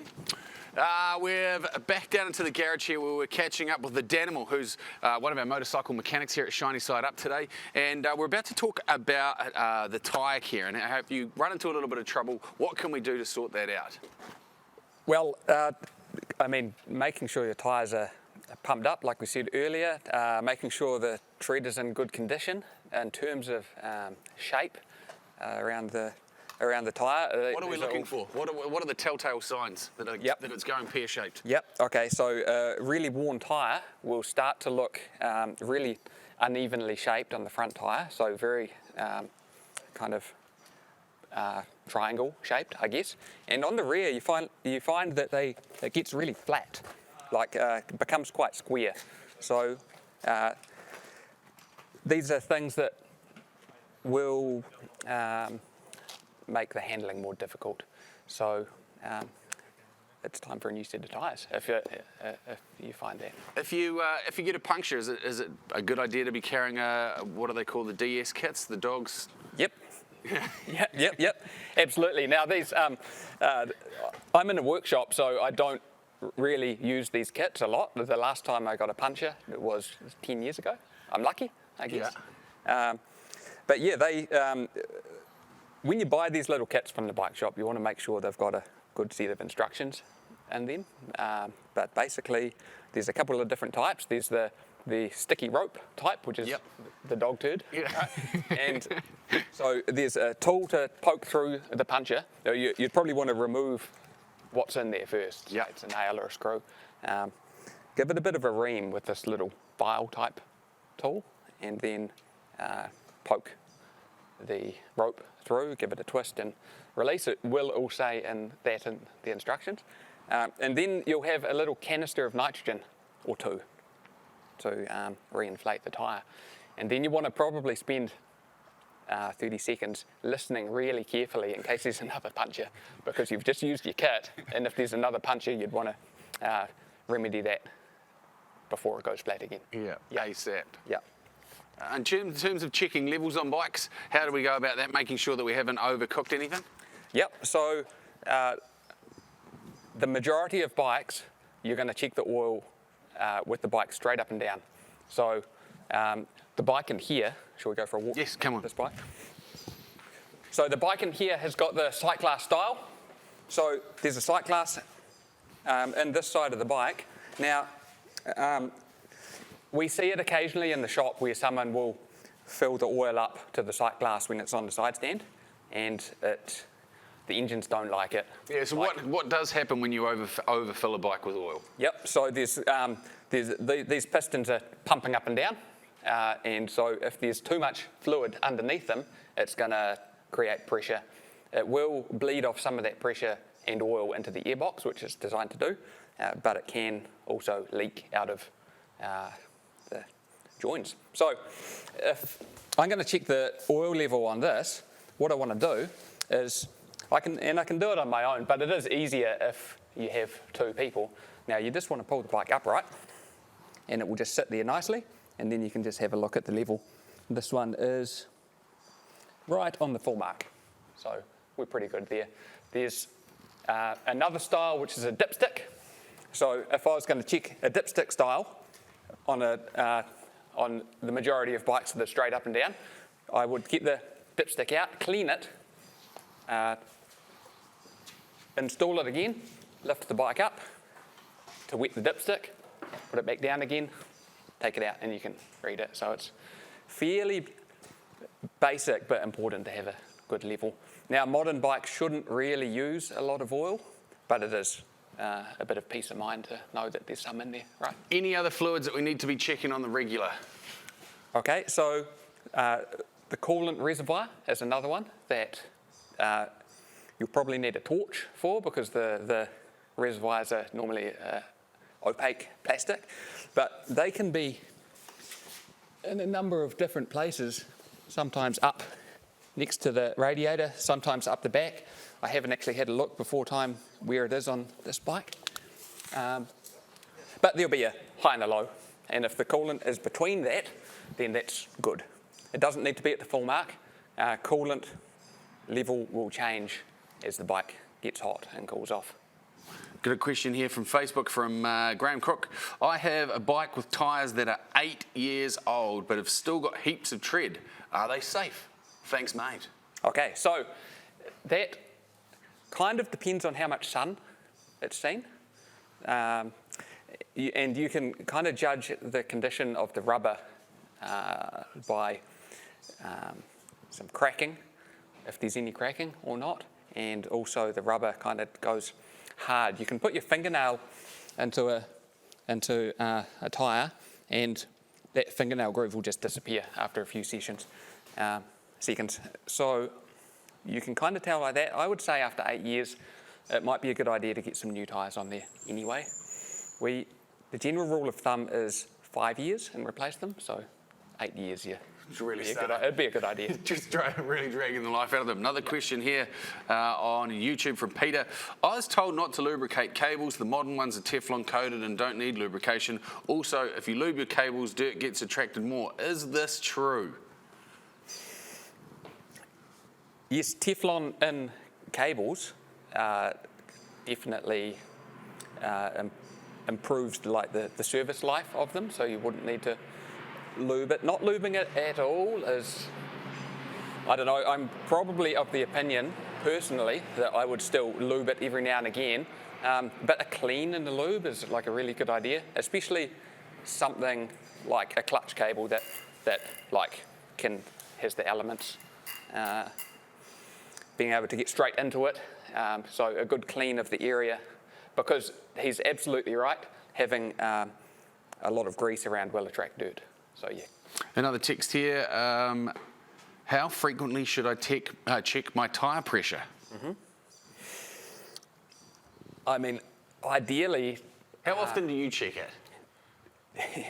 I check it with my knee very regularly, yeah. Right? But that is just a very rough check, like is it flat or not? So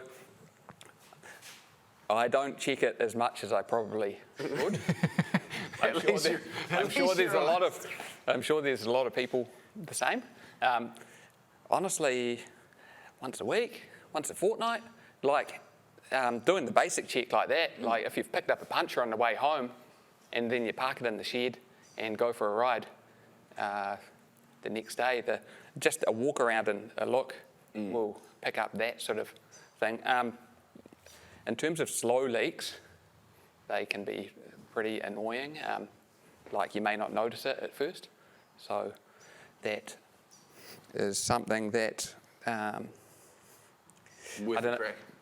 Yeah, I mean, yeah. If you're in doubt, you can like swing past your local bike shop and get them to check the tyre pressures for you. Yeah. Yeah. Another question here. Any tips to prevent numb or tingly fingers from handlebar vibrations? Okay. That's a good question, and it's something that annoys me. Some bikes will just vibrate, but what you'll find is that they will vibrate at certain RPMs. And now, having the OEM bar ends are going to add a bit of weight to the handlebar, which helps. Having the standard handlebars and not a set of something aftermarket, which may be lighter weight, can help. And try changing gear and see if there's an RPM that the bike doesn't vibrate as much at. There's also a whole bunch of nerves that go down through the inside of your neck here as well. And as you ride and you tense up, it basically starts to distort the amount of, blood flow and then feeling that you get into your fingertips. So I think another thing that I've found is actually just relaxing your shoulders and pushing your shoulders down.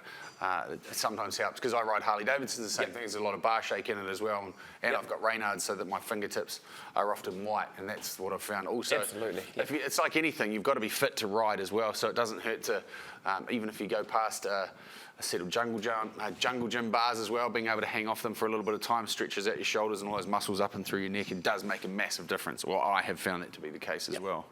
Also, a bike with a small fuel tank will mean that you stop for gas more often and get off the bike and shake around, you know. Just got another question. Can we see that shake-off dance again, please, Dan? That one? Yeah, that was quick. That was a quick question. May have been my workmate. Another question here. I find that silicone spray is perfect for cleaning my chain. What do you know about that? And is it bad for the chain? So I would say, in general, silicone is going to be okay for the rubber on your chain. However, you've got to be careful, because it's really not okay for the rubber on your tyres. So if you're spraying a whole lot of silicone around your wheel areas, you really need to take care not to get on your tyres. If it cleans your chain fine, then go for it. Yep. Differences in maintaining a bike that you ride every day as opposed to one that you sort of park up, and if you're a fair weather rider and only ride in summer, putting it away for winter, what would be your suggestions to make sure that it comes out spick and span out the other side of a big layoff? And then what are you checking once you come out the back of that? Okay. So I would personally just put some premium fuel in the fuel tank and absolutely brim it. Get it right to the top. Then there's no chance, or less chance, for condensation to form in the fuel tank, which in some tanks can lead to a bit of rust in it, which is never a good thing once it starts. In terms of, if it's carbureted, you should also drain the carburetors, turn the fuel tap off. There's good habits around that if it's sitting for months. In terms of getting it back going again, that fuel that you've put in there, it might be a good idea to drain it out and put some fresh gas in. Not at $78 a litre, mate. Jeepers creepers, you got a money tree in your backyard. If it's fuel injected, it'll be fine. But for the first tank, you probably don't want to be at track days, full throttle, right?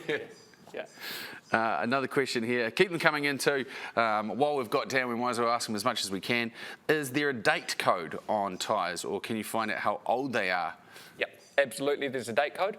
So there is, it'll be only on one side of the tyre, and there'll be a DOT section of the tyre. So it'll be DOT, and then a code, and then a 4-digit number. Now that 4-digit number is a week and then a year. So 2508 is a tyre manufactured in the 25th week of 2008.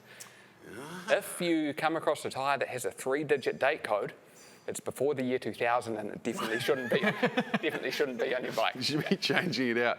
Liam Hollyoak wants to know if there are any personally recommended puncture repair kits that you would say are worth having on you when you're heading out for a ride. Yeah, I tend to just risk it and not. So I haven't bought any for years and years. I can, however, say that all these repairs that we've been talking about on the side of the road are to get you home. They're not a warrantable repair. So what needs to happen is once you get back, you need to take it to your local bike shop, and they can repair the tyre properly by removing the tyre and repairing it from the inside. Yeah, Nicole Brown on Facebook. Is it a good idea to purchase heavy-duty tubes for tyres, or is this just an unnecessary cost for most forms of riding? Yeah, so we're talking about wire-spoked wheels, like maybe a dirt bike would have them most commonly, but some classic styles of bikes. A lot of cool Harleys, 21-inch reels. Oh, yep. That's a bit of a funny one. I'm kind of of the opinion that if a screw is going to go through a tyre carcass, it's probably going to go through a heavy-duty tube. Yeah. But maybe you get lucky and it just doesn't go through quite as much as a regular tube. So Is it worth the $20 more? Maybe. Maybe not. Yeah. Hey, well, thank you very much, Dan. Once again, all of those questions, you can keep them coming through because Dan would be able to jump on and fire back some answers for you throughout the rest of the day as well. Crossing back now to Ray in the studio. Thanks, Jay. Lots of good information coming out there. Thank you very much for diving into that for us. It's coming up 3 o'clock, which means that our show and shine is closed, and the top 3 have been passed through to the Q&A team, the Q&A panel. They'll be working out the first, second, and third places.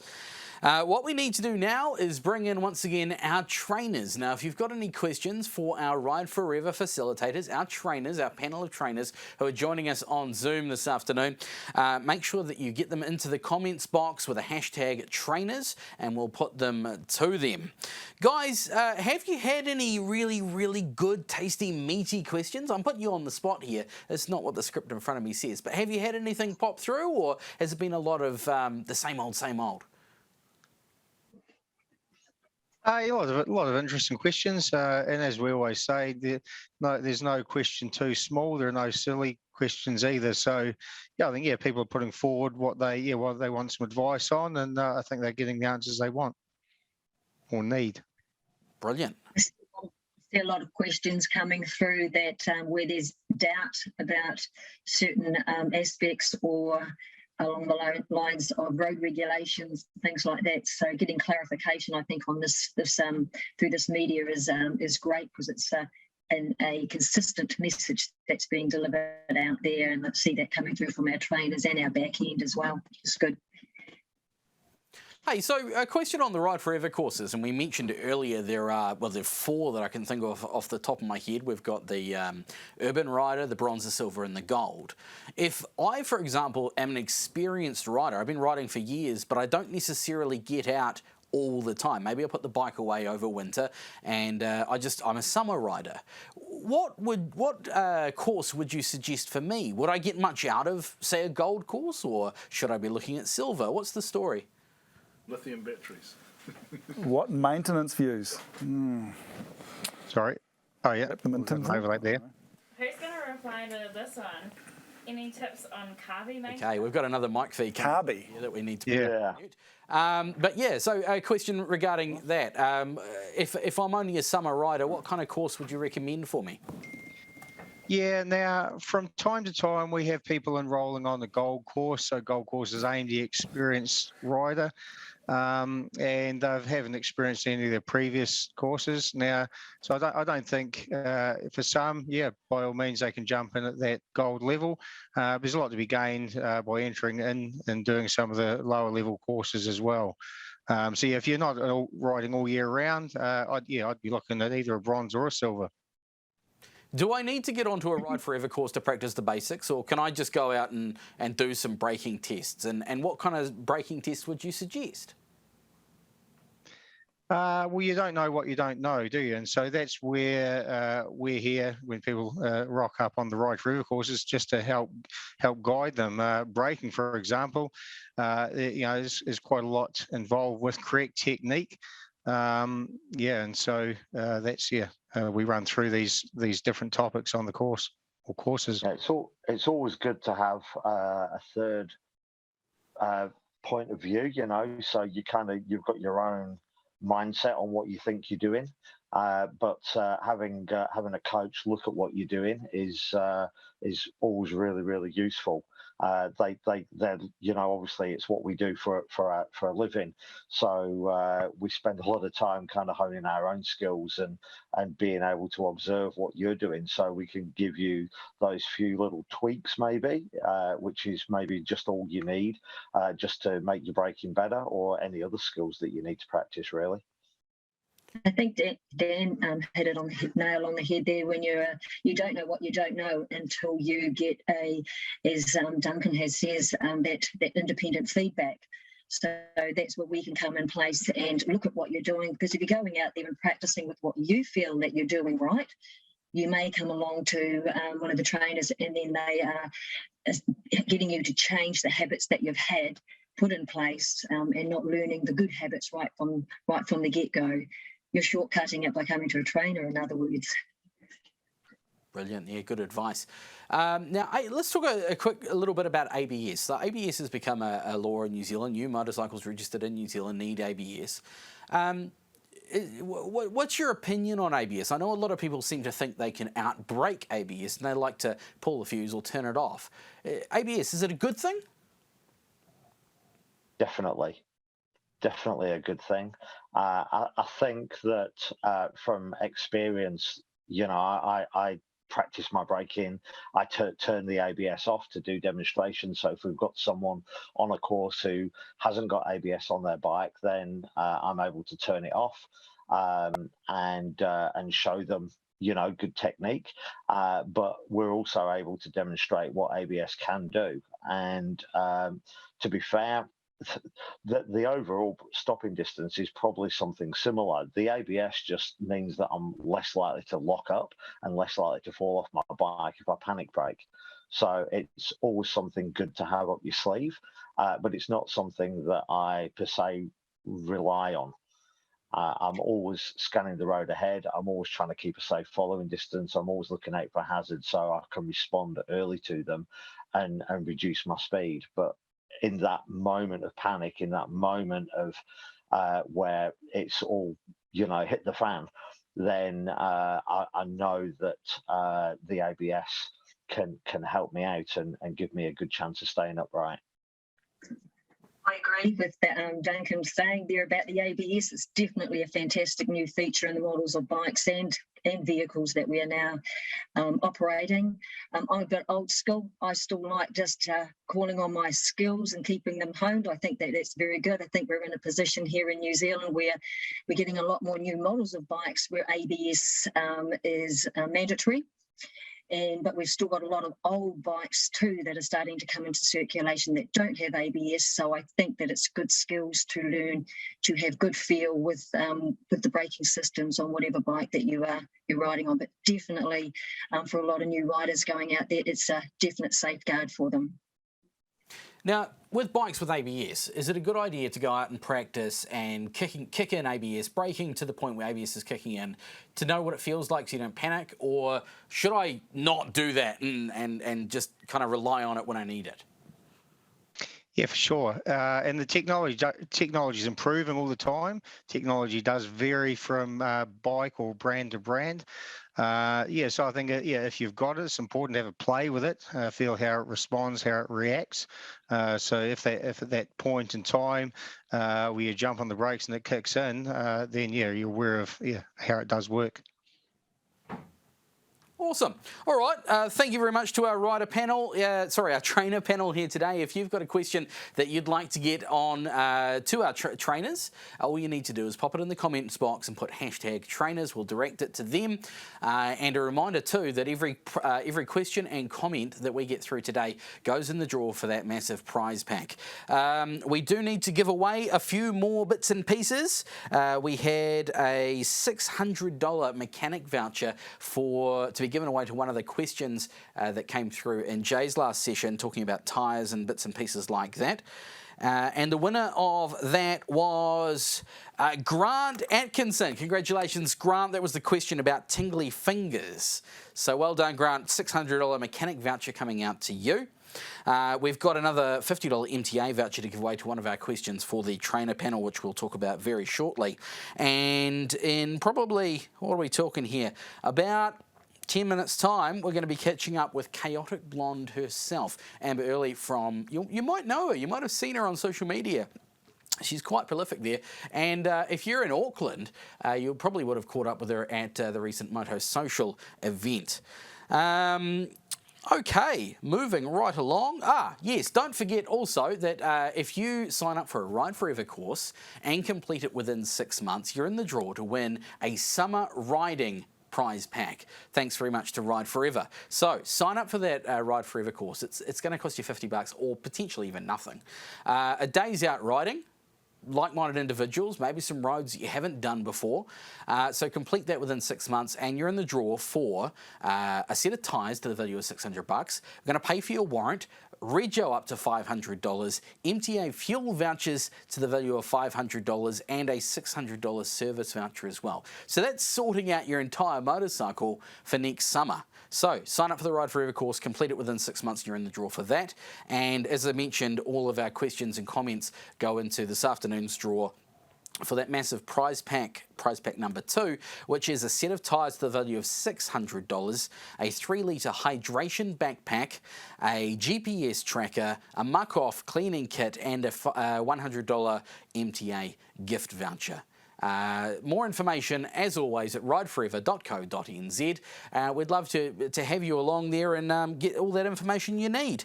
Right, I think we're catching up, hopefully, with Jay very shortly. And we are doing the Show and Shine winners, Jay. That's right, buddy boy. We've been having some very, very rigorous debate in and around who it should be. We have our finalists.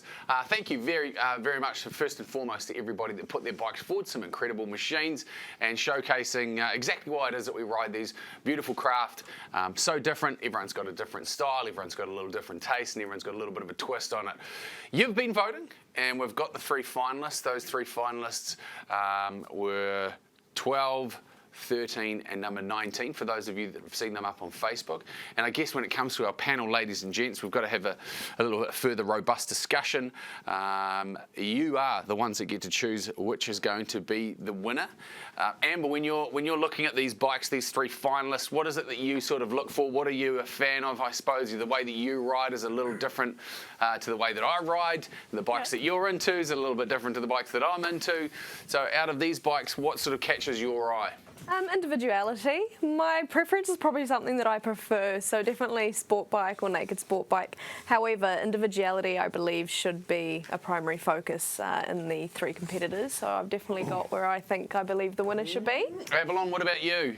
Obviously, you're just a absolutely all gas, no brakes sort of individual, so probably... Just the fastest one. Yeah. Fastest one, yeah. That gets my vote. Yeah, need it at pace. Dave, over the back there? You probably have some swing towards a Bears motorcycle? I do indeed. Something that sparks memories of my youth tearing around in the 1920s. Mini head here. No, I think something that has a bit of passion about it, and something that invokes that whole history of motorcycling.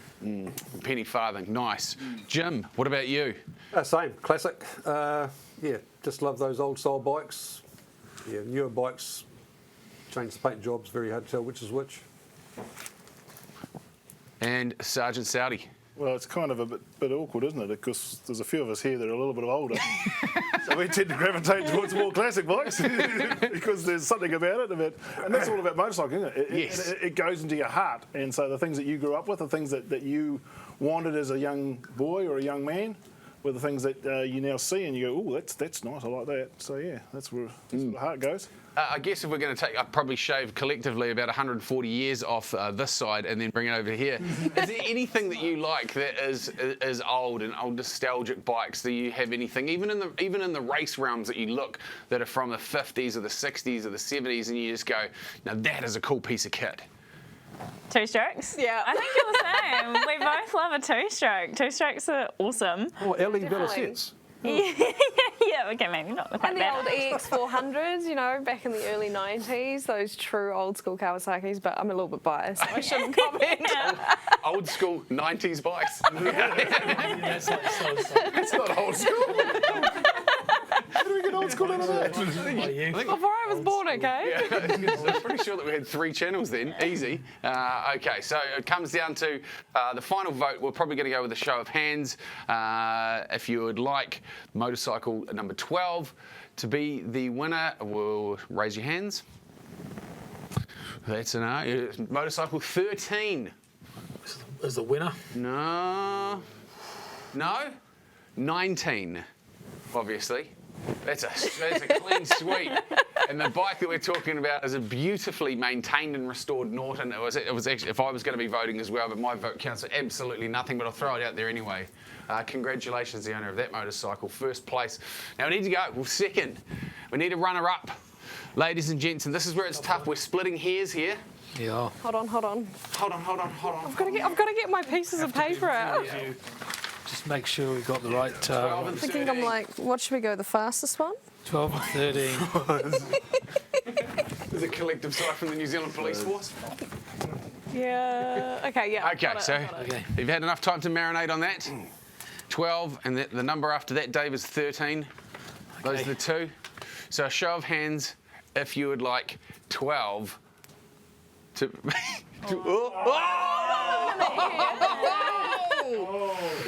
You don't want your own bike to win? No, look, I'm quite happy with 13 because it's, you know, I think those MTO, those Yamaha 300s are just absolute bonkers of a bike. But no, I'm happy to go with what the majority is. I have to say, though, they're a fantastic learner's bike. Aren't they? Absolutely. Yeah, absolutely superb. I mean, there was a comment earlier on the day, is it the greatest motorcycle, you know, that we've got? And the answer, of course, is it's the greatest motorcycle if you've got one. And they're just a brilliant learner's bike, you know, whether it's an MTO3 or whether it's an R3. The R3 is a really swish-looking bike. It's got all the bells and whistles. It's got ABS. It is just a cool-looking little bike. And yeah, I mean, it's blue. It's better than the Yamaha that I learnt to ride on, actually. So. What was it? Just to quickly whip around the room because we have got we've got a couple of seconds here. Dave, what did you learn on? What was the first bike that you recall having any form of riding on? Did I recall any form of riding or learning? Learning was an Right. RS125. Any form of riding was, I think, was a Bantam or something like that, that my uncle found on a tip, and then I was told when the police came, don't tell them where you got it from. How many years past that can we do some investigation? It's a statute of limitations. Yeah. 7 years? Yeah, probably a little bit more than that. When was that? Yeah. Avalon, what about you? What was it that sort of really fired you up and got sparked you? Or probably maybe not the one that you learnt on, but the one that you loved the most? I learnt on a Pee Wee 50. I think many young Kiwi kids have that memory of the little Pee Wee 50 in the school field, learning to ride. But pretty early on, I raced an RS125, a Honda Grand Prix bike around the circuits here in New Zealand, and then took it to Phillip Island. So definitely my most special memories on that pure bed race bike. What was the bike that you were riding when you shortened down your Shaka Bra fingers? For those people that haven't seen it, there it is. Yeah, I ground away the end of my PP actually on that Honda RS125 at Manfield. I think a piece of my finger's still at the hairpin at Manfield, so might dig it up one day. Jim, what about you? My first bike would have been a VSA Bantam that I learnt to ride on. But the bike that sold me on motorcycle riding was my father's Matchless, which had been a travelling marshal's bike at the Isle of Man, ridden by his cousin. Wicked. Yeah. Sarge? Oh, I think I learned to ride on something like an Ag 100 on the farm.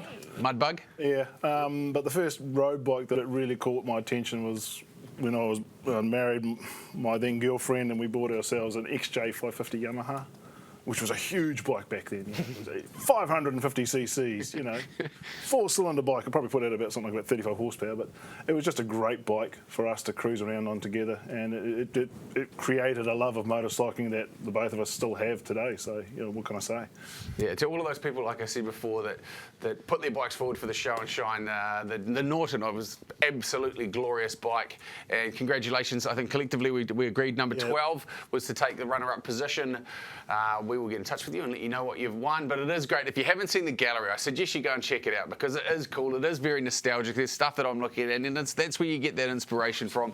And it's basically got everything from stock to stretched Triumph Springer front end, King and Queen, Sissy Bar seat setup, which is just absolute fire in my eyes.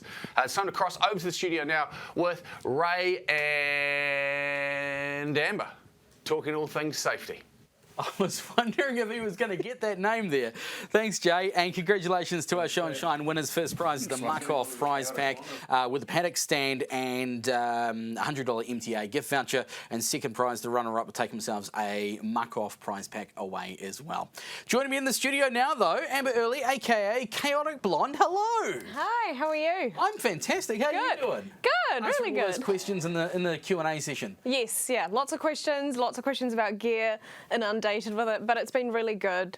Just trying to help ladies get into the right sort of things and hopefully get the answers that they're after. Now, we're going to talk a bit about that very shortly, but firstly, I want to find out where you started. What did you first ride?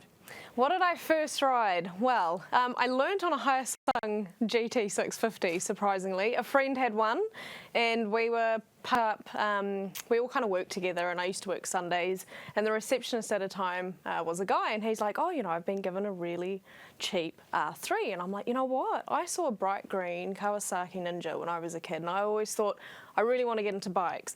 Now, this was many years later, and I started quite late on the train, but long and behold, was sitting there on a Sunday afternoon at work, browsing Trade Me, having a look, and then I really started looking into bikes and decided that the Ninja 400 looked like the right way to go. I went and had a sit on the 300, realised how low to the ground it was, and I was like, perfect. I'm only 5'1", I'm absolutely small, so I can't fit on anything else, so let's order one. And then I waited for its arrival in February and haven't looked back. Well done. That's awesome. Interesting you're talking about a low bike being perfect for you, because I know you ride horses too, and they're quite high. Yeah. So a big thing for me was confidence, and being unable to touch the ground was a bit of a deterrent when it came to bigger bikes. And it did take me a solid probably 18 months before I felt comfortable looking at the bigger bikes. And even today, like my 636, which, you know, most people jump on and go, yeah, this is quite nice, it's easy to ride. I get on and it's quite nerve-wracking because at every single intersection I have to think, where am I going to put my foot down? What am I going to do? Like, I have to place it so on the higher side of the road just to make sure, and it's heavy. So the 400 was really great for me because it was the lightest on the market at the time. It was really easy and nimble, and I got really, really confident on it, and that's how I ended up getting into my track riding. Confidence is a big thing, isn't it? Yes. That can really improve not just your riding, but your vibe and your mojo on the bike. So yeah, you got into track riding. Talk us through that. So I think back then Hampton Downs were allowing learned riders on their tracks, so I decided about 6 months into it that I was going to go to the track. Now, I've always been quite heavily involved with cars, and I've been to the track a few times with a car, and I thought I quite enjoy the element of not having surprises. So there's not going to be a tree or a bird or an oncoming car at me, and decided I'm going to take my 400 down there and go and have a whirl. And it took a bit of time to get into it, but by the end of the day, I was having so much fun in an environment that I could really just be myself, not worry about anyone else, and absolutely wring its neck. And I mean, come on, it's a learner's bike. You're never going to get very far very quick on it, but it was really good, and it took my riding to a whole new level, to the point I then decided the following year, I'm going to start racing, and people thought I was mad. And how did you go? Really good. In my first season racing, I went from so we probably had about 40 on the grid that season, went from being at the back of the pack from about 34th right up to top 10. So that was just in a single season's racing. I was really looking forward to heading back this season and getting into it, but COVID sort of delayed a few rounds or cancelled a few rounds. And then we also had a few issues with the bikes. I hit the rumbles at the end of last season in Taupo, and I'm not sure if anyone's been to the Taupo Motorsport Park, but those rumbles are not bike friendly at all, and unfortunately all my electrics went pop. And then we thought we got it all back together thanks to the help of a good friend Sean, a fellow race mate, and then the clutch went. No. Yeah, so it's been a slow season this season, but hopefully next season we're back out there and I'll be contending for the Ladies' Cup again. Brilliant. Incidentally, and it was a question we put to Foggy earlier on, you've been around Taupo. Taupo's got a massive long straight. Yes, yeah. Top speed and what's going through your head? Well, because I'm in a 250 class, my top speed probably isn't that good. I'm managing just to get the bikes over 160. To be honest, it's probably just thinking about the double apex that I'm going to be hitting at the other end of it. A lot of it is preparation because it does come in from quite a heavy straight to quite a slow speed, you know, left-hander and then right-hander and then left again. And you've got an elevation drop there as well. You do have an elevation drop, and I remember the first time that I did do Taupo, a lot of it is infield focus, so all your corners are on the infield. So it's great for me because I'm small human on a small base Hyosung bike. It is quite funny to watch the guys on the GTRs because I'll go around them on turn one and just go completely around the outside and take them all out. But by the time they've caught me at the other end of the straight, I'm like, oh, here we go. And because I've got more power being not the single cylinder, they just go flying past me. And it's like cat and mouse the whole time. But it's really, really good corners. It really makes you think. It really slows you down. But by heck, my knee sliders by the end of it were completely gone, simply because of how much elevation change there is, how tight these corners are, and the speed that you're coming into the mat. So you've got a knee down. Have you got a shoulder down or elbow down? No, there's a couple of really cool photos of me though where people look at me and go, oh my gosh, you look like a frog. Because I'm so small, I don't have the ability to literally just like pop my knee out and away I go and get knee down and, you know, get those bragging rights. I really have to be off the bike and literally hanging off it, to the point that I think last season I went through 2 sets of boots until City came to me and went, we're putting metal sliders on that for you because we can't just keep replacing boots because they didn't have enough stock in the country. Right. So that's been quite fun, but yeah, it's always good racing. All right. Well, we've got a big prize pack to give away to somebody asking a question here today. Mm-hmm. It's a $100 MTA gift voucher. Yep. So please do get your questions in. #Amber and your question. We'll get them to Amber right here. But before we do, we've got 2 major topics to cover here today. One of them, you had a crash. Yes. We'll talk about that shortly. But the other one is you're working quite closely with distributors to get women-friendly gear. Mm-hmm. Tell us about that. So when I started riding, I was of the opinion that you could just go down to Sorry Girls and Sorry those that are heavy into motorcycle gear, but I could just go to Glassons or I could go to anywhere, just grab a leather jacket, grab leather pants, grab a cool set of boots and away I'd go. I didn't realise until I really started looking into it about crash protection and CE levels and Euro ratings and you know, motor cap and all of that.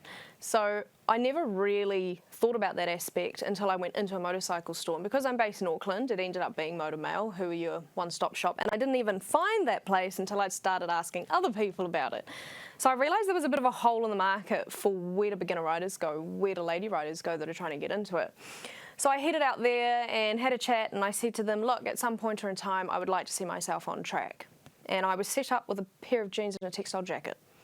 And I'm going, oh, that's a bit interesting. Okay, wander back out again. Were they at least Kevlar jeans? Yeah, I can't even remember. I think they were Saint jeans at the time. No offence to Saint, they're a good brand. But I sat there and I kind of went, well, no. And I started doing my own research, and that's where it started, was the research. Lots and lots of research, lots of reading reviews. Revzilla are really good because they're a big gear store.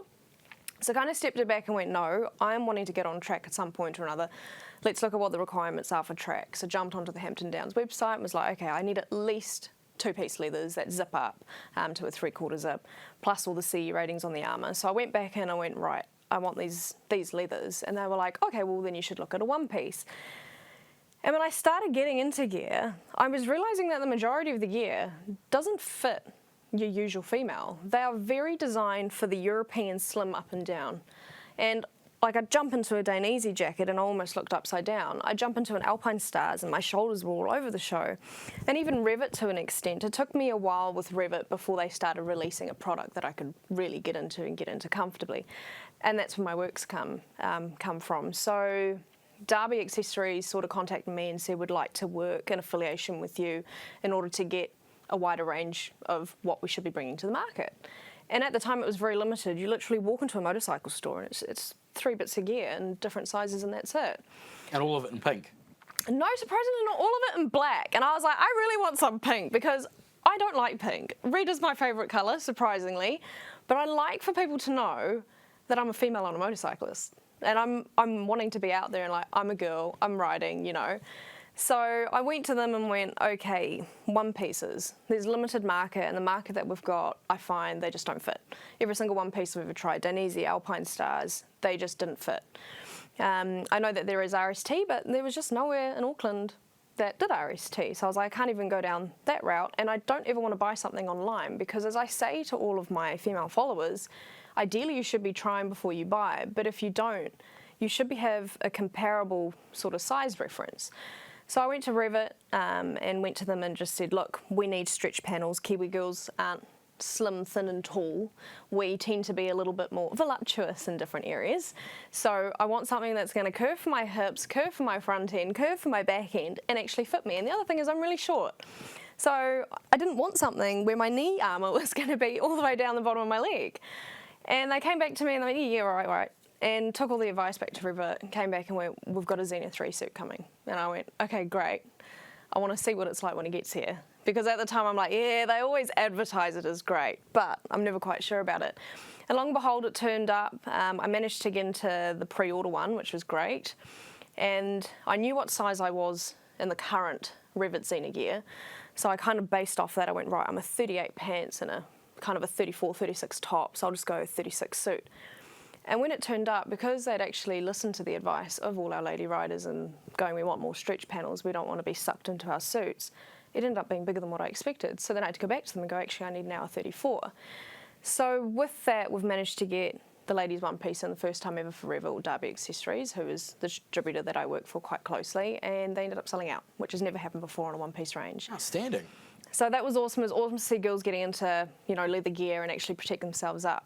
So I've done a few talks around. I've asked girls what do they want to see. A lot of it is the sizing range. So having a distributor that's really focused on listening and not just bringing in the small sizes or the petite sizes, but bringing in something that caters for all of us is really quite important. Shoes, boots, gloves, helmets, you know, it was a very limited range before and they're trying to expand, but a lot of it is demand. If the girls aren't demanding it or aren't asking the distributors to indent it, they simply don't know that they need to get it. And because a lot of our girls are now going overseas to get all their gear, you'll find one of two things happens. They go overseas, they get it in, it fits great, but then no local shops know, so no New Zealand distributors know, so it's never going to be ordered. And then you've got the other end of the spectrum where they go overseas, get it in and it doesn't fit. And then it's all back to square one and you can't send it back, or you can, but it's going to be expensive. So it's just been a very big push to cater for more ladies' gear, and I get really excited when I do get a call from the Derby reps being like, hey Amber, can you come in? We've got next season's gear up. Can you come and have a look? Can you try it on? Can you let us know what you think is going to be a good selling point, a bad selling point? So Oxford leggings. Now all the girls know about Oxford leggings because they went like wildfire when they turned up because they fit such a wide variety of people. The big thing with them, however, was MotoCap unfortunately rated them at a 0.5 star, so that turned a lot of girls away from it. So I went back to Revell and I went, we need leggings. And they looked at me and went, you all right? And then I got a call last week, Amber, we've got some leggings. And I went, great, and they went, and they've been tested to the new EN levels for the 2020 certification. I went, oh, brilliant. So they're abrasion and impact test, and they went, Plus they've got ability to add hip armour, and I went, oh, even better. So I'm really looking forward to trying those on next week because I'm hoping that they're actually listening to us and what we want to get into. So yeah. Brilliant. We've got a lot of questions coming through. Oh, goodness. And I'm going to get to them very, very shortly. As I mentioned, get your questions in. Hashtag Amber. We've got a $100 MTA voucher to give away at the end of this session. But we're going to come back to the gear. And I think we're going to circle back to it with the next little topic that I want to ask you about. And I can see that sigh. You've been riding road bikes for a long time. Yep. You've been racing. You're even into dirt, which I've seen you. Yes, yeah. You're riding at the moment a Beta? Surprising, I've got a Beta X trainer. I'm just trying to wait for one to turn up, so the stock availability is limited. But I've got a KX125 I'm riding at the moment. Hubby's got a Beta 200, which I stole for the last motocross day, and actually did really well on. I'm just going to point that out. Stealing hubby's bike. But yeah, I'm looking to get into a Beta X trainer. Another really low seat, awesome beginner's bike, even though it is a 300. So if you're into dirt, I recommend that one. I mentioned that though, just to point out that you're not just a single track minded kind of rider. You ride a wide variety of stuff. Yes. Now you're on your way to work one day. You're commuting. What are you riding? My tried and tested 400, my baby. A single tear rolls down the cheek. Talk us through what happened. So I was literally probably about 1 kilometre from home at an intersection, and the intersection was a bit interesting because you can't probably see it on camera, but it falls back like that. So if the road goes like that, the street that I'm coming out of is literally almost parallel to it. Like it feels like a U-turn when you're coming around it. So I was at the intersection and I had a big new style highest van in front of me. And I was like, cool, sitting there jamming away to my music, getting really excited about my commute. And the van goes forward. And I'm like, great, the van's gone. So I head check right and I go, cool, I will take that gap. Yes. So full throttle, first gear, go for gold. And what I hadn't realised was the van right in front of me, even though he was over the line, he had come to a dead stop. So I went full throttle, first gear, into the back of a van, completely dented the tank on my bike with my pelvis, then kind of handstand flipped onto the roof of the van, almost snapped my leg in half. That's a long way up.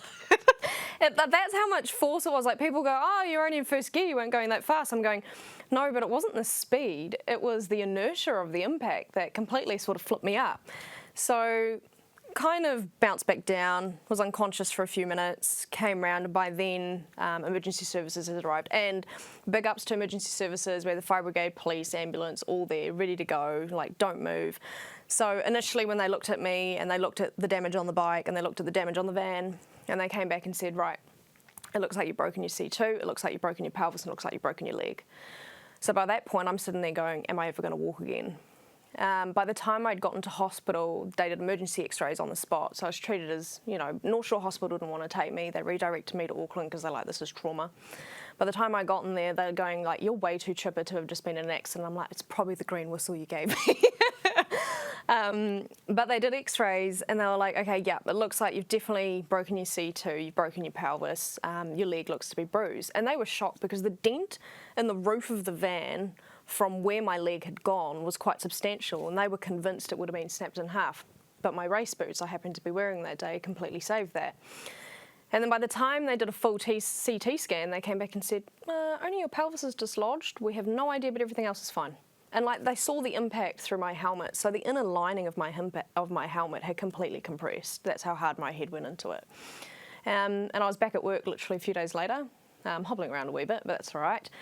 And I just sat there, and the doctors and surgeons and all the specialists are going to me, you are so lucky to be alive. And I'd sit there and go, you know, the fact that it was only 1K from work, 1K from home, it's, again, I dressed, even though I was just commuting down the road, I dressed for the slide and I didn't just dress for the ride. So what you're saying is the damage on the bike and the van and everything else, it all said that you should have had worse injuries than you did, and you can attribute that to the gear you were wearing. Absolutely. If I was in just like casual pair of shoes, if I was in casual tights, if I was in a casual jacket, and if I had decided to sort of go with a cheapish helmet like the $99 specials that you get, I have no idea where I would be today. I was very lucky that my leather jacket sat over my pelvis, so sort of protected it to an extent. You know, my big thing was my race boots, and because they came up past the ankle, I was able to protect my leg. So if I hadn't had that and I'd just been wearing shoes, I would have literally snapped my leg in half. Like the bruise on it for weeks afterwards was quite substantial, but it wasn't broken. But absolutely, gear completely saved my life. And when people go, I'm just going down to the supermarket, or I'm just going, you know, down to the local shops or the dairy, you have to sit there and go, well, hold on a minute. This accident literally happened like a kilometre from my house, and it was my fault. It wasn't the van's fault, and it wasn't another driver's fault. It was simply my fault for just thinking that I was so experienced that I didn't need to head check twice over, that I'd seen a van go, and I was confident that I had it. Brilliant. Okay, well, we've got a lot of questions coming through. Okay. And some of them are marked as really important. So, and I don't mean to, I'm going to stop now.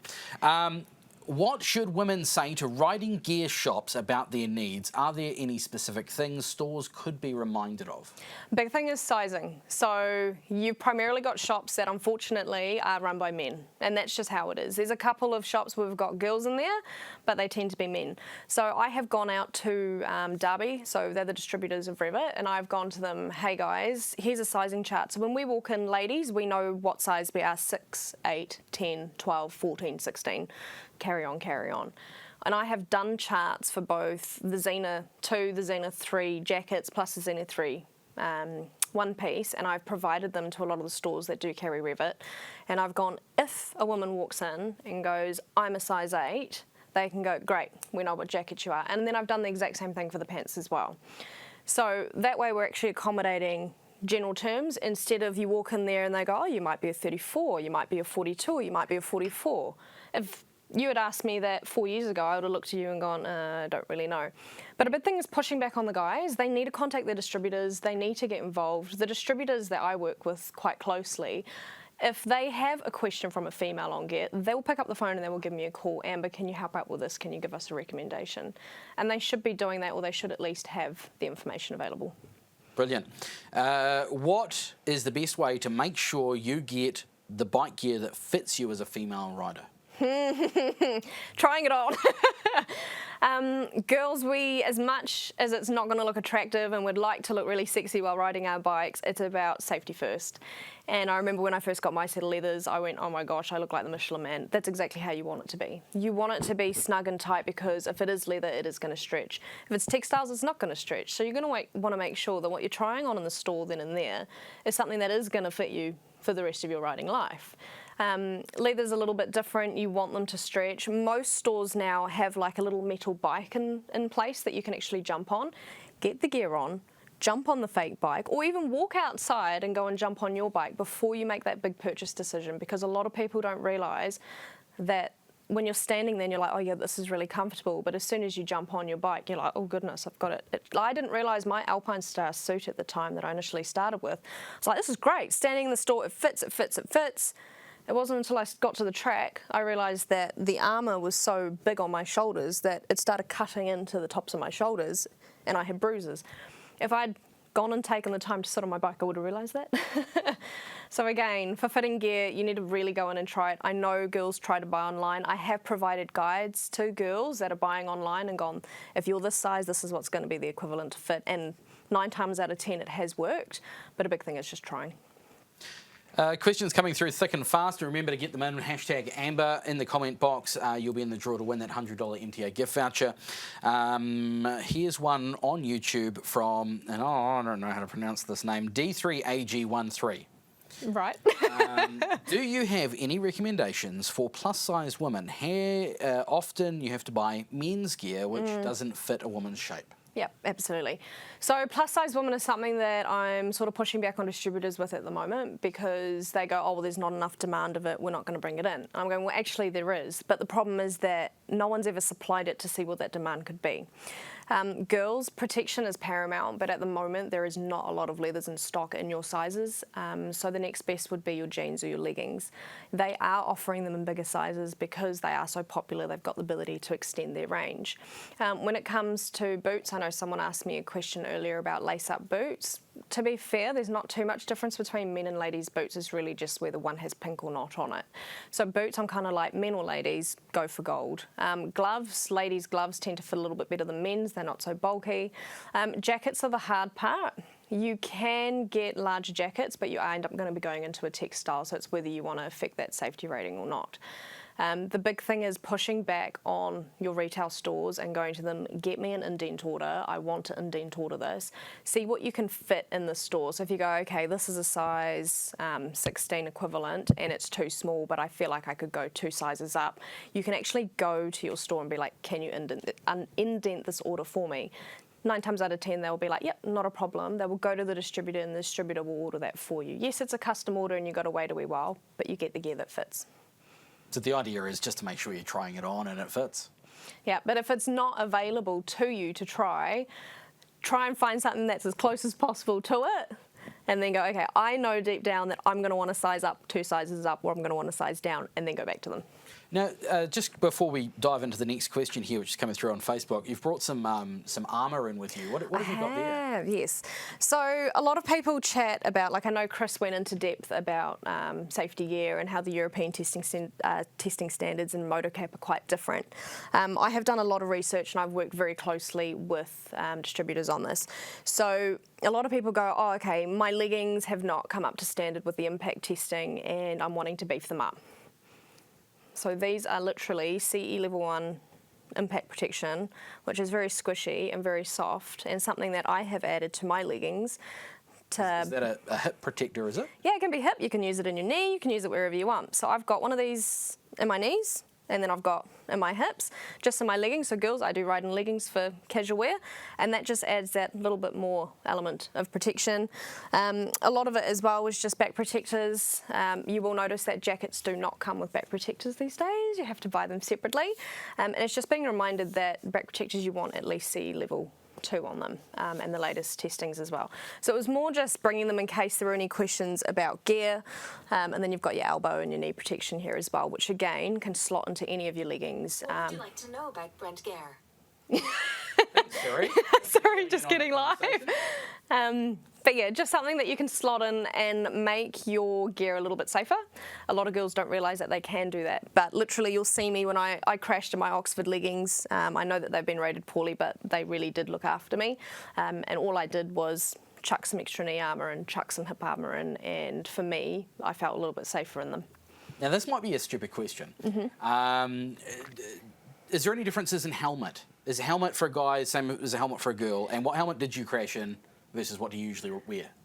Okay, so helmets are helmets. Whether you're male or female, there's not going to be too much difference. Again, you want to get a helmet that fits, and people go, oh, helmets are all the same. Actually, no, they're not. They're all for different shaped heads. Like, I know for me, I don't fit an Arai and I don't fit a Bell, but I do know that I fit a Shoei and an HJC. So unfortunately, the helmet I crashed in was my very favourite Shoei, and I had imported it from Australia, again, because distributors didn't want to bring in the design I wanted, which is a very feminine design. And I crashed in that, so now it's just kind of on the wall, looking pretty. And then I've gone to HJC. The big thing is the sizing. Girls tend to be extra small or small. But what we've noticed manufacturers doing now is they'll compound sort of shell sizes and they'll just change the linings. So if you go to them, oh, I really like this helmet, and they go, okay, well, we've got it in a medium shell, but you know, that medium shell does interact with sort of extra small or medium lining. You can actually, I mean, I've done this before with my motocross helmets. You can buy the shell, and then you go to them, can you just order an extra set of lining or pads for me, and you just slot the slightly bigger ones in, and it makes it a tighter fit. Marvellous. Elijah Dakin says, Amber, what is the best or cheapest bike to get into racing with? Ooh, the Hyosung Cup is pretty good. So, I mean, my bike cost me $1,800, excluding all the repairs now. $1,800 to get into, and it was a really cheap series for me to start out on. So I really, really recommend that. And then stepping up from that, you've sort of got the super lights that you can get into as well. So just your little Super Sport 300 bikes. But really, the Hyosung Cup is probably the best introductory racing series that you can do for a beginner. You've got a lot of help around you, a lot of people. Yes, the grid is big, but it teaches you to either push back or pass quite quickly. But really cheap, easy to get into. Hyosung GTRs are sort of running around the place left, right and centre. And if you don't want to run a Hyosung, then you can always run a 400, and there are plenty of crash 400s around, including my own. Louise asks on YouTube, Amber, do you think ladies should do a track day? Which would it help them with cornering and confidence on the road? I am an absolutely huge advocate for getting ladies out on track. So in 2020, Kawasaki and I did run a ladies only group.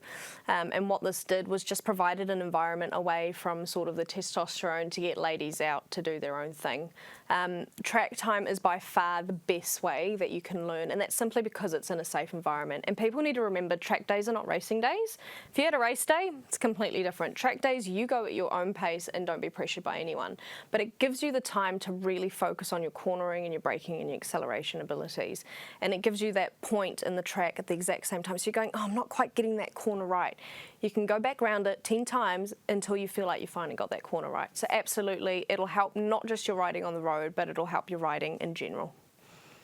Brilliant. Larry Leach says, what crash or near miss has taught you the most about motorcycle safety? Ooh, what crash?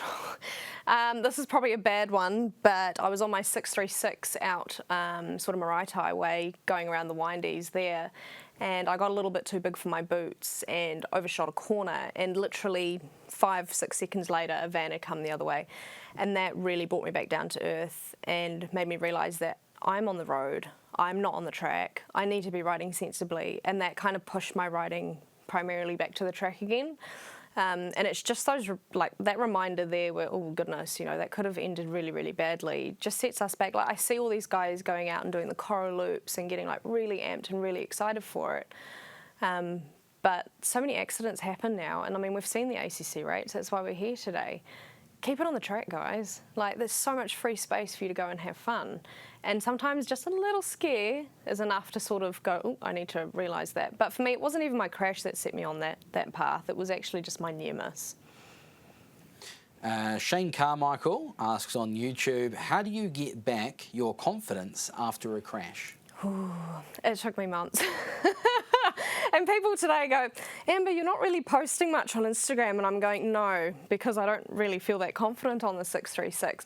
So my crash was on the 400, which is a bike I am in love with and I could ride all day, every day and do anything on. But to now have that bike taken away from me and the bike that's bringing me back into riding is the 636, it took me probably about 4 months before I put my leg back over it. And I remember the first time that I got on, it was a lot of anxiety, a lot of fear, a lot of questions in my mind going, is the same thing going to happen? What am I going to do? I don't know how to ride. But it was just pushing through that and actually just being around like-minded people that knew about my accident and that wanted to support me and to get back into it. And the first few rides were with friends, and I needed that. If I had gone out by myself, I probably would have freaked out. But because I had friends there that were ready to encourage me, that didn't want to go too fast, that didn't care about cornering, that were just like, let's just go down to the beach. I think baby steps, and eventually you'll just kind of get your mojo back and you get back into it. Now, people are loving and really resounding to what you're putting out on social media. Yeah. Before we dive into the next question, how do people find you if they, like, we've got a lot of female viewers going by. Yeah. How do they find you? How do they get in touch with you? So primarily I am on Instagram. I do apologise, I'm not a big Facebook user, but Instagram is where I generally interact. I've got a couple of reviews up on YouTube, just primarily with bikes, so not with gears, and then I've got my website. So moving forward, I'll be trying to put as many gear reviews as possible on my website, so girls can actually read a genuine Kiwi's view on gear and what's available in the New Zealand market. But Instagram, you'll catch my stories, you'll catch my posts. That's where I tend to be. So at chaotic.blonde is where to find me. Brilliant. Amber, thank you very much. Chaotic Blonde. We're going to poke you back into the Q&A hole for the next few minutes. Apologies if we didn't get to your question, but Amber, if you wouldn't mind, just type in a few responses for us. Yeah, absolutely. More than happy to. Okay, we are marching on. We are, 10 to 4. We've got a prize draw to do, and hopefully someone's given me a name. That'll come through in a moment. Let's catch up with Jay, actually, in the Q&A area. Jay, Here we go. Well, there's a truckload of questions. You've been firing them in, and I said that I would get as many of these answered as I possibly could. So we're going to rattle through them at a rapid rate of knots. And we're going to start with, what's the most important one thing you always do before you start your ride? And I'm going to throw that to you, Avalon. Or I'm going to say put my gear on. Yeah, put gear from head to toe. Don't miss a thing. Dave Keelty, if I could throw that same question to you. First thing I do is, it would be all about gear, making sure gear's right, the bike's right, we're ready to go. What is trail braking? Who wants to take this one? Oh, look, there's all terrified looks. I'll do it. Okay. Trail braking is carrying particularly the front brake all the way into the corner.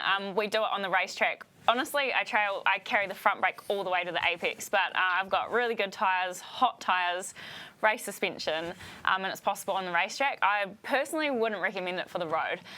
Do your braking as much as you can before the corner, and if you need to drag a little bit of front or rear braking because you've gone in too hot, you can, but it needs to be in proportion to the lean angle that you're carrying. So the more lean you've got, the less brake you can have on. So, yeah, probably wouldn't recommend it for the road. Perfectly answered. Are ape hangers dangerous? I'm going to throw this to Sergeant Souter because he's a massive ape hanger riding. Well, I mean, some of us are apes, so you're going to have them, you know. Look, in all honesty, if the bike is set up correctly and done, I know of some people who have actually gone to handlebars that are up here and they're more comfortable that way. As we get older, we get less flexible and all that sort of stuff.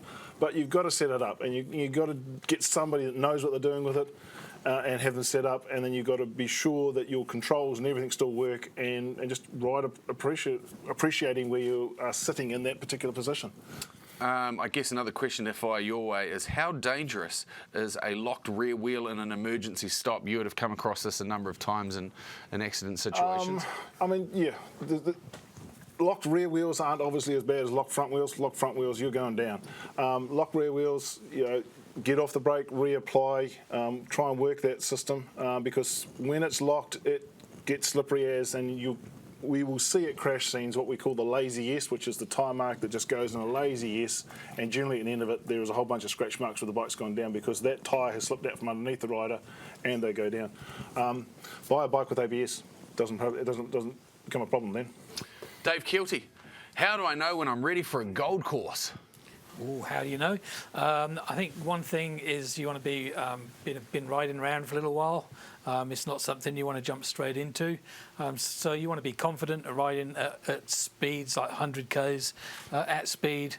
You've done a lot of riding out in the country roads so that you can handle your bike pretty well. Once you're confident that you're able to handle your bike and you want to step up to the next level, give it a go. The best option to find out whether or not you really are ready, self-assessment is one thing. Have a word with your local provider, the person that's actually going to take the course. Talk to them about your level of riding, what you're used to doing, and they'll give you your best guidance. Straight back to you again, Dave. I've had a stressful experience with training and feel a lot of pressure on a course. How can I make sure a Ride Forever course will be a good experience and one that I want to do again? Absolutely. This goes back to what I've just said previously. Talk to the coach. Talk to the provider about what it is that you found difficult, what caused that pressure last time. Make sure that you're not going to end up in the same situation again. Talk about what it was, how you can maybe alleviate that. Your local provider, the coach that's going to take you through, is going to give you the best advice. Question here from Tony Stevens on Facebook. I'll probably throw it to you, Amber. I dropped my helmet from waist high, unfortunately. I haven't used it since and I cannot see any damage, but who knows about the damage inside? Realistically, how much damage is caused to a helmet from one drop? Thanks, mates. Unfortunately, quite a lot, and people don't realise this. So until you pull the lining out of the inside of that helmet, if you have a look inside, the lining actually compresses, and yes, a single drop will do that, and all it does is compromise the rest of the safety around that. So the strength and structure is all compromised together. So as they say, one drop and you're out, and unfortunately that's just how it's going to be, and that's not because we're being mean or stores are wanting you to spend more money. It's genuinely because we want you to protect your head. Avgas, would you be running a dropped helmet? Have you had that, how protective are you when obviously you have got a high chance of meeting something at pace with your face? I am unfortunately a clumsy person, and I've had a few near misses. My partner doesn't let me anywhere near his race helmets. Like, I'm trying to help load the van and he's like taking his helmet back off me to make sure I don't drop it. So pretty careful. It's really a cringe moment when people put their helmet upside down on a table. Definitely look after those lids just as much as you look after your head. Another question for Dave from Emma McIntosh. What is the most commonly avoidable accident you see motorcyclists involved in on the road, and how could it be prevented? I might even maybe back it up by bringing it over to Sarge as well. Most commonly would probably be running into the back of other vehicles. You really want to check out the following distance. You see a lot of riders right up close looking for a way to get past, or and it's just not giving yourself enough time to react. So anything within that range, going into the back of something, but anything that you're getting close to something, you're putting yourself at risk straight away. Amber could probably extrapolate further out on that as well. Absolutely meeting the back of a vehicle. Would you like to give us your first-hand experience of the love-making that you did to a van on your motorcycle? Even though it was really slow speed and it was something that was what I regard as a very silly accident, a lot of it is just the attention span, and you go out there thinking that, it's the cage's fault and it's everyone else's fault on the road and everyone else is there to kill you. And in the same vein, it's like, well, hold on a minute, I didn't just tend to look twice, I looked once. So a lot of that is just going back to reality and thinking about the hazards around you, and literally, it's not, everyone always says, look for those that are out to kill you, when really you should be looking for your own hazards. Making sure that you're not one of those people. Yeah, and you don't want to end up on the back of a van. I can testify to that. It's not fun to put yourself through the handlebars and then end up on the roof of a van. What about you, Sarge? What have you seen? All the international studies show that in a majority of motorcycle crashes, the motorcycle is the striking vehicle, so we're striking something. Now, sometimes that's because people pull out on us, but we are in control of ourselves, or should be, so we should moderate our speed, moderate our direction, be looking for those escape routes. That's the sort of thing that we need to be doing as motorcyclists to prevent these things from happening. This one's for you, Jim. We just had a very robust discussion in this while Amber was next door. What are your thoughts on lane splitting? Do it safely. What does do it safely consist of? Do it safely, so have consideration of the speed of the vehicles around you, making sure that you are watching. There's places where you simply should not lane split. especially when lanes merge, and you'll see people do it, and they don't slow down in the wet. There's a number of silly things that people do when they're lane splitting, which when you think about it, it's just ridiculous. You shouldn't be doing it anyway, whether you were lane splitting or not. So basic safety factors, making sure that you are looking between those vehicles if you're going to be doing it. And yeah, you shouldn't be going too much faster than the traffic around you. Yeah, so what would you, if you were to have 3 guidelines that you would say that you would throw to that, if you were just to have them at top of mind? Pick your place. Pick your speed for a nice, safe speed that's not too fast, and be very mindful of be prepared to stop. And if you can't stop in half the distance that's clear in front of you, then you're going too fast. Lockie, from a police standpoint, I guess you would see this quite a bit, especially you ride motorcycles yourself. I know that we've talked about it. It's not something that you really do. No, well, I don't mind. I consider my bike to be too wide, but following on from what Jim said, I think that the foundation for lane splitting comes in the road user rule, which basically says how you can overtake.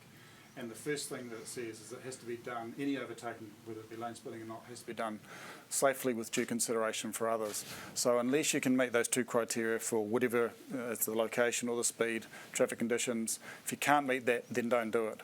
If you do that, then you're not going to annoy somebody else, and you should be able to pull it off reasonably safely. Then you do your left to your right overtake, yeah. In bigger cities where everyone kind of files in behind one another and starts a big conga line of a lane split, would you suggest that it's a good idea to be running hazards, no hazards, just sit on the rev limiter? What do you suggest and how to do it safely from a police standpoint? We don't, well, to be honest, down in Christchurch, I don't see a lot of it. It sounds like it's more these, the big city folk that see it. So I've heard a variation of all of those things. I think personally these things here, your eyes, looking for other things.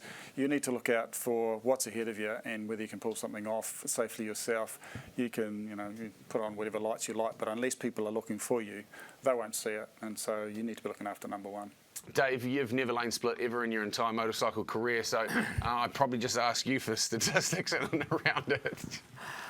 You're absolutely right. However, statistics that surround lane splitting, that might have been a slight white lie. I'm waiting for the bolt of lightning. Everybody doesn't need to laugh, though. Come on. Statistics for lane splitting, we don't have them at the end of the day. There isn't that I'm aware of anywhere that you could go in and find something that's specific to a lane splitting. You might find that there's some lost control in a straight line, or there's all sorts of different things that the police can write up. Overtaking. Yeah, overtaking, whatever. But there certainly isn't anything that we can identify specific to lane splitting. Not that I'm aware of, unless these fine gentlemen can prove me otherwise. No, it's not. It essentially comes down to overtaking. So any sort of crash that occurs during an overtaking manoeuvre, that's what it would come into, yeah. So it'd just be one of the categories. Avalon, question for you. What is counter steering? How do I learn to counter steer without falling off? Shouldn't be too hard to learn because you do it anyway. It's how you turn a motorcycle. So whether you are aware that you're doing it or not, you will be. It's essentially pushing on the right-hand handlebar to turn right, which is not what you'd think you'd do. But basically the speed and leaning a bike over or turning, gyroscopic force I think is the term, means that you push on that right-hand handlebar to turn right or the left-hand handlebar to turn left. So best advice, just when you're out riding, just give a little, if you're going through a right-hand corner, give a slight push on that right-hand bar and you'll notice that the bike turns a lot tighter. Be careful because if you do it hard enough, you will cross the centre line on accident, so in a safe, controlled environment, but just practice putting a bit more force on those bars. This is to the whole panel, what is the one thing that you see motorcyclists do that you just go, you're giving us all a bad name? Maybe it's something that they wear, maybe it's something that they do, maybe it's something that we could improve on. Did you want to go first there, Dave? I saw your hand up there, mate. Yeah, why not? I'm happy to have a quick chat. Yes. Okay, thanks. Moving on to Evelyn. Let me just pull up a chair. This could take a while. From my perspective, I think the one thing that many motorcyclists get wrong is the lines through corners. You see it all the time.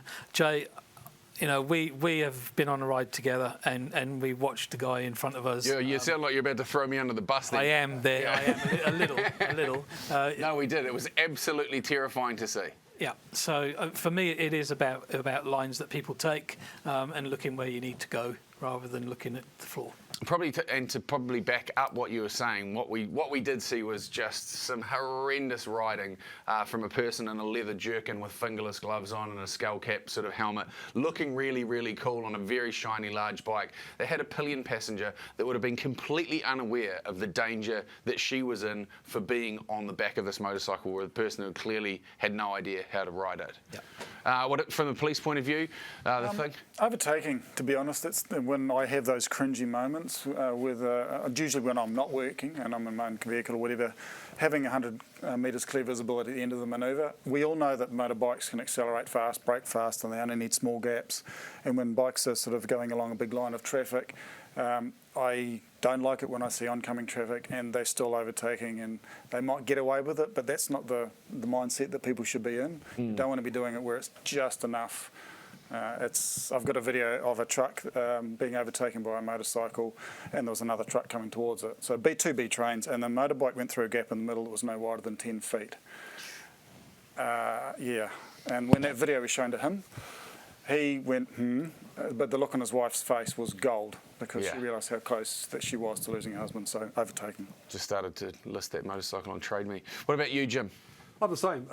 Some of those overtaking manoeuvres, you just start hitting the brakes and moving to the left because you never know what's going to happen. They're just ridiculous. Pete? I don't want to be boring because I agree with everything everybody's already said, but I get really annoyed at speed in build-up areas because most of the crashes occur in build-up areas. Thankfully, most of them aren't fatal. The fatals happen on the open roads because of the higher speeds, the higher energy. But we get people in town, build-up area, heaps of tin machines around. We all say that car drivers are blind and pull out on us. So what do? We go as fast as we can. And so we just. Why would you go quicker towards the guy that can't see you? So it does my head in when I see guys zapping through town at high speed. They're enjoying themselves. They're having a great time until they wake up in the back of the ambulance or at hospital. Girls, if I could throw it your way, Amber. There was one instance where I saw a fella on a bike in his jandals, shorts, t-shirt and a bicycle helmet commuting to work, so I would say that would really... I've saved up since then though, so... yeah. I've got shoes now. Yeah, but definitely, like, in summer, guys, I don't understand why you would want to lose your toes or your entire foot instead of wearing a set of boots and jeans and, like, even Saint gear, just something to keep you a little bit protected. Is there a law against somebody's own stupidity where if you are... Yeah.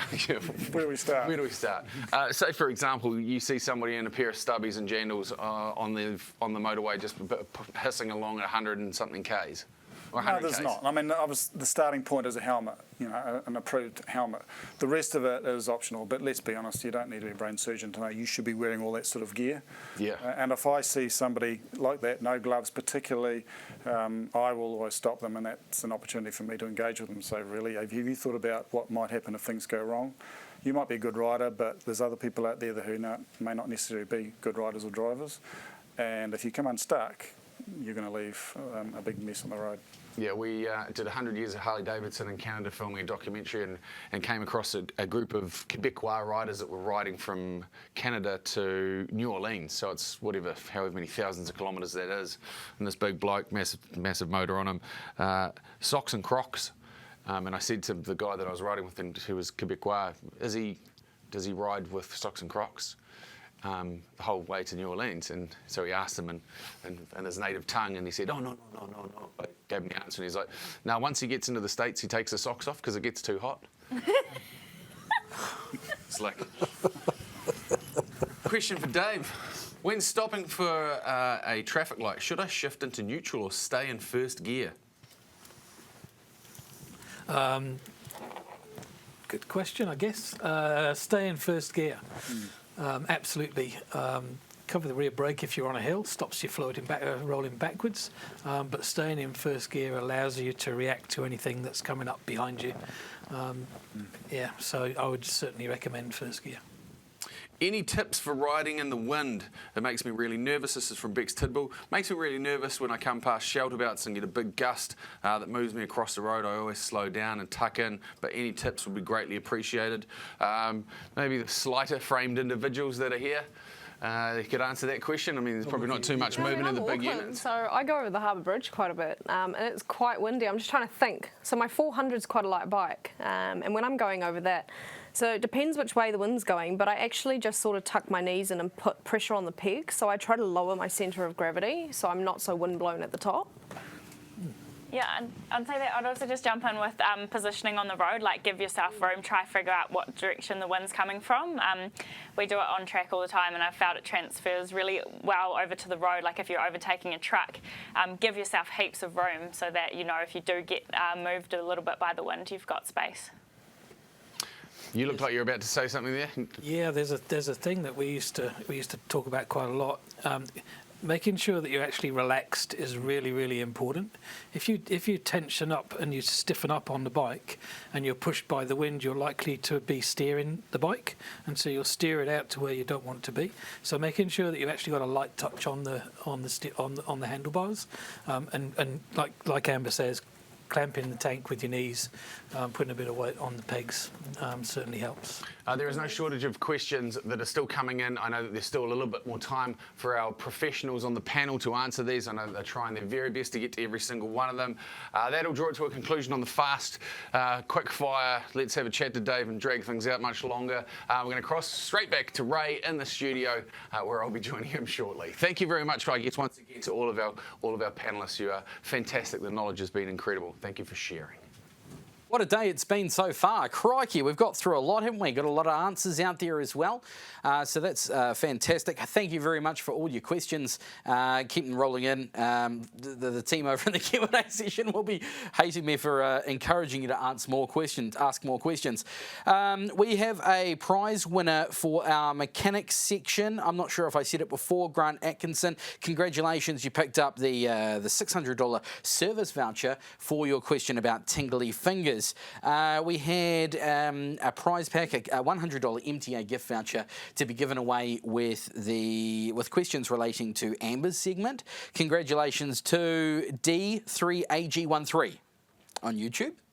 I'm sure that means something, and if you want to let us know what that means, great. You've picked yourself up the $100 MTA voucher, and we've got another $100 MTA voucher to be given away for a question or comment with our Q&A session that Jay just took. G'day, Jay. Welcome back to the studio, mate. This is a bit la-di-da, isn't it? Hey, it's fancy in here. Look at you go. So $100 MTA voucher going out to Gary Rees with a question about how dangerous is a locked rear wheel in an emergency stop. Jay, we've got one more thing to do, mate, and that is this massive prize pack over behind you. Let's come with me. Come on. Get my carcass out of the way. Hey, we've got a Markov prize pack. We've got, these are cool, Monimoto. It's a GPS tracker for your bike. Talk us through how that works. So basically, you've got a thing wired into your bike. You've got a dongle on your keys. And if your bike is started and your keys aren't registered near you, it'll send you a text message and tell you where your bike is. Very handy bit of kit. We've got a hydration pack, a set of tyres to the value of $600. We've got a tubeless tyre repair kit, MTA gift voucher, and a digital tyre pressure gauge there. That is going out to, and if I get my details correct on this side, somebody who asked a question or comment in the second half of the show, major prize pack winner. Congratulations to Dan Burrell, who asked a question on codes on tyres. Oh yeah, mate, I didn't even know that. You can have a look on there and it's got a little 4-digit number which lets you know the week and the year in which it was produced. And if it's a 3-digit number, it means that it was produced before the year 2000, so you should get rid of them. Brilliant. The things we learn. Hey, the things we learn. It's been a massive day. What a fantastic job that you've done, Ray. Absolutely delivered. You did well running up and down the hill from the testing grounds as well. Oh, I can lie to you, mate. I took a little electric van. You just didn't hear me. It was the little battleship that we peeled out in. But it wouldn't have happened without a huge effort. Massive thanks to every single one of you that has been watching throughout the day, ducking back in and out, asking all of the questions and engaging with our panellists. We've got a list of thank yous to go through. We do. Thank you very much to Dan Ornsby, Karen Bedwell and Duncan Seed, who were our trainers on the panel today. Also, a massive thank you to Sam McCafferty, Kevin Williams, Dr. Chris Hurren, Amber Early, aka Chaotic Blonde, Avalon Biddle, Lockie, Ross and Peter for joining us on the Q&A session and out on the testing grounds today as well. Don't forget to do a Ride Forever course. Sign up for a Ride Forever course, complete it within 6 months, and you're in the draw to win that summer riding package thanks to Ride Forever. It's a set of tyres to the value of $600, a WAF Rego to the value of $500, MTA gift voucher to $500 and a service voucher to $600 as well. Also, don't forget to send in your challenge videos to the Ride Forever Facebook page. I know that you're going to be giving it a red hot go. The 10-metre cone's marked out, seeing if you could stretch it out. The longer the time, the better you're doing. It is a control challenge, and then also the big S's as well. It's all at the Ride Forever Facebook page where you can check out how far to put apart the cones and how you can upload your video to show off to your mates and see who's the best. Thanks very much to our team behind the scenes here today, as well as ACC, Waka Kotahi, New Zealand Transport Agency, New Zealand Police. I'm sure I'm forgetting some people. We're about to wrap up today, but we welcome you to stay on and fill out a survey. Let us know how we did today. Did we give you the information you need? What can we do better? Fill out that survey. You'll go on the draw for a $100 MTA gift voucher as well. That pretty much wraps us up, Jay. It does indeed. Remember that Shiny Side Up and the Ride Forever course is done so that we can be better, we can be a safer riding community, and it is a place where you can have your voice heard, where you can make suggestions. They do get taken on board. This is something that's very specific to New Zealand, and it doesn't happen anywhere else in the world, so we need to make the most of it. Get along, get your mates together, do the Ride Forever courses, and make sure that you get home Shiny Side Up. Thank you very much, Ray, a consummate professional. It's been awesome doing this with you, and of course to every single one of you that's joined us. Thank you very, very much.